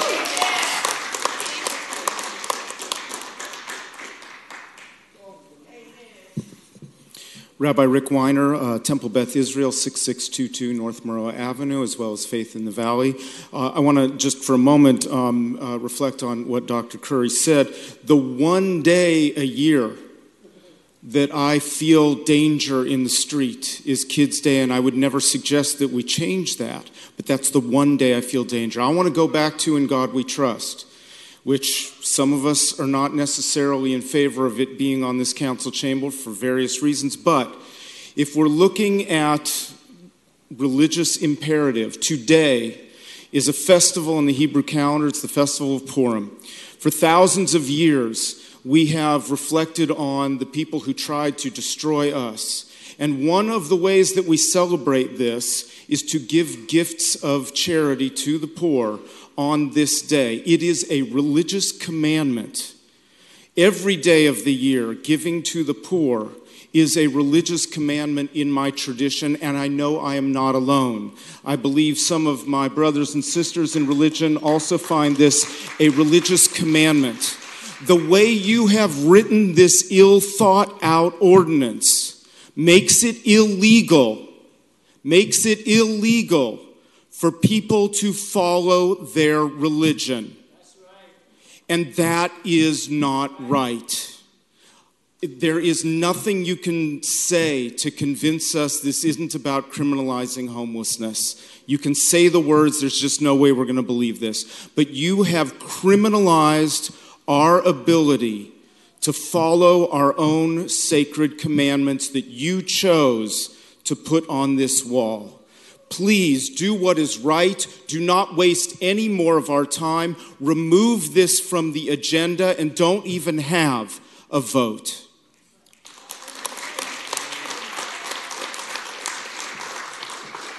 Rezan Ikumanis, Islamic Cultural Center of Fresno, as well as Faith in the Valley, 2111 East Nice. Dear council members, we are here to defend human honor, human dignity, and for all segments of our people. We as a community, we have to stop pretending, we have to stop backstepping, and we have to end our hypocrisy. So let's just call it what it is. Our city has already found itself on the wrong side of history once, making it illegal for our homeless brothers and sisters to sleep outside. And now we're facing it again. Yeah, there are a lot of problems that we have to face. But where do we get off telling someone that you could not give a blanket to your fellow brother and sister who is cold? And where do we get off telling somebody that you can't give food or water to your fellow brother or sister who is hungry or thirsty? And if you want to offer a small form of charity to a brother or sister who is suffering, where do we get it thinking that we can delegitimize our freedom to do so? Yes, this is a freedom issue as well, hence the word hypocrisy. And when organizations or service agencies come out and say to do the best practices, telling people not to go rogue, you said we have places we can donate to. They may be good policies with great programs, but they're not the only ones, and they don't get to police our ability to live out our charity or our faith. I have two questions. You said it's 200 yards. If I drive down Herndon from Blackstone to Fresno, is that 400 yards? Because that would erase that entire segment. And then Fresno to First, that entire segment. And First to Millbrook, that entire segment. And number two, if something like this is passed, is that the best way for us to spend our police dollars? Even if it's 10 minutes, 20 minutes, or 30 minutes a day, is that how we should be spending our precious resources? Is that how our community should be spending its time? We've all wasted our afternoon today. Not just our council members, but everybody who had to stand here to defend against this policy that tears at the heart and soul of good-natured people. Thank you. Next we have Pedro Navarro. After Pedro, Imelda Cruz. After Imelda, Eddie De Leon.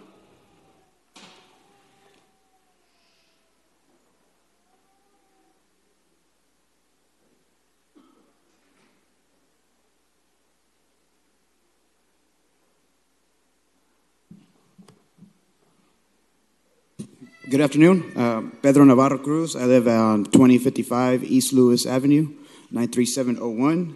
I just want to say that I'm confused. Really, I don't really get the whole gist of why everybody has to be here. Why this is even an item. I'm not convinced that people are in danger because we donate a water, we donate money, we donate anything to help a person out. I've been living here in Fresno for 16 years, and I've never considered that a problem. So I'm just really confused, and I really don't understand the whole logic in this. And I just want to say, too, that somebody once told me that shortcuts lead to dead ends. I believe, like, this is a way to, I don't know if you really feel you're getting at the root of this problem, but you have missed a lot of opportunities to get to the root to this problem where doing this is not going to do anything. If anything, it's going to make things worse. And also, people don't get permits to do certain things that are supposed to do in the city. So you're going to create an opportunity for for the police that already target people of color to become even another loophole for them to become targeted. So it's not gonna help out a lot. So just please just stop criminalizing generosity and put that to practice here at City Hall in a way that it would actually make a change. Thank you.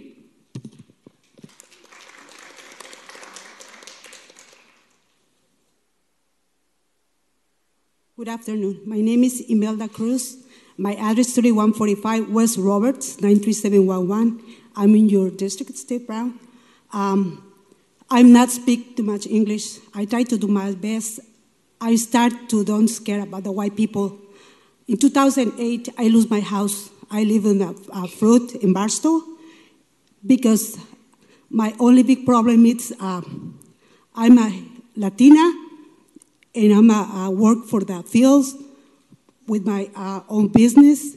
And nobody choose, the white people don't like people like me live around. So I lived 3 months homeless with 4 kids, and nobody helped me. Right now, I'm so happy. Pedro Navarro is my son. because somebody helped me. Some people give me an opportunity to live in one of the houses that is loose with cucarachas, with rats, with everything. Don't cut the wings for the people that wants to help to another. This is not a problem. This is a very good thing. Luis Chavez, I hope you speak Spanish because I want to tell you in Spanish. No se le olvide que en su sangre corre sangre latina. No sea traicionero con nosotros. Nosotros lo ayudamos a que usted llegara a su posición. Ayude a nuestra gente, no sea traicionero porque Dios no pide eso. Dios nos pide que nos ayude. Ayúdenos a nosotros. Right now, my sons, it's almost graduated from the San Francisco University. The other one is autistic son, and it's in the City College. My son, Pedro, he works for the help to the community. I'm a volunteer with the CNC and El Despertar del Sueño Americano because I'm tired that nobody helped to the other people. Don't cut the hands. God needs people to help others and others. I'm not approved that. Ridículo. This is ridícula. Esto no puede pasar. Dios no quiere eso. God needs people, help to people. Don't be bad persons. No sean malos. Permitan ayudar. ¿Qué de malo tiene ayudar a los pobres? Luis Chávez, reflexione. Ayude a nuestra gente. No sea traicionero. Ayúdenos. Eddie De Leon, Emmanuel Lopez, and Kiana Ricks. Hi, my name is Eduardo De Leon, and I represent 5825 East Hamilton 93727, and I represent 1605 South Orange 93703. So living on both sides of the Far East Side and the Southeast Side, you could see the great disparities on Butler, how they put that road to stop homeless folks from going to probably see their family members that they haven't seen in a long time. I had family members on Orange who were, hooked on drugs, and we all have family members that have been hooked on drugs. Here in Fresno is one of the major problems we all know.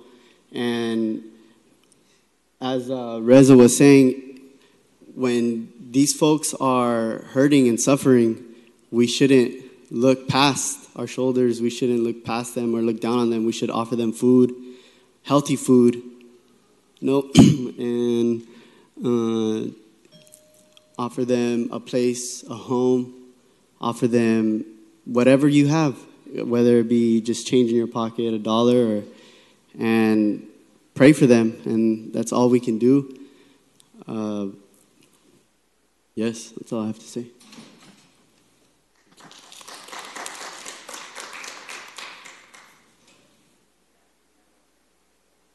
Yeah, we're looking for Emmanuel Lopez and Kiana Ricks. Hi, I'm Emmanuel Lopez. I live on 7090 North Van Ness. Thank you for letting me speak earlier, but I'm going to speak again, except this time I'm more organized. I'd like to say I do not wish to attack any of you. I'd like to approach this with the utmost earnestness, and I'd like to applaud your efforts for thinking of proactive road safety measures. And I'd like to apologize to anybody disrespecting anybody in favor. This is called the safe transfer of objects to pedestrians, so we'll start with safety. Jerry Dyer, the Fresno chief of police, reported one incident that he could remember back in 2009 where something like this happened. And it's mostly people who are crossing the street that get hit, not homeless people. So I think we could work on road safety by working on stuff like potholes, hazardous road conditions, or we could be more stringent on people who text. And we should apply this not just to light intersections. We should be basing this off of speed limits of where the cars are actually dangerous. We can make our city more friendly to bikers and pedestrians and homeless alike. And I think it'd make the city a more wonderful place. Because I don't want to see any homeless people die by getting run over. That sucks. And I think there are better proactive measures you can take in place in terms of safety. And I think this bill is, in a way, prohibiting generosity, and I think it'd make people a bit more cynical around here, but I think I already said that earlier. And it's a Band-Aid issue, and it's really a big issue. I'm going to quote Martin Luther King Jr. Injustice anywhere is a threat to justice everywhere. We are caught in an inescapable network of mutuality tied in a single garment of destiny. Whatever affects one directly affects all indirectly. Never again can we afford to live in a narrow, provincial, outside agitator idea. Anyone who lives in the U.S. can never be considered an outsider anywhere within its bounds. And I understand the appeal of this bill, this outlawing of homelessness, because you're trying to help build a small, medium, and large-sized businesses to grow the city. There's nothing wrong with this. Money is important for a city to grow and conduct itself. But I say the ideal of humanitarian pursuits and the creation of profitable businesses are not mutually exclusive goals. They can work together, and in fact, I think they can help each other. This will just increase stratification between the poor people and the rich people in our society, and I think that's not profitable at all. Thank you. Thank you.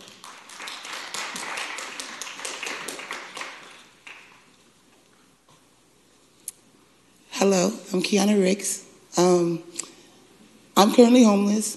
I'm a part of the homeless community, and I believe that what you're doing is wrong. I believe that we have people out here that are truly, honestly homeless, not because of their drugs addiction, not because of their prostitution. I believe they're homeless in their own way and their own reasoning. But at the same time, for you guys to sit there and tell, I say the homeless community, that we can't panhandle or ask for money on a freeway or a side road, or it's not normal. It's not. I mean, that's just like us telling you that you guys can't do your job. You guys can't make money. You guys can't live. Have any of you guys ever been homeless? Have you guys ever been actually really sat there and listened to a homeless person or done something for the homeless community as far as bring them up? No, I have not seen any of you guys out there at Poverello House. Have you guys ever been to the Poverello House?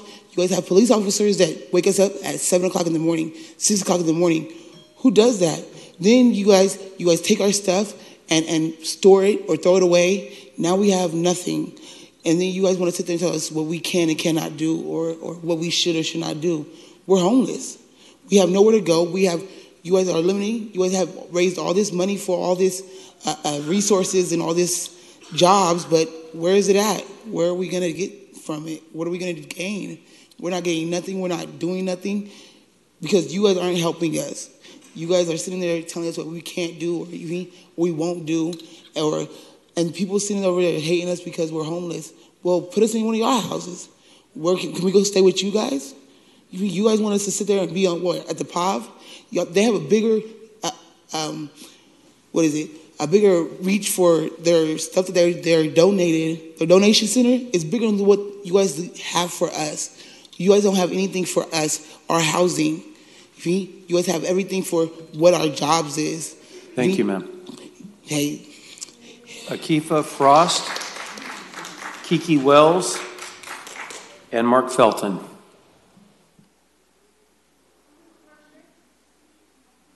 Akifa Frost, Kiki Wells, and Mark Felton.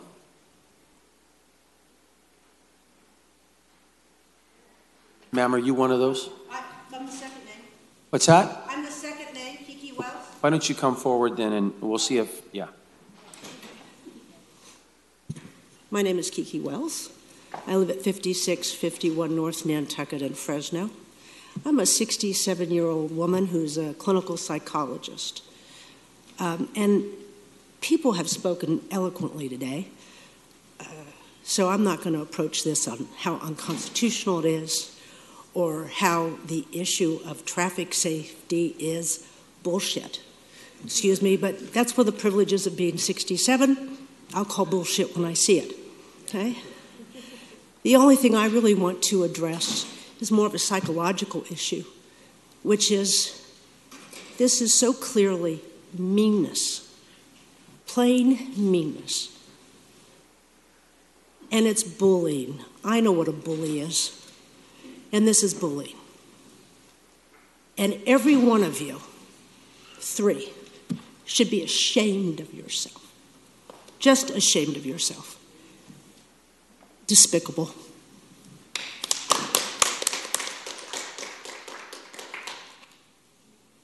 Yeah, so we're at Mark Felton, Leoncio Vasquez, and then still have Akifa Frost if that person's here. Okay. Well, First of all, I wanted to say thank you to Ms. Esmeralda Sorias, my professor at political science at Fresno City College. Really opened up my eyes to a lot of things that I already knew in my heart. And second of all, this notion of this agenda item is a disgrace. And why I say it's a disgrace? Well, it doesn't only affect the homeless population or fundraising for funerals. My sister-in-law was recently lucky enough to get a liver. There's people here that have, maybe it hasn't been addressed yet, but there's people here that can't get the proper medical care at Valley Children's or St. Agnes for that matter. So they have to go out of town, and they need the money to go out of town. So they fundraise. We had to fundraise on corners just to get her to go to UCSF Benioff Children's Hospital in San Francisco. And she's alive today because of that. So, I mean, you pass this measure, you should be ashamed of yourselves for those of you that co-signed on it. Yes, I'm looking at you because these people could be losing their lives, not having the money to, is there going to be any more public spaces? Everything is privately owned, private property. It seems like these First Amendment rights of ours are being taken away. So I just want to put this out here for the people that need kidney transplants or liver transplants. Think about them as well.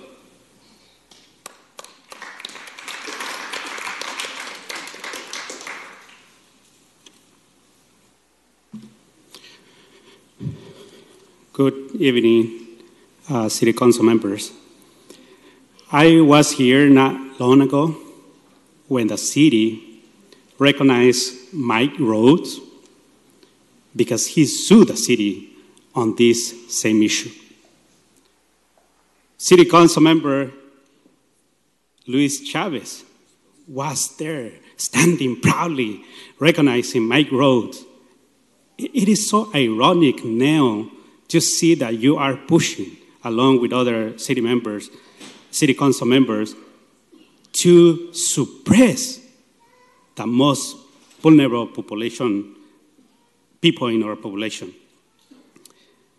I live on 1019 Santa Clara Street, Southwest Fresno.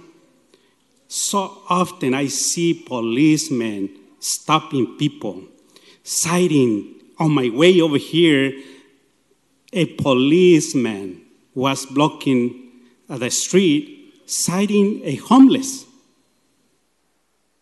Is that how we want to invest our resources? We want to see creative ways from our leaders to support the most vulnerable people in our city, and not let them or not continue exploiting them, suppressing them. Instead of citing people, why not look for real criminals? Dispersing people throughout the city. Why not looking for housing for them? Taking away their belongings. Why not support them with programs and services? Allowing certain events to take place but not others because that's popular, but supporting people with no money is not popular. I don't see the sense of that. Thank you, sir. Christy Gutierrez, Alfonso Williams, and Catherine Villegas.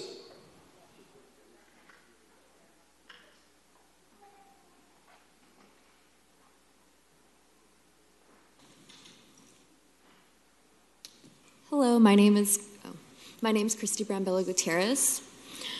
So I just wanted to say that I'm just confused regarding this petition that you have stated multiple times that this isn't an attack on homeless people. However, you've also stated that Kids Day as well as people that are asking for funeral funds will not be affected. So I'm just confused as to who is going to be remaining. It would be the homeless people. This seems to only be an aesthetically pleasing proposition. Just because you don't see the people and push these people to the side doesn't mean that the problem ceases to exist. You stated you're only going to penalize these homeless people $75 if they panhandle. And a solution to them paying for that is adding these programs that will help them pay for the fine. Why haven't these programs been added beforehand? Why is the solution only brought up when these people have to pay? We need to remember that these are people. We can't disregard them or push them to the side. They are part of our community. They are just human beings. They have rights just like we do. We can't do this to them. It's not right. Thank you.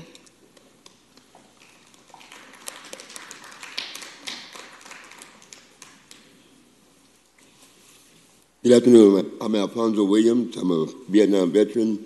Was homeless way too many years to be a veteran. No veteran should be homeless to start with.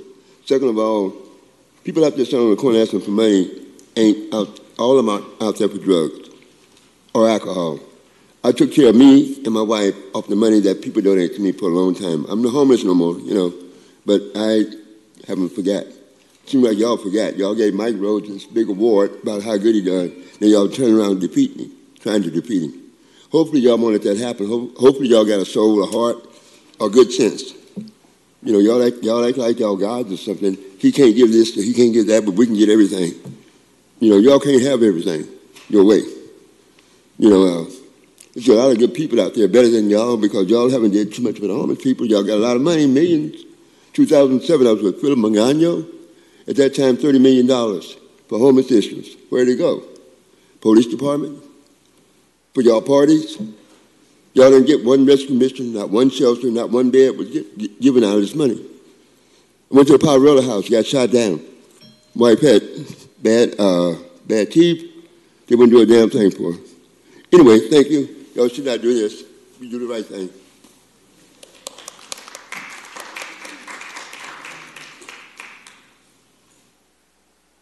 Hello, my name is Catherine Villegas. I am a social work intern at Root and Rebound, and I often see people come into our organization that will eventually face homelessness. We are reentry advocates, and California is #1 in the nation for incarceration and recidivism. So what happens when people that do face homelessness, that are looking at reentry, trying to get themselves back together, and they are fined while on parole or probation, they're going to end up going right back to prison, which only raises tax dollars for everybody. And it just destroys the lives of them, their families, communities, even further. On a personal note,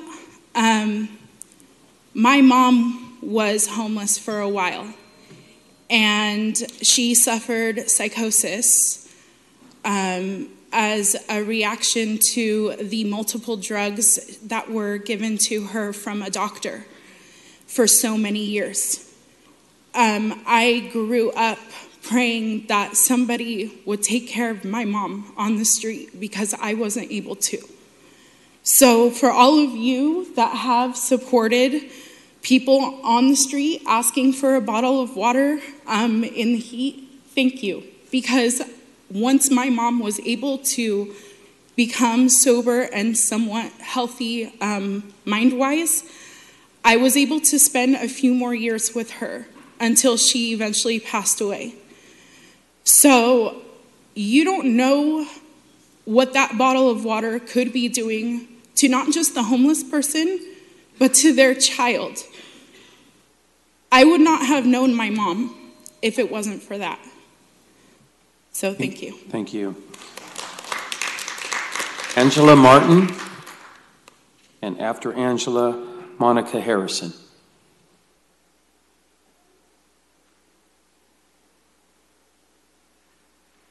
Hello, council members. I'm Angela Martin. I live at 5481 North 10th Street in District 4. I feel like this moment is very heavy, and I had some really important things to say about policy making and empirical data and statistics and things. I just can't bring myself to say it. As a person who was homeless as a small child, I have this blanket that was given to me by some women in the homeless shelter. It was handmade. It had Bible verses all over it. And I kept that with me as I grew in the city, as a part of this community. And it was something that reminded me that even when I was the most vulnerable, that people cared. And in those moments where you pass someone a water bottle, or you even just look someone in the eye from your car when they're on the side of the street, it's this moment of acknowledging that they're a human being and that they deserve the dignity of a glass of water. It's really just that simple. I mean, if we take the politics out of it, we take the safety out of it, we take everything out of it, it's just a moment between two people. It's just me saying to you, I acknowledge your humanity. And I just think that people of courage couldn't possibly legislate against that. And I just want to say to my council member, Mr. Caprillo and Luis Chavez, it's never too late for a good man to do the right thing. And it's not shame that I wish on you. I think our community actually bears the shame of this moment, but it's courage that I wish for you to have a change of heart and a change of mind, and to walk in a different direction, even when it may be difficult. And thank you. Monica Harrison.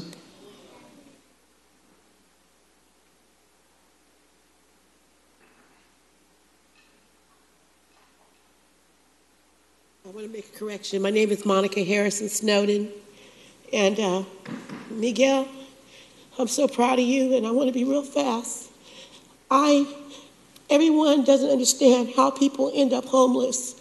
And I wasn't even coming here about this, but I know that home is supposed to be a safe place and a sanctuary and an institution of learning. And you can verify, because I'm not like some people in politics, but you can verify that I was certified mentally gifted as a child. And I was homeless with schools not knowing how to deal with me because I had been molested and abused. And I'm just now talking about it because of Me Too, and so I stayed. Everybody is not homeless because they don't pay their bills. And the stigmas associated with it when you've got to leave and run for your life and leave everything that you have. And you're strong enough with your outside persona to let people think that that's what it is when that's not even the truth. Because all institutions and agencies have residual attitudes and blame the victim. And police officers call CPS. And teachers in schools call CPS. And when all you have, and I'll say it, I never want to admit it, I'm a victim. I never wanted to, because I was too proud, too strong. But what my kids are going through today is because of my victimization. And I blame myself that I wasn't strong enough to stop the continuum of victimization and stereotypes and residual treatments. And when you're homeless and you just want to take a bath because your aching, hurted body needs to soak, and all you can do is get an ice chest and fill it with cold water and wash yourself off, when your kids get the best grades that they can because they believe that their mama says it's not going to last forever. When you get a landlord, the reason that I am homeless now is I had a landlord that called us niggas every month. And I wanted that house so bad. And there's a police report with the neighbors stating the truth of those facts. I'm tired of being victimized. All I want is a safe place to not have to worry about my kids, to not have to put on my heels and step out and march. Just a safe place. I majored in civil engineering. Thank you, ma'am. My son had an offer to West Point. My daughter started college at 15, and my baby graduated from San Joaquin Memorial, homeless.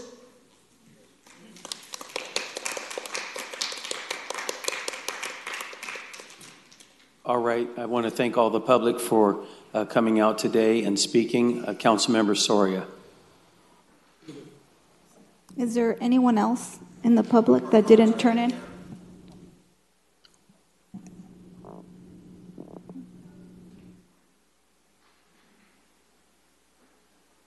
Tyler Mackey. Antonio Jarego. I'm ready. I'm not here with anyone because I'm wearing this. I'm wearing this because it shows my opposition. I've met with many of you outside of these halls. I've seen some of your humanity. And I know that you're all good people. I know that this isn't something evil that you're all doing. I truly have to believe that. I really do. But what I do have to do today is I have to share something with you guys. I live at 66 West Beechwood Avenue. An empty lot separates me from Ronnie's Midway Market. I see the street corner you set up in front of and take your videos to point the finger. I deal with the traffic, and sometimes I wait 4 turns of the light to turn out of my neighborhood, but I don't care. It's usually not the homeless causing my problem. It's usually people that want to get somewhere in a hurry because they don't have patience, because they fail to recognize the shared humanity we each have. I don't fail. I have a 6-year-old daughter, and I would be ashamed of myself if I did not stand here before you today and tell you that you are about to criminalize what she and I do on a daily basis, which is take 2 waters for each of us out the door, 1 for ourselves and 1 for someone else. We pick up 2 pizzas, 1 for our family and 1 for the people on the corner. We do what we can, and it's not much, but we do what we can. It's not pretty. I have to see it every day, all day, every time I come in and out. We don't play in the front yard sometimes because it leads to too many questions. But the questions always get the answer of they need our love, they need our compassion, they need our kindness. Mr. Bredefeld, I know you're undecided here tonight, so this is for you. I've seen you overcome partisanship. I've seen you support good people for being good people. I know you're a good man. I believe you. I don't believe you put that up there just because you were trying to make a point. I think you were trying to say something about yourself. Last night when I considered coming here, I considered not speaking, just listening and supporting these people who are suffering and people who are trying to help prevent it. And I have one thing, please, that I want to say to you. It's a Bible verse that came out to me, and it's Proverbs.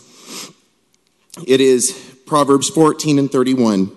He who oppresses the poor shows contempt for their maker, but whoever is kind to the needy honors God. This is your opportunity, Mr. Bredefeld, and I trust in you. I hope that in God we can all trust, and I hope in you we can trust as well. Thank you so much. Antonio Jaragil. I might be messing that name up. And then Ishmael. Ishmael, you know who you are. It's Jauregui. Antonio Jauregui. I live in West Fresno, 240 West Lorena Avenue, 93706, District 3. This ordinance, as we've seen, is deplorable. Criminalizes those who are poor and the homeless. But we can also say that it's also very true to form to what your proposals are and your stances on the walks of life that people come from, right? I don't know what your experiences have been with homeless folks or with panhandlers, but I can tell you that some of the most touching stories that I've heard, some of those strongest spirits that I've met have been these folks that I've stopped and asked them, what is your story? And I've actually been to Utah. I actually spent a little bit of December there. And I was surprised to find not one person on the street, let alone on an intersection, right? And that's because the churches and the city council acted with compassion and welcomed these folks and gave them the services and the help that they need, right? And so I think that we ought to question if we're doing enough to recognize and see the existence of the folks in our community and see their humanity. And for Mr. Chavez and for Councilmember Bredefeld, I asked for you, have this be your come to Jesus moment and do the right thing and oppose this ordinance. Council President, Council President, Chief Dyer needs to leave in a few minutes. Do you mind if he comes up to speak in between this speaker and the next? Sure. If he'd like to come up now, he could. Chief? Council President, I have several questions for the police chief, given that this ordinance is being proposed as a safety ordinance. So if he speaks, I would like to also have my questions addressed. Okay. Can do that now.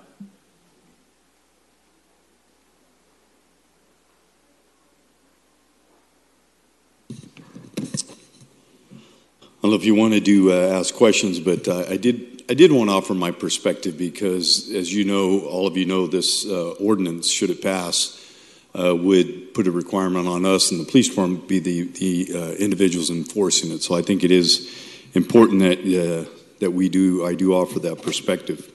You know, all of you, there's been a lot of conversations today about the statistics on traffic safety.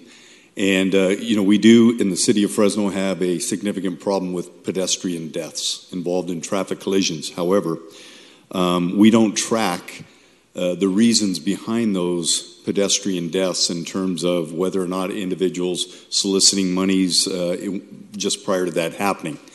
But we do know that the vast majority of them occur not at an intersection, but someone trying to cross the roadway other than at an intersection. We did poll our motor officers, our traffic officers, to determine whether or not they could recall incidents where an individual was struck by a motor vehicle when they were out asking for money or soliciting funds. And the only one that could be remembered was one back in 2009, I believe it was mentioned earlier, and that was an individual who was soliciting funds for a funeral. Stepped off a median island and was struck. He was not killed, as reported in the paper, but he was seriously injured. I also wanted to say that the thing that concerns me most about the ordinance, and I do understand, we get a significant number of calls in our police department about panhandling that occurs in shopping centers, on median islands, at intersections, a number of things where citizens call and express that concern.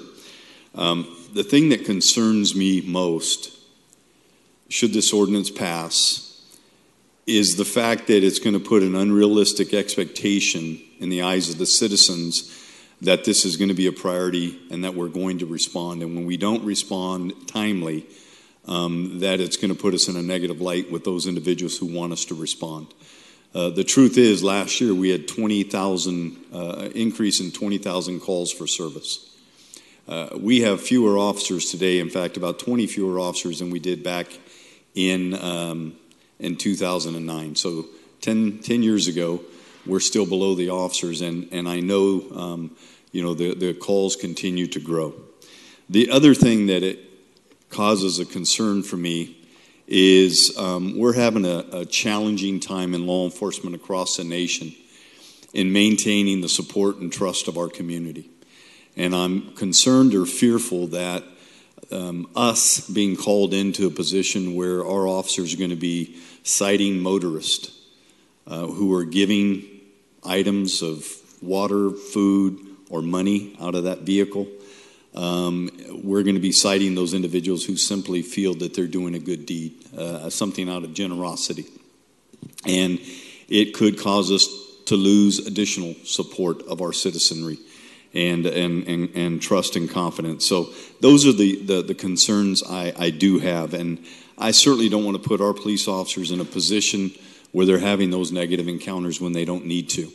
And I think it's different. When someone runs a red light, there's an expectation on the part of nearly everyone in the community that that's a violation and we should enforce it. This ordinance is so controversial. I don't know that we're going to get the level of support when we do enforce it. And I appreciate what Council President Brandow said at the beginning about the discretion, the leniency, because should this ordinance pass, I would direct our officers to exercise a tremendous amount of leniency and discretion and to not issue citations. If there was anyone who was going to be involved in that activity, it would be our traffic officers, not our patrol officers, because I do not want to take them away from their responsibilities in patrolling neighborhoods and and responding to calls. So, and I want to just close with this. It breaks my heart to see this divide that we're seeing today in our community. And I wish it didn't have to occur, but I understand what the intent behind this. I really do. Councilman President and I have had conversations. I believe he is doing this out of for the right reasons, the right motives, out of the goodness of your heart. I absolutely believe that, and I believe the council members supporting this are doing so out of the goodness of their heart. They believe this is the right thing to do. And I don't believe it's really about criminalizing homelessness or anything of that nature. However, that's the perception, and that perception is very, very strong, and we heard it today. And so whatever happens, we still have discretion in the police department as to what priority this takes and the direction that our officers will be given in terms of leniency. Councilman Arias. Chief, thank you for coming forward. Let me, can I ask you a couple of questions related to pedestrian? Absolutely. I read a story where you were quoted about indicating that at times people get into a crosswalk and have a false sense of security, that the crosswalk is going to protect them as if it were a barrier. I think you're referencing the record amount of pedestrian deaths last year. Yes. Do you have an idea of how many pedestrian deaths, how many of them were panhandlers? There is no data that we've captured regarding what led up to that collision in terms of panhandling, soliciting funds, or anything of that nature. So what we had to go off of was really traffic officers that handle collisions and ask them if they were aware of any. And again, we don't have that data. And I can tell you we do track other data, like 2/3 of the individuals that were crossing the street were under the influence of alcohol and drugs. So we have that data, but not the other. Great, thank you. That leads to my next question. Is it safe to say, or is it a correct statement, that drunk drivers and alcohol pose a bigger safety threat to our city than panhandlers? Definitely, people driving in the influence of alcohol and drugs in our city is the number one. Well, I don't say the number one, but one of the main causes of traffic collisions and death in our city. People that are speeding, people that are running red lights. I just want to point out that this city has approved more liquor licenses than we should have. As a matter of fact, twice as many as we should have for a city our size, under the umbrella of job creation. Now, let me be a little more direct, Chief. Do you have the resources to enforce this ordinance as is currently drafted? Well, it's very simple. I shared with you earlier, we're far below in resources where we should be. Every single day, we're behind in responding to calls for service. Last night, 58 calls for service were waiting at 3 in the morning. In the summer months, sometimes that gets up to 150 calls, which is why I said I would not utilize patrol officers to perform this function should it pass. We would use traffic officers and, again, give them a direction to be very lenient. So it's fair to say that we're taxed. It's going to be a burden onto your current resources. Our resources are taxed and overburdened, yes. And you would use such discretion that it wouldn't be enforced as intended? It would be a very low priority, and the direction would be to utilize extreme leniency in warning individuals and use it as an education and awareness, not an enforcement. Now, one last question for me, Chief. If you were in our shoes, would you today vote to approve this ordinance as drafted? If I were a voting member of the council? Absolutely. No. Thank you. Appreciate your honesty.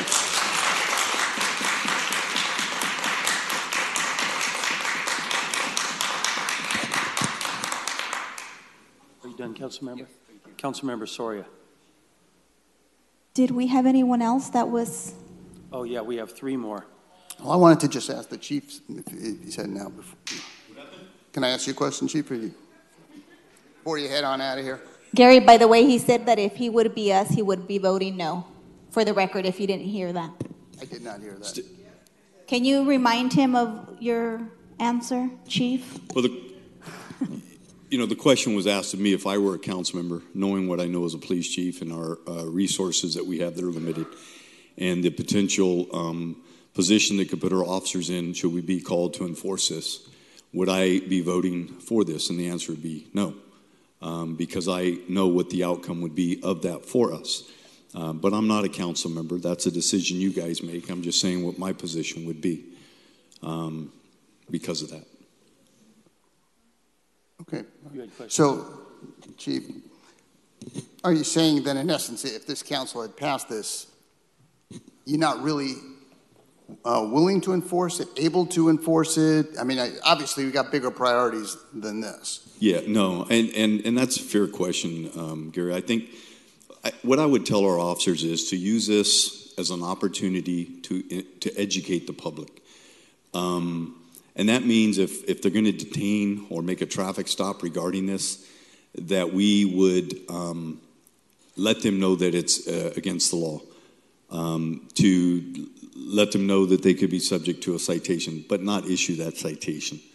You know, there's other laws that our officers could use in terms of pedestrians in the roadway, which we do. We do a lot of pedestrian operations.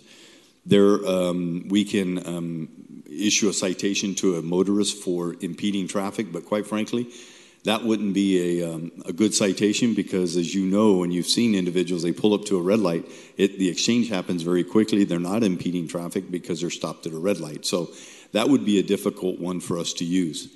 But I would tell our officers, I wouldn't want our officers to force a confrontation. Right. But again, I want to understand, you're saying you might cite them if they're, I want to know your ability level to enforce. I hear you saying, okay, this is saying there's a fine of $75. Look, we're not going to do that. That's what I hear you saying, which means in essence you're not going to enforce what's being proposed. If there were a blatant violation, if there was a repeated violation by an individual, I guess we'd have to take a look at that. But I want our officers to have a lot of discretion, and I want our officers to utilize that discretion to where they're not forcing a confrontation. I'm going to give you an example. When there was a no median island ordinance passed, that means you couldn't be in the median island. As you know, prior to that in the city of Fresno, we did have a lot of people in the median islands. I didn't have our normal officers go out and be involved in that enforcement activity. It was our traffic officers. They were the ones who were out handling that, and they did it in a way that it was very non-confrontational, and it was really for the purpose of education. Educating those individuals that were on median islands panhandling. And I think if you look across our city, that educational approach worked very well. So that's what we would do again. Okay, and a question. Many people here spoke feeling, they've expressed they don't like this ordinance. They feel this is not being truthful about what this is really about. And they talk about the homeless and pandering. Is it not accurate, though, if we're talking about homeless and pandering, since it's been brought up for the last several hours, that the experts say, the people who are working in the homeless programs, say that giving people money who are homeless, who are pandering, keeps them homeless? That's the experts. That's the people who deal with the homeless problem. Is that not accurate? Because that's what they tell us. I'm surprised they're not here. Maybe they weren't aware that this was going to be the focus, but. Well, I think it's public knowledge that those organizations, the Poverello House, as well as the Rescue Mission, those organizations, in fact, there's been educational videos out there about this, that giving money to certain individuals can enable them to remain homeless. I know that there are probably other cases where people have given money to someone and they've bought food with it. Sometimes they give money to someone and they purchase alcohol. But I know that those organizations were the ones that have said that repeatedly. Okay. Thank you, Chief. All right. Thank you, Chief. We're going to go back to the last three cards. Ishmael. And then Tommy Martinez. And then Robert Kolstad. Hello, Council President, Council members. My name is Ismael Smiley Calderon. I'm new to Fresno. I just moved here from Orange County. But it's just amazing and refreshing to see everybody's coming together here against this very interesting proposed ordinance. And as an outsider coming in now, and now I'm a resident here, you know, I see how, you know, there's a lot of homeless people, panhandling, as you might say. But creating an ordinance that would punish them or the people trying to help their situation seems kind of misguided. And really, one of the things that I noticed, President Brandau and Councilmember Chavez, in your statements about this proposed ordinance, both of you explicitly said that you had been given phone call, people have called you, or you have maybe personally seen how traffic has stopped up with panhandlers. Well, I mean, those are availability heuristics that come to mind. But that doesn't, I mean, what we've seen here, even from the chief, they're not really supported in evidence, in actual data. So, you know, it seems more of a personal quest to remove these homeless people that are really trying to survive here. So I think that it's obvious that the people have spoken, and anyone on this council with courage, I think, could clearly see that it wouldn't be a smart move to go against the goodwill of the people that are standing valiantly with those in need. Thank you. Thank you. Tommy Martinez, and then Robert Kolstad.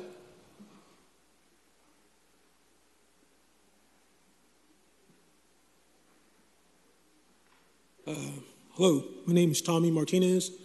I reside at 3247 West Indianapolis, Fresno, California, 93722.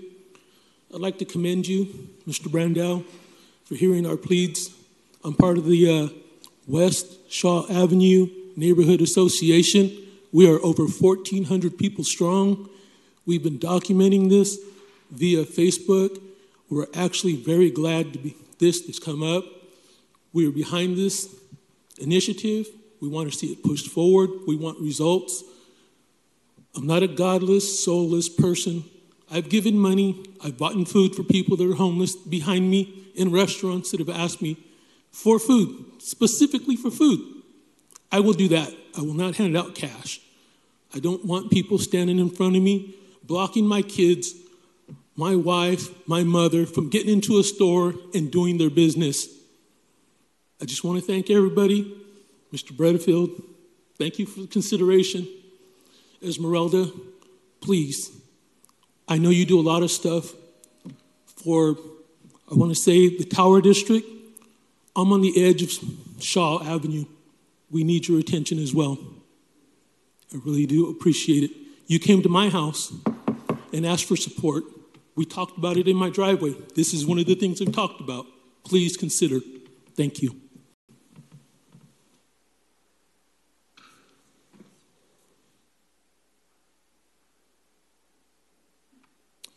I'm Robert Kolstad, 1209 East Shaw Avenue, Fresno. I really didn't plan on coming down to talk to you today.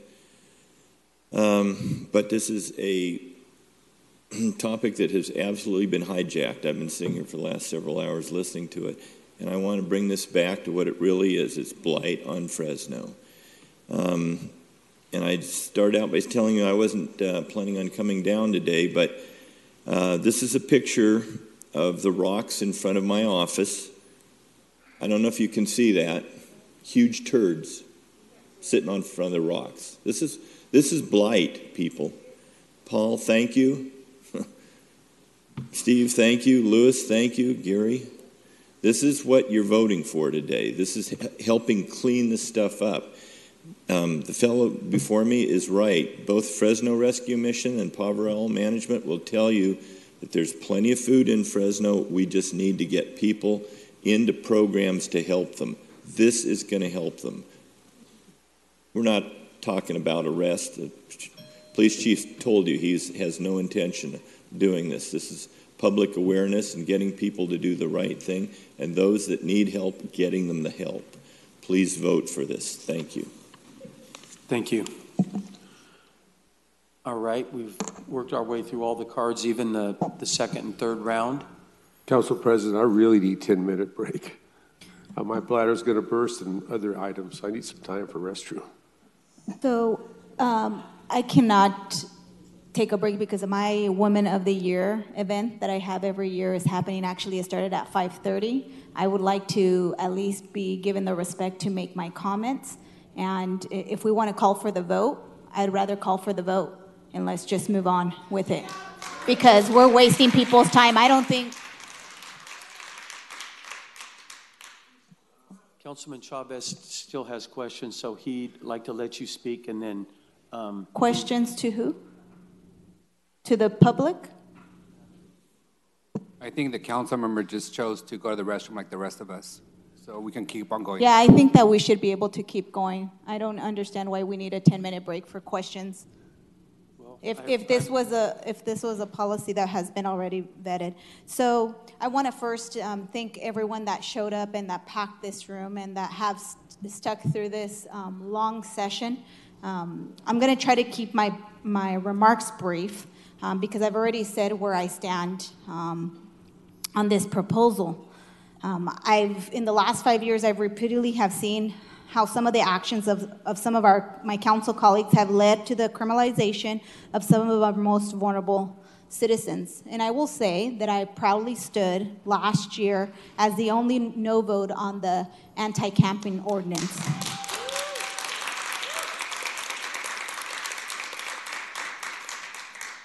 I think that this ordinance is no exception. We are criminalizing law-abiding citizens and their generosity. I think that we could do what everyone is talking about on the other side through education and outreach.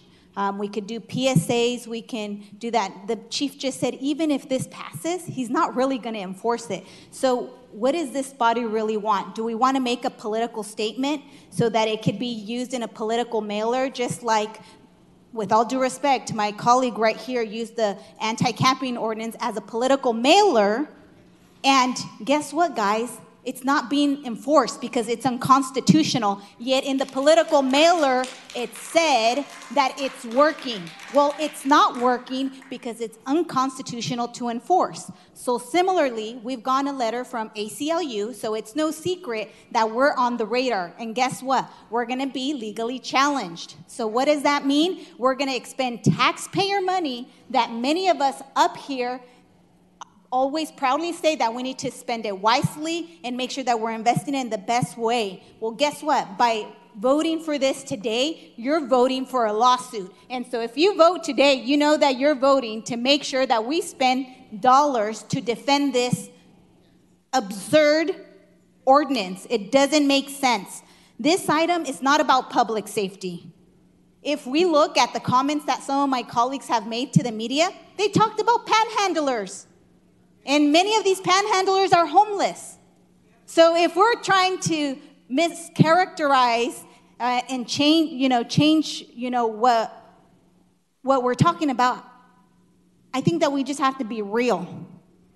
What this reminds me, it reminds me of a phrase that I know that my mother would tell me when I was little, and a phrase that I know many of us know because it is also quoted in Matthew 7:15. What I see today is a wolf in sheep's clothing. On its face, it may seem it's about public safety, but on the application, because it's not going to be applied to Kids Day, it's not going to be applied to the boot, it's not going to be applied to those that can get permits. Well, guess what? Some of our most vulnerable people don't have the ability to get a permit. It can cost anywhere from $87 to $400. Remember, they don't have the money, which is why they're out there relying on the generosity of what Fresno is. I'm really sad today and brokenhearted that this council is actually considering to put an ordinance that we've seen in like the city of Sacramento be challenged, and then have folks have to take back their words because it was unconstitutional. So what I would, implore in particular, Council Bredefeld, if he is truly saying that he's undecided, which I don't really know that that's the truth, but if he really is undecided, I implore that you really look deep into your heart.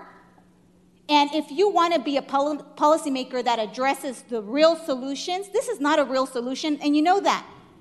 We just heard from the public safety expert, and I know how much you respect Chief Dyer. He just told you he would vote no because it doesn't make sense. The facts are not there. There is no data indicating that this would even make a difference. So why are we doing this today?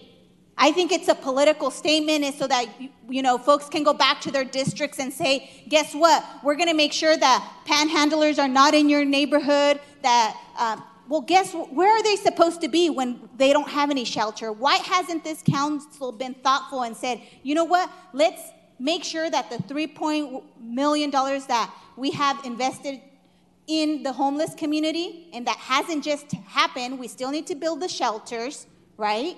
We still need to make sure that we establish the programs to be able to best serve our community. Why don't we let that play out and then see if we need something like this? We're not giving ourselves time. So I would implore on my council colleague to really think about what you are doing today. Do you want to criminalize law-abiding citizens? Because that's what we're doing too. That's the message that we're sending. We're criminalizing generosity. That's not what Fresno's about. Fresno is a kind city, a city that welcomes all people. So a vote today for this would only really take us to the court system, because it will be challenged. I can guarantee that. And I'm probably, if we look at other cities' ordinances that are very similar, they've been challenged. There's hundreds of examples. So we do have a problem. We have a problem of homelessness and poverty. This is not the solution. We're not getting at the root of it. If we were be serious about that, which is, to me, not only sad and embarrassing that we're having this debate, we should be talking about how do we create good paying jobs? How do we lift people out of poverty? That's the real discussion. And yes, to one of my fellow constituents, yes, I do a lot for the tower. I do a lot for the area in Lions Park. I do a lot for west of 99. I am happy to sit down with you to show you the millions of dollars that I've advocated to make sure that this infrastructure comes to all parts of the district that I represent, not just the tower area. And I get it that you're supportive of this because of the situation that in some corridors we see homeless people. The thing is, this is not going to resolve that. We need to get serious about alleviating poverty and creating jobs and uplifting the community. This is not the solution. If it would be the solution, if I knew this would be the solution, I would proudly support it, but it's not. We just heard from our public safety expert, and he said that it wouldn't fix the issue.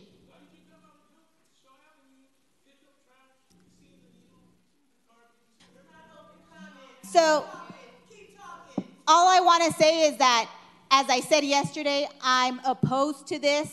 And I'm going to probably vote no, but I'm also going to continue to work on the real solutions. We need to lift up our community. I'm tired of seeing all the poverty. I'm tired of seeing the lack of infrastructure in communities like Shaw and Polk. I've been working for 5 years to try to get just sidewalks in that neighborhood. That's what I want to work on. I don't want to work on these silly ordinances that are not going to change one thing in the city of Fresno. We just become the laughing stock of this area and of this state. Thank you.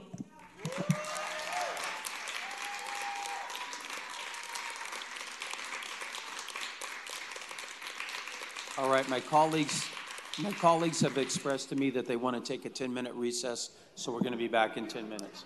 I just want to tell folks I am actually going to be leaving, but I do want to say for the record that I'm not supporting it. It probably will come back if it does get the sufficient support, but I just want to make sure that folks know that. I have an event that started 40 minutes ago.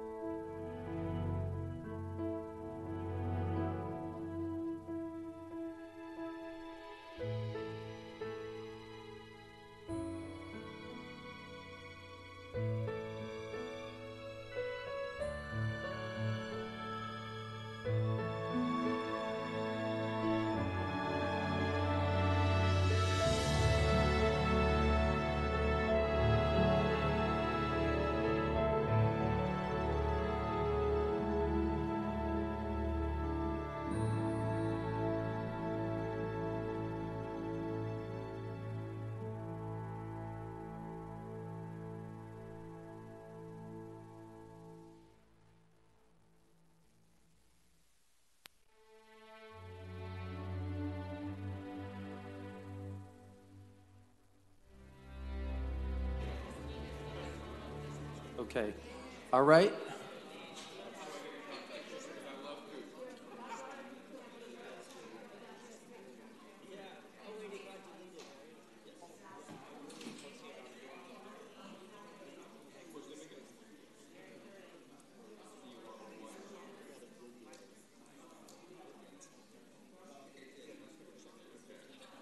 All right.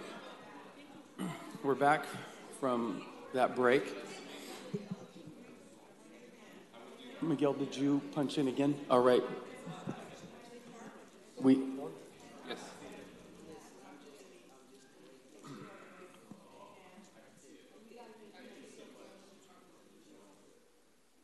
Councilman Arias. Thank you. Thank you all for giving us a break and letting us grab some quick food. I'm going to start with some questions to our city attorney. I do want to give the benefit of the doubt to my colleagues that this is a traffic safety ordinance. So I want to make sure we thoroughly discuss the traffic safety portion of this ordinance. City attorney, at this time, does the agenda item include any backup material or evidence that demonstrates the number of accidents or deaths as a direct result of panhandling in major intersections? No, I don't believe it does.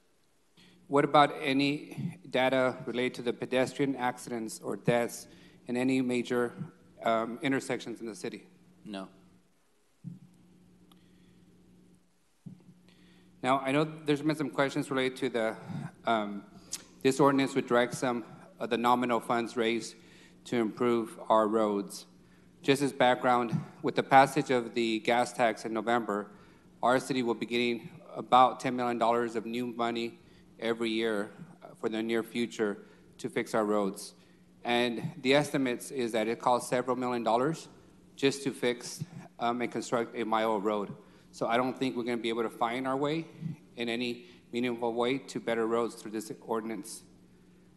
I also have a couple of other questions, City Attorney. I know that there's already several activities that people can describe as distracting in our major intersections.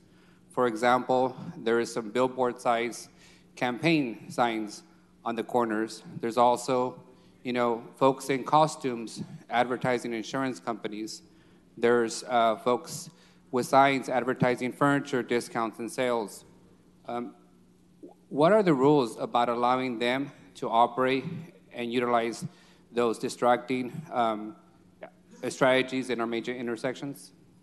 Well, First Amendment expressive activities on a sidewalk is considered First Amendment expression in a traditional public forum, and generally that's permitted unless they would be doing something to intentionally distract traffic or something like that. But that's very protected types of First Amendment speech. So we don't have any authority to shut down those types of distracting type of activities in our major intersections? Not generally, unless there was a justified time, place, and manner regulation. Okay. City Attorney, what's the process and the cost for completing a permit application for the Valley Children's or the firefighter boot programs? Right, well, we have two types of permits. Actually, the ordinance should reflect that there are two. It just mentions the one. The first one is under Article 25. It's an $87 per intersection permit for median islands. And we've issued, about 15 of those in the last year. So that the cost is per intersection. And then under Article 24, that's a special event permit. The cost of that is $378. And there were 3 of those last year, which were March of Dimes, Fill the Boot, and Kids Day. Got it. And my understanding from the media stories is that Kids Day has about 8,000 volunteers who are standing in street corners on that specific day, raising cash by walking back and forth on their intersections. Is that pretty accurate? Anecdotally, that sounds about right, but I wouldn't have that information. Thank you. One other question, City Attorney. Given the lack of specific evidence related to safety, if this ordinance was to be passed and challenged, what would be the repercussions to the city? Well, if there were a challenge, it would probably be on First Amendment grounds. There are very few appellate decisions concerning this type of ordinance. There were 2 out of Texas and 1 out of New Hampshire, none in California or the Ninth Circuit. Certainly having the evidence of safety concerns would enhance the defensibility of it. If we were challenged, given that we're in the Ninth Circuit, I would say it's about a 50-50 whether it would survive challenge. So in your legal opinion, we have a 50% chance that if this ordinance is challenged and we lose, we would be on the hook for legal fees of the challenging side? Typically, if we were to lose on a civil rights case, which this would be, we would be on the hook for the prevailing party's attorney fees. Thank you, City Attorney. And just to continue the conversation, this year I was fortunate enough to attend the very nicely fancy Poveralo annual fundraiser, where they got me for a few $100s for a very right cause. I also purchased my Home of Hope tickets that cost me a couple $100s for the Granville fundraiser. But what we also did this year? My kids gave money to the homeless and the needy on our way to school. And we recognize it's not the best approach, and it's not probably the most effective approach, and it surely isn't a way to eliminate homelessness or poverty. But I find it very difficult to tell my 12-year-old and my 6-year-old that the only way for them to contribute to those in need is to pay $1,000 for a fundraiser or to drive up to Herndon and pay $200 for a raffle ticket. I also find it very difficult to understand that one day that we would be doing this on our normal day, that we would be pulled over and fined for it. In that kind of example, City Attorney, if the officers chose to fine us, would they be fining my 12-year-old daughter who gave the money, or would they fine me? I think the fine goes to the driver. Okay, thank you. I want to be very thoughtful about the symbolic gesture that the sign above us references. By no means am I the best Christian or the best Catholic. I think the best way to describe it is I am a normal Catholic that goes when I feel the need to, reflect and revisit what our family priorities are. But I never thought I'd be in this dais in a position where we would potentially be adopting the most anti-Christian ordinance that I've seen. It is not intended to say anything negative about my colleagues. We are all trying to solve problems the best way that we can. But at best, this is a poorly written ordinance. At best, this is an ordinance that hasn't been thought through and that poses significant legal, ethical, and I would argue moral challenges and risks to our city. I've been paying attention this whole time, actually taking a lot of notes from every speaker who is here, and been thoughtful of the amendments that my colleagues brought forward. And here's what is still on the table for us to vote on. Even as amended, this ordinance would result in us finding Good Samaritans in the city. It clearly has no legal or safety justification, as indicated by our top public safety official in the city. It also leads us to the potential path of forcing homeless into the modern-day indentured servants, where we would redirect them to jobs that we've considered are sufficient for them to make up for being in a difficult situation. Our city is full of residents that have needy souls. It's also equally full of residents that have loving, charitable hearts. And I am in no way going to be in a position to dictate to anyone how they best can serve those in need. Gary, we have an opportunity here to send one clear message to all of residents, that giving is okay. Sure, there's better ways and more efficient ways and more impactful ways for us to give.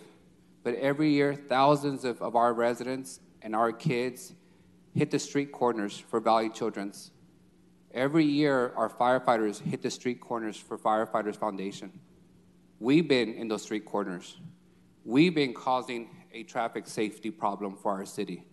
But we do it because in that time, we collectively have given almost $10 million to the health care of our children. Council peers, you say it's about safety, but you don't offer any evidence on the record to justify such a claim, nor does our police chief. You say it's not about the homeless, yet you target panhandlers only. You say it's not about our homeless, but you propose to use our homeless funds to employ panhandlers who've been fined. Today, I say simply, I don't believe you. I stand with the chief of police, with the mayor, and with my council colleagues and the hundreds of people that spoke today, and I stand to simply oppose you on this ordinance. We as a city can and must do better, and I look forward to voting this item down.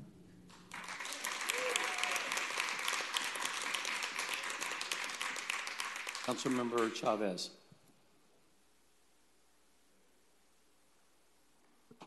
Thank you. First of all, I want to thank all the people that came and spoke. I wrote everybody's single name that came up and voiced their concerns, from the first individual, Mr. Palos Yona, that we've actually worked on a couple projects, to the last individual that came up and spoke. And you know, I'm a co-sponsor of this. Everybody knows that I'm a pragmatic person. I want to make sure that things actually get done. But what was really concerning was that our own police chief had reservations about this enforcement measure. Had not had an in-depth conversation with him, but you know, because of the testimony, because of what the chief said specifically, I'm going to withdraw my support from the measure.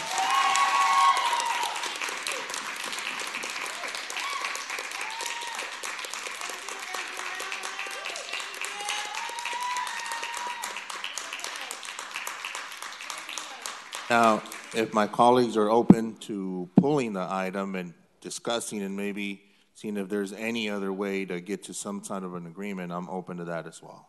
I would like to support keep that, it on Member the Chavez. I'd support that. I'd like to keep request. it on the agenda. I'd like to call for a roll call vote. All right. Could I make some comments? City Attorney, we talked about the Kids' Day and the Fill the Boot thing. What adjustment do we need to make? Yes. In subsection D, where it says Chapter 14, Article 25, it should say Chapter 14, Article 24 or 25. Okay, and so I'll make that amendment. Councilman Capriolio, if you would, you're the second. Based upon what we've heard today, I think we need more time to think about this and discuss it.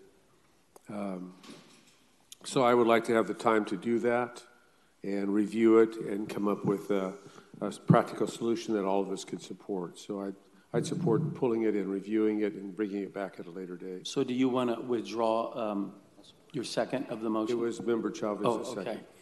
All right, well then that actually makes it a little bit clearer. Councilman Bredefeld, I have a motion with no second. Can I make some comments? Yes, you can. Okay. First of all, I appreciate all of the people that have come here and their comments. It's a late hour. I know you have other things to do. This is a very important issue, and so I appreciate everybody who has come here. We all share the desire to help the homeless. I know everyone up here has a desire to help them, and but I also believe that allowing people to sleep on the street is not humane.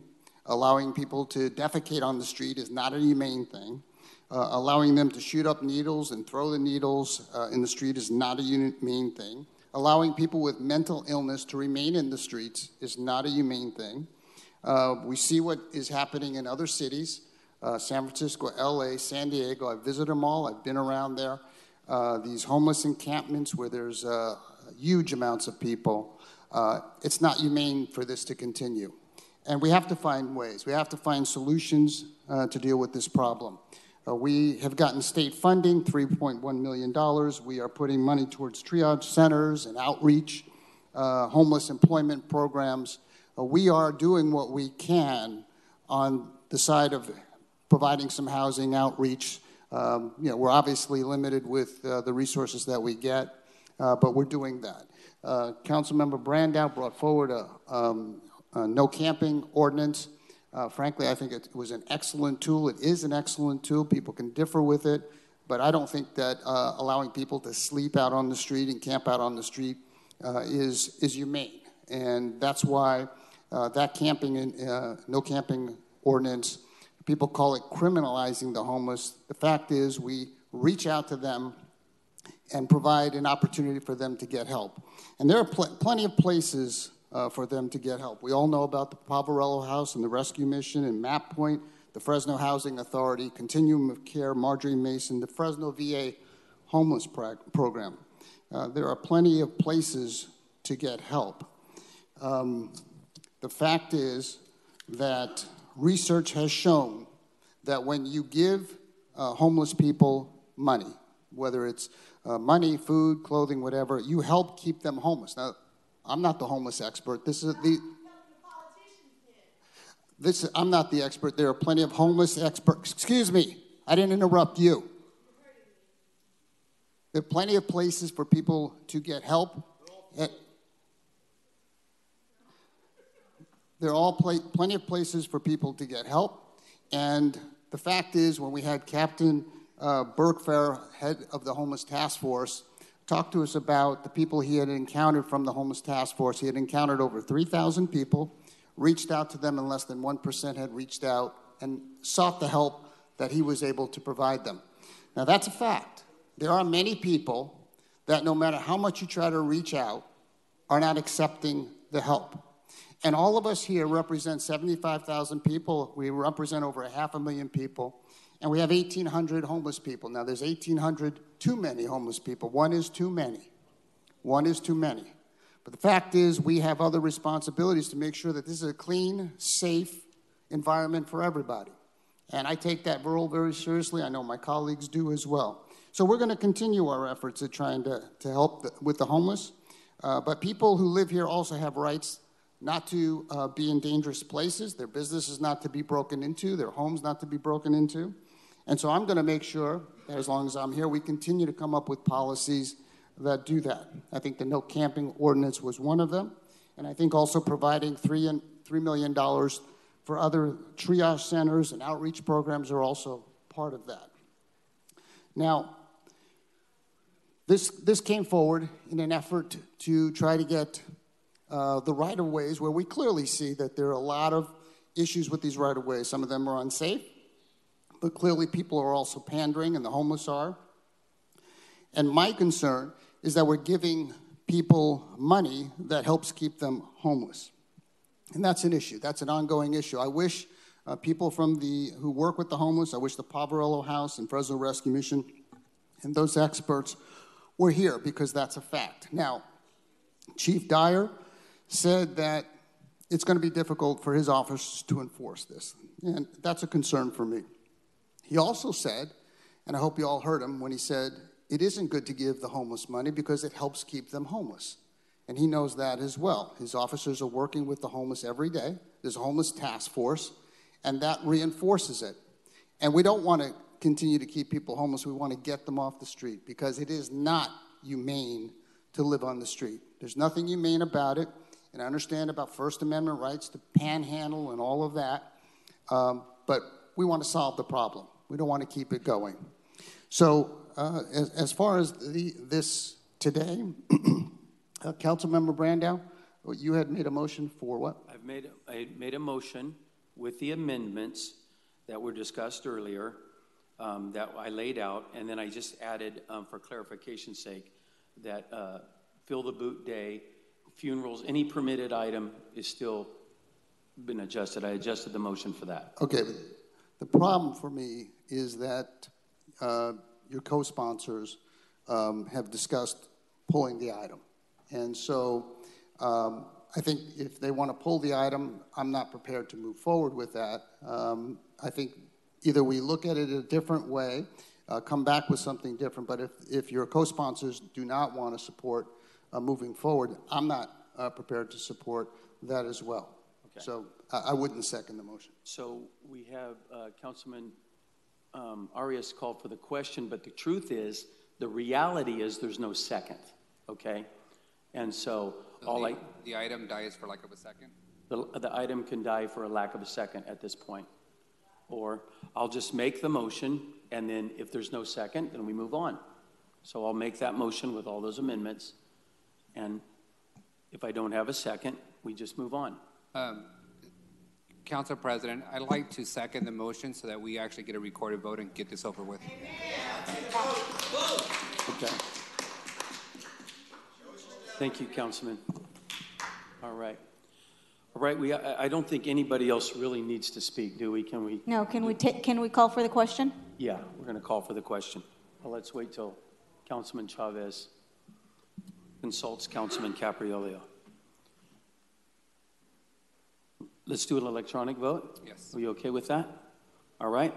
So a yes vote is to support the motion, and a no vote is to vote no on the motion. All right. The motion fails. Let me read this off with a yes by Councilman, myself and Councilman Capriolio, a no vote by Councilmember Soria, Arias, and Bredefeld, and an abstain by Councilman Chavez. So that ordinance fails. Thank you all for coming. And we have one more item, that resolution. Yes, and Councilman Capriolio, I have already told Vice President Arias that he's going to have to take the floor from here. And so we have one more item today, Councilman, and it is the 3:30 item. Thank you, Council President. My colleagues, before you is a resolution of the Council of the City of Fresno in support of the Voters' Choice Act. The Fresno County Board of Supervisors voted to transition to the Voter Choice Act election model in March of 2020 rather than continuing its current precinct practice. So the net effect of our support would be to encourage and increase days and opportunities for voters to vote, reduce the total number of staff, have a well-trained staff, and it includes community outreach. The City of Fresno support would be greatly appreciated. I talked to Brandy Orth at length on this, and that's how we came up with this particular resolution.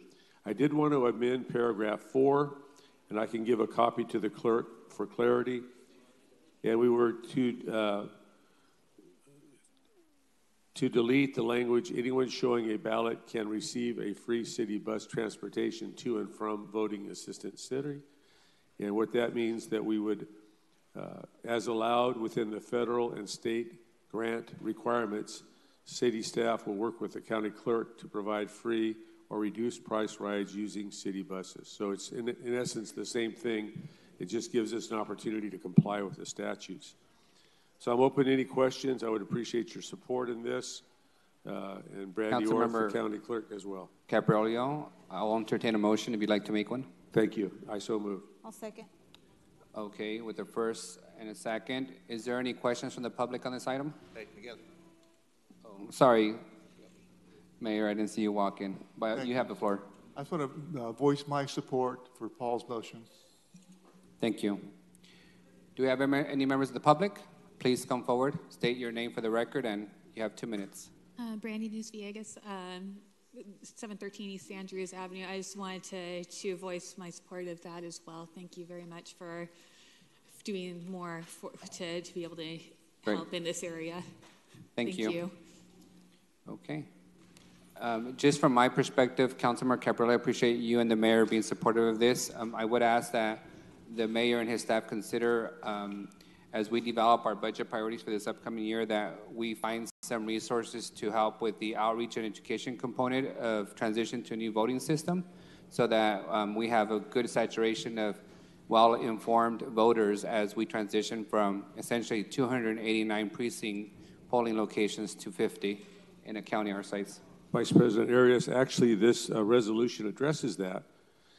She has scheduled and asked for our cooperation to bring our voters into the fold, and the first meeting will take place on Thursday, March 28th at the Betty Rodriguez Library, located at 3040 North Cedar Avenue between 3 p.m. and 6 p.m., and they will talk in more detail about the Voter Act and the impact on our community. There are 4 other opportunities to educate all of us on what she's doing, and quite frankly, we're not waiting for the state to tell us what to do. She's ahead of the curve, so we can implement that as soon as possible on our upcoming elections. If there are no other comments, I call for the question. All those in favor? Aye. Okay. Looks like we have unanimous passage. Thank you, Councilmember Capriolio and Mayor. The next item, 3, the general installation of traffic signal lights. We're done? Oh, we're done. With that, we adjourn for the day. I need to make one quick announcement on the Casillas case discussed in closed session. Yes. The council did authorize post-trial motions and an appeal if necessary. Thank you, legal counsel.